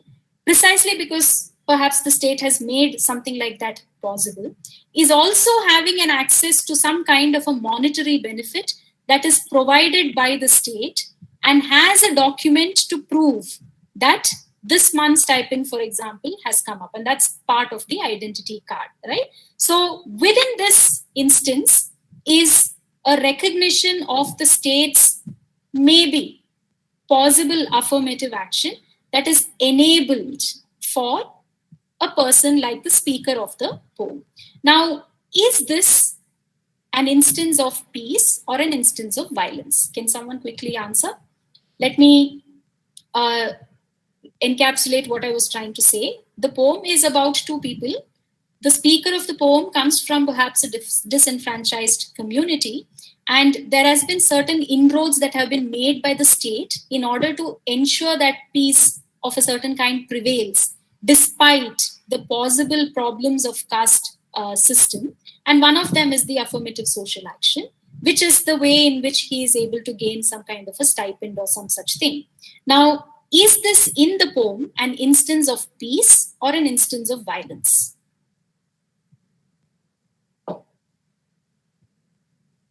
Any quick thoughts? By peace, I mean generally being able to generate a sense of social order. So for want of a better term, I have used peace there, not in the sense of, philosophical peace and all of it. But is this a sense of generating a social order, or is there a sense of violence that's also built into this? I'm again drawing for you what was discussed in the session in the morning. Rene Girard telling us that there is a certain way in which this mimetic violence takes place, that you have an entire community in the context of caste that tells us that here is a set of people who can be considered the other. And we are all in agreement that they will be considered the other. So when everybody agrees, there is a sense of peace. But that sense of peace is always going to build in a certain kind of violence, right? So who is more powerful than the other is always going to break out at that point in time. So you have the intervention of the state to say, look, we will make sure that these disenfranchised communities are also taken care of, and we bring in a sense of affirmative action. So you have a scapegoat that has been created by a very violent caste system. And you have the state trying to tell the scapegoat, look, we are there for you. We will support you. Now, is that a sense of prevailing order, or is it a sense of violence of any kind? Any quick thoughts? In the context of the poem, I mean.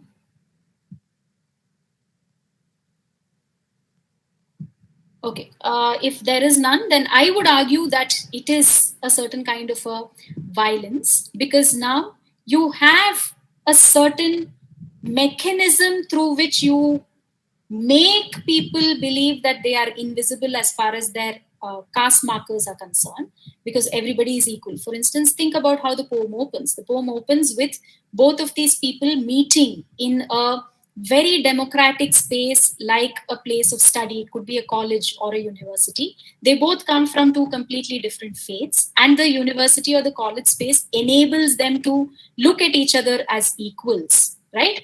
The caste marker of the male is completely shrouded until then. How is that shrouded? Because he is able to read Neruda's poetry. He has access perhaps to English. He has access to a certain kind of social class that the woman also has access to. But here is a small little document that is provided perhaps by the college or by the state, whatever the case may be, that becomes the fundamental point of identity for this particular male member, right? So the violence there is about the state providing a certain affirmative action, but still not providing spaces where you have to make this affirmative action so evident, because caste discrimination will continue to happen. What happened as a result of that?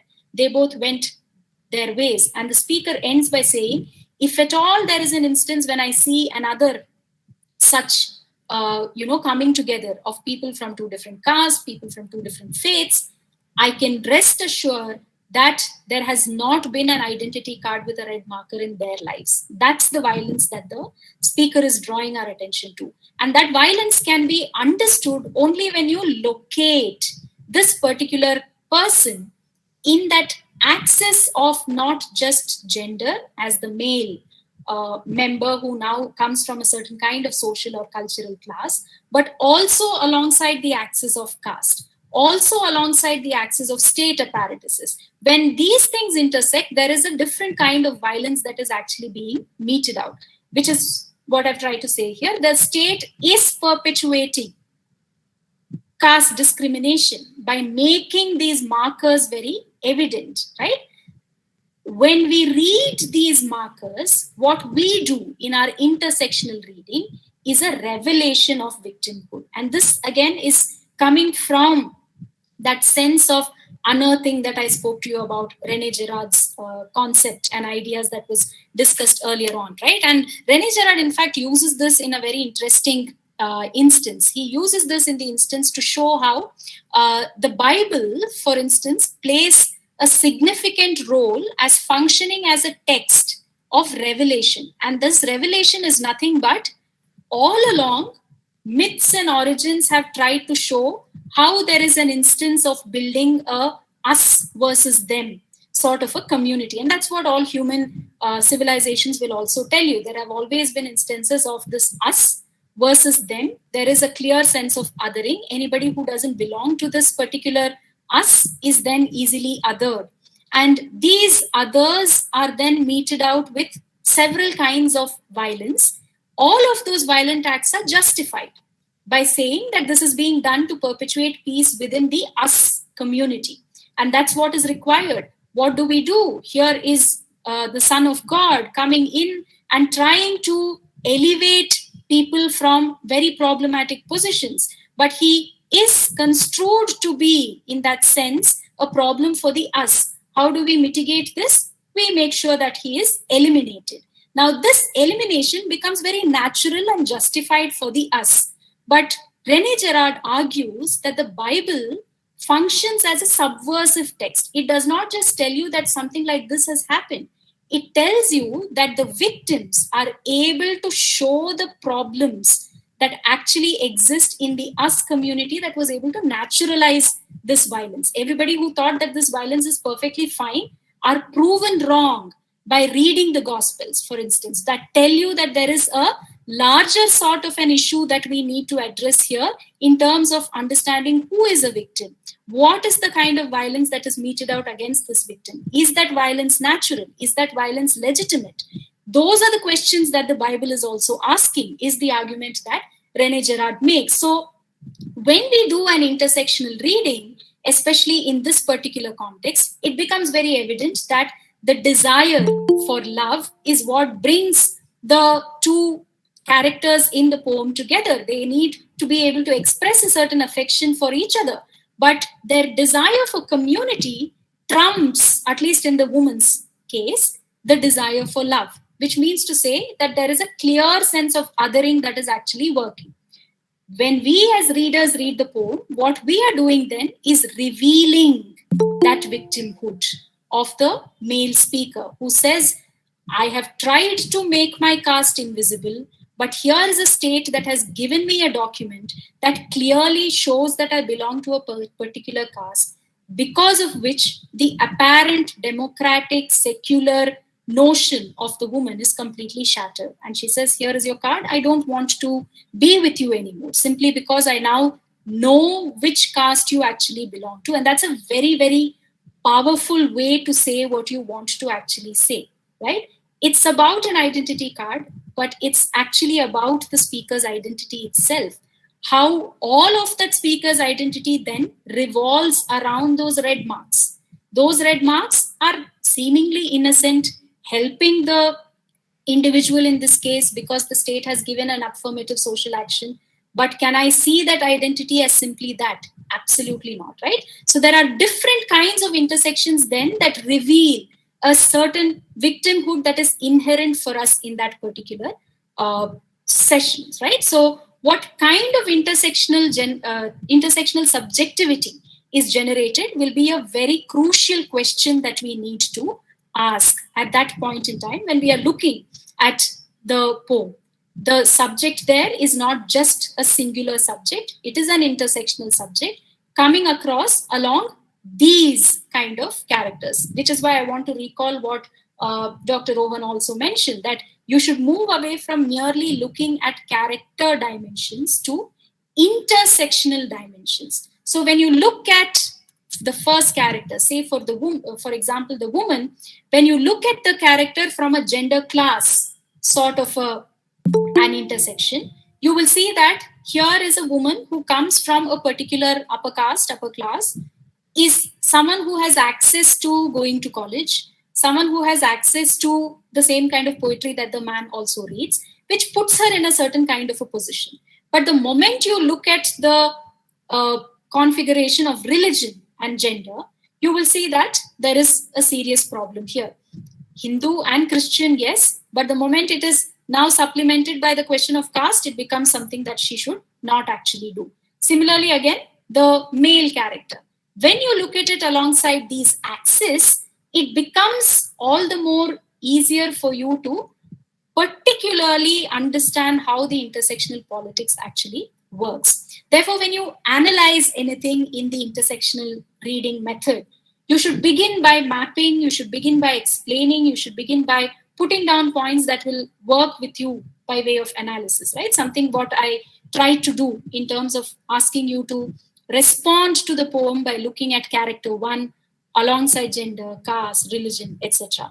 Then you identify the nodes of power, which is what I try to do by telling you that the power exists also in how the state works. Power exists also in how the society has constructed a sense of caste. Power exists also in various other formats of negotiating these positions. Then pay attention to instances of language where that power politics is inherent, right? She just returns the card and she says that I see the red marks on this card. And that's not an innocent sort of a remark that is being made. That's a remark of evaluation. That's a remark of judgment. That's a remark of discrimination.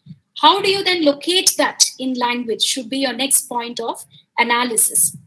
What do these intersections illuminate? What kind of theories can I use or concepts can I use to bolster the argument that I'm making? So, for example, I demonstrated how you can talk about the subject of that or the speaker of that poem from the point of view of Rene Girard's concept, which we discussed in the morning, right? It's a useful concept to understand how scapegoating happens, how a mimetic imitation of desire happens, how there is also a certain kind of revelation that happens in our intersectional reading when we come across these points, right? What are the differences that you get when you simply look at gender in isolation, caste in isolation, religion in isolation, as opposed to when you create configurations, gender and caste, gender and religion, caste and gender, all of those things will generate different kinds of readings and strategies, right? So that sort of an amalgamation is what is necessary for us to work with. I will stop with these set of ideas because I'm also coming close to the time allotted to me, and I understand that it's also late in the afternoon for all of you. Please make sure that you don't see intersectional reading as an application where you have a certain set of theories, you have a certain set of tools, and you have this text, I apply it on the text. No. Locating intersectionality should emerge from the text, like we looked at in the instance of the image of the French national team, or even in the poem.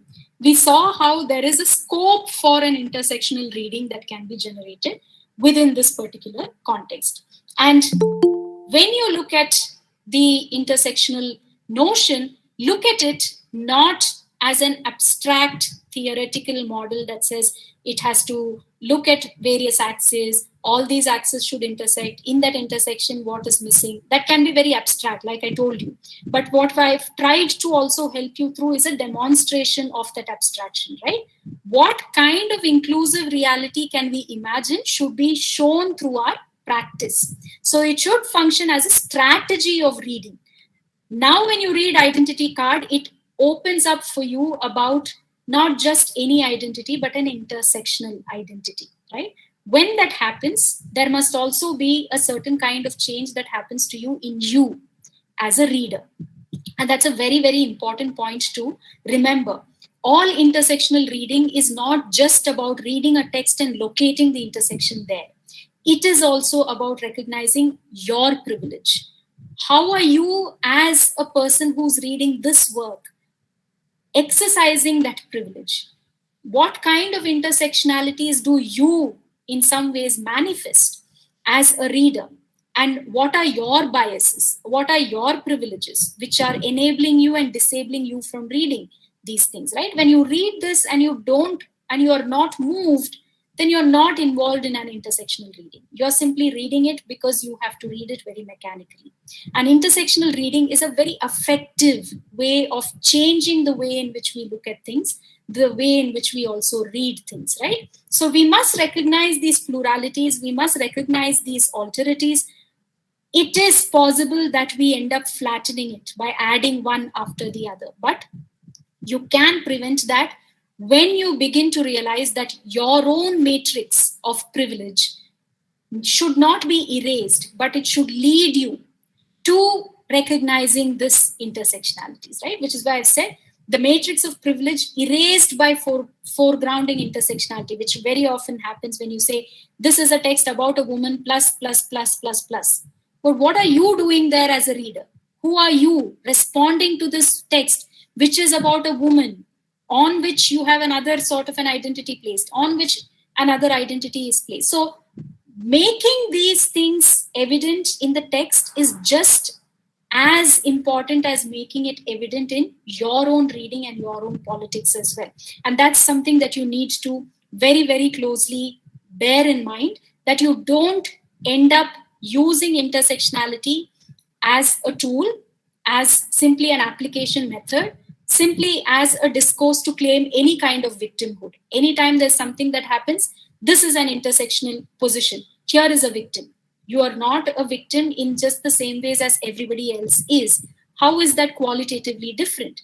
And very importantly, as practitioners of reading, engaging with, and critically evaluating literature, what does this intersectional position do to you as a speaker, as a reader, as a thinker? That's something that you should always bear in mind and bring that consciousness of that privilege a little more closely into your own reading. So on that note, I will stop and perhaps invite any questions that might be there.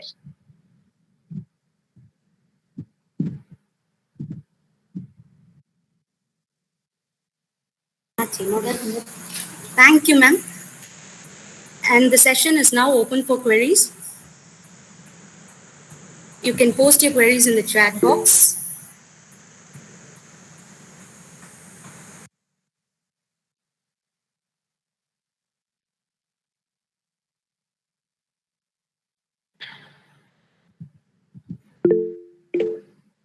Yeah, Mr. Bharat. Madam? Yes. Am I audible? Yes. Yes, I have one doubt only. What do you think, madam, the myths which are existed in every country, they are influencing to the society to exploit who are the society of the underprivileged and downtrodden, or is it duty of the scholars to reinterpret or the restructure such a myths? What is your opinion about it? Okay, if it's a very generic sense of responding to myths and reinterpreting myths, I think that's always been done, not just by scholars and academics, even by everyday practitioners of culture. Take, for example, folklore, folk tales, right? You don't see the same folk tale that is being said and resaid in every instance. It's very, very dynamic in that sense. And that dynamicism is not brought about by scholars. It's brought about by people who are engaged in everyday utterances of folk tales. So when you locate the significance of exploitation, it is not to be considered that now in my reading, all of this exploitation is going to be erased. By that logic, we should all be living in a very, very peaceful utopian world. It invariably does not happen that way.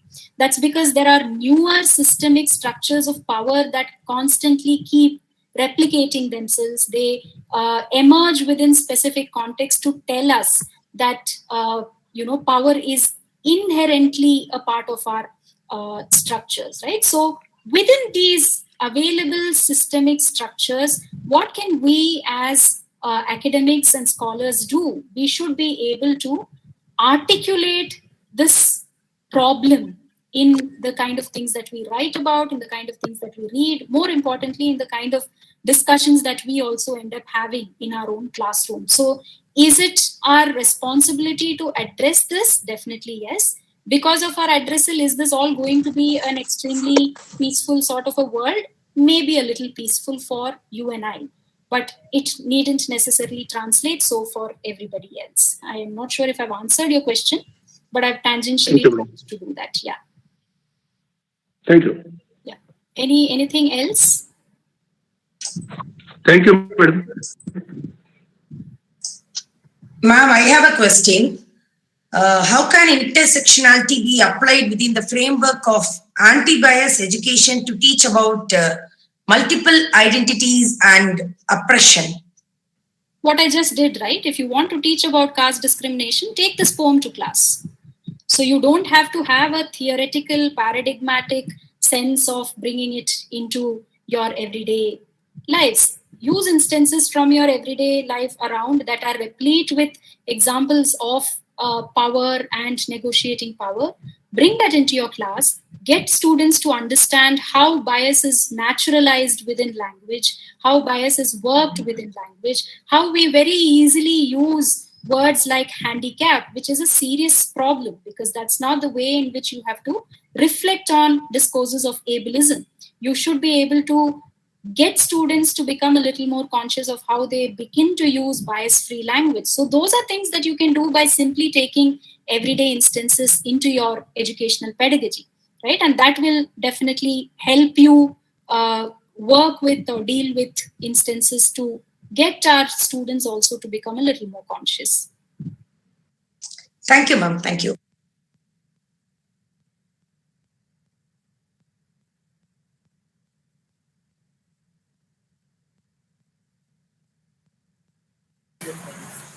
Any other queries?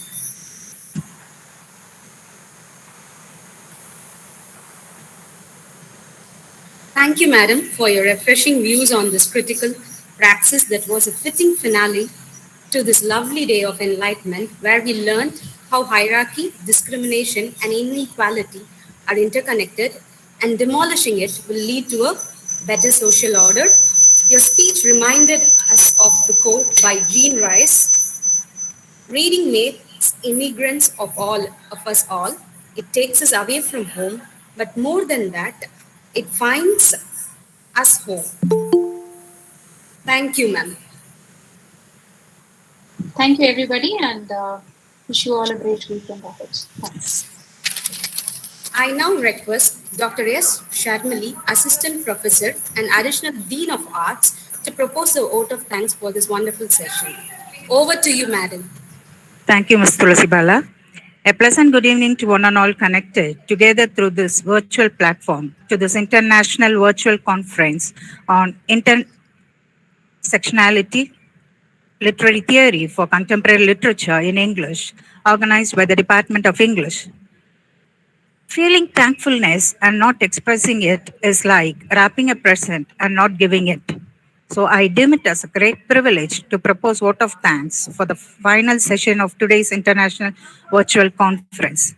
With immense pleasure, I extend my sincere thanks to the resource person, Dr.J.Gaana, Assistant Professor, Department of English and Cultural Studies, Christ University, Bangalore.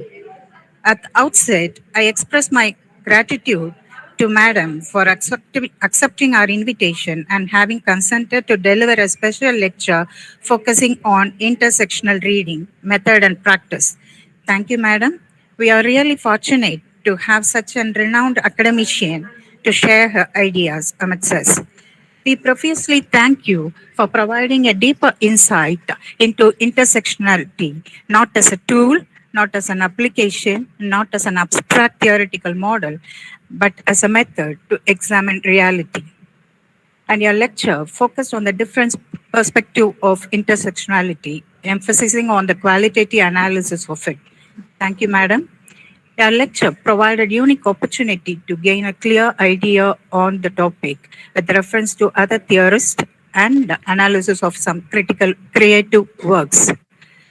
Your continuous delivery exposed your mastery over the topic. Thank you very much, Madam. Overall, the session was highly informative and illustrative. I am sure all the participants would have enriched their knowledge on intersectional reading from your lively lecture. Thank you, Madam. Thank you, one and all.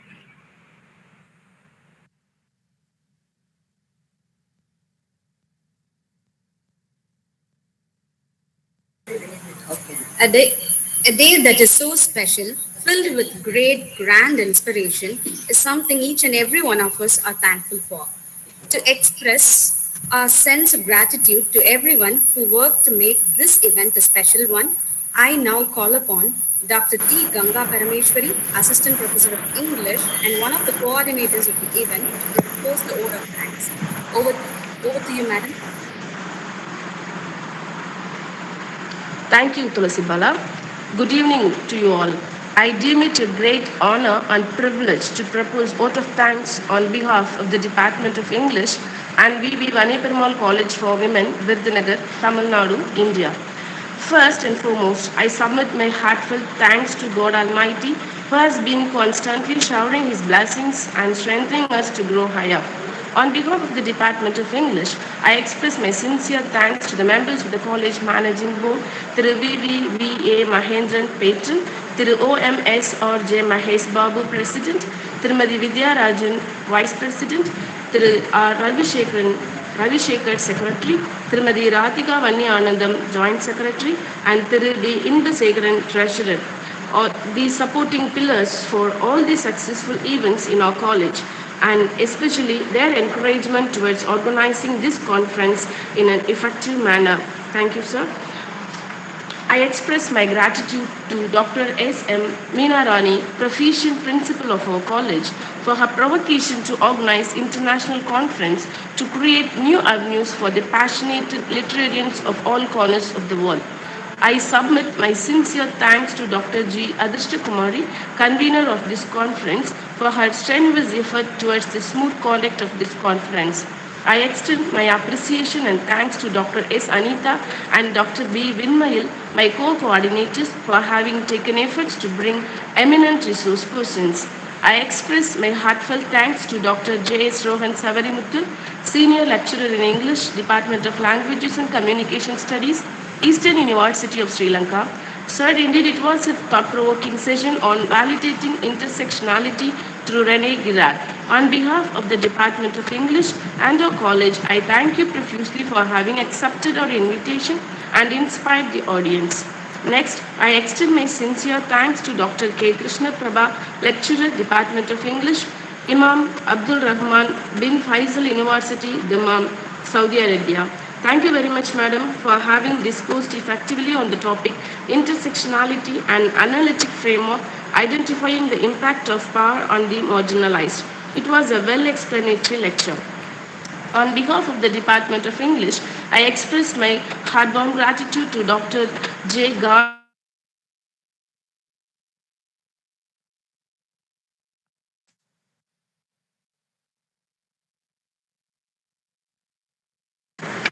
Christ University, Bangalore, for her ready acceptance and effective exploration on the intersectional reading method and practice.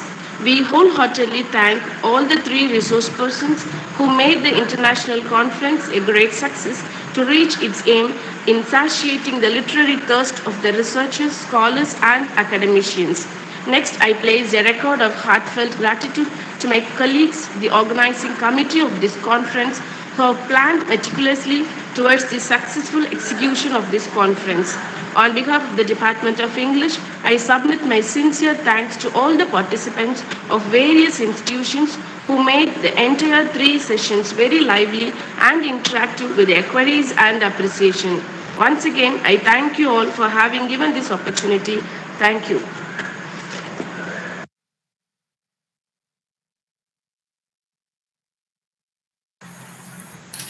Thank you, ma'am. I request the participants to kindly fill the feedback link before you leave the meet. Once again, the feedback link is posted in the chat box. Kindly fill the form before you leave the meet. Thank you. That was a wonderful day filled with great memories. Let us cherish this day forever. Thank you.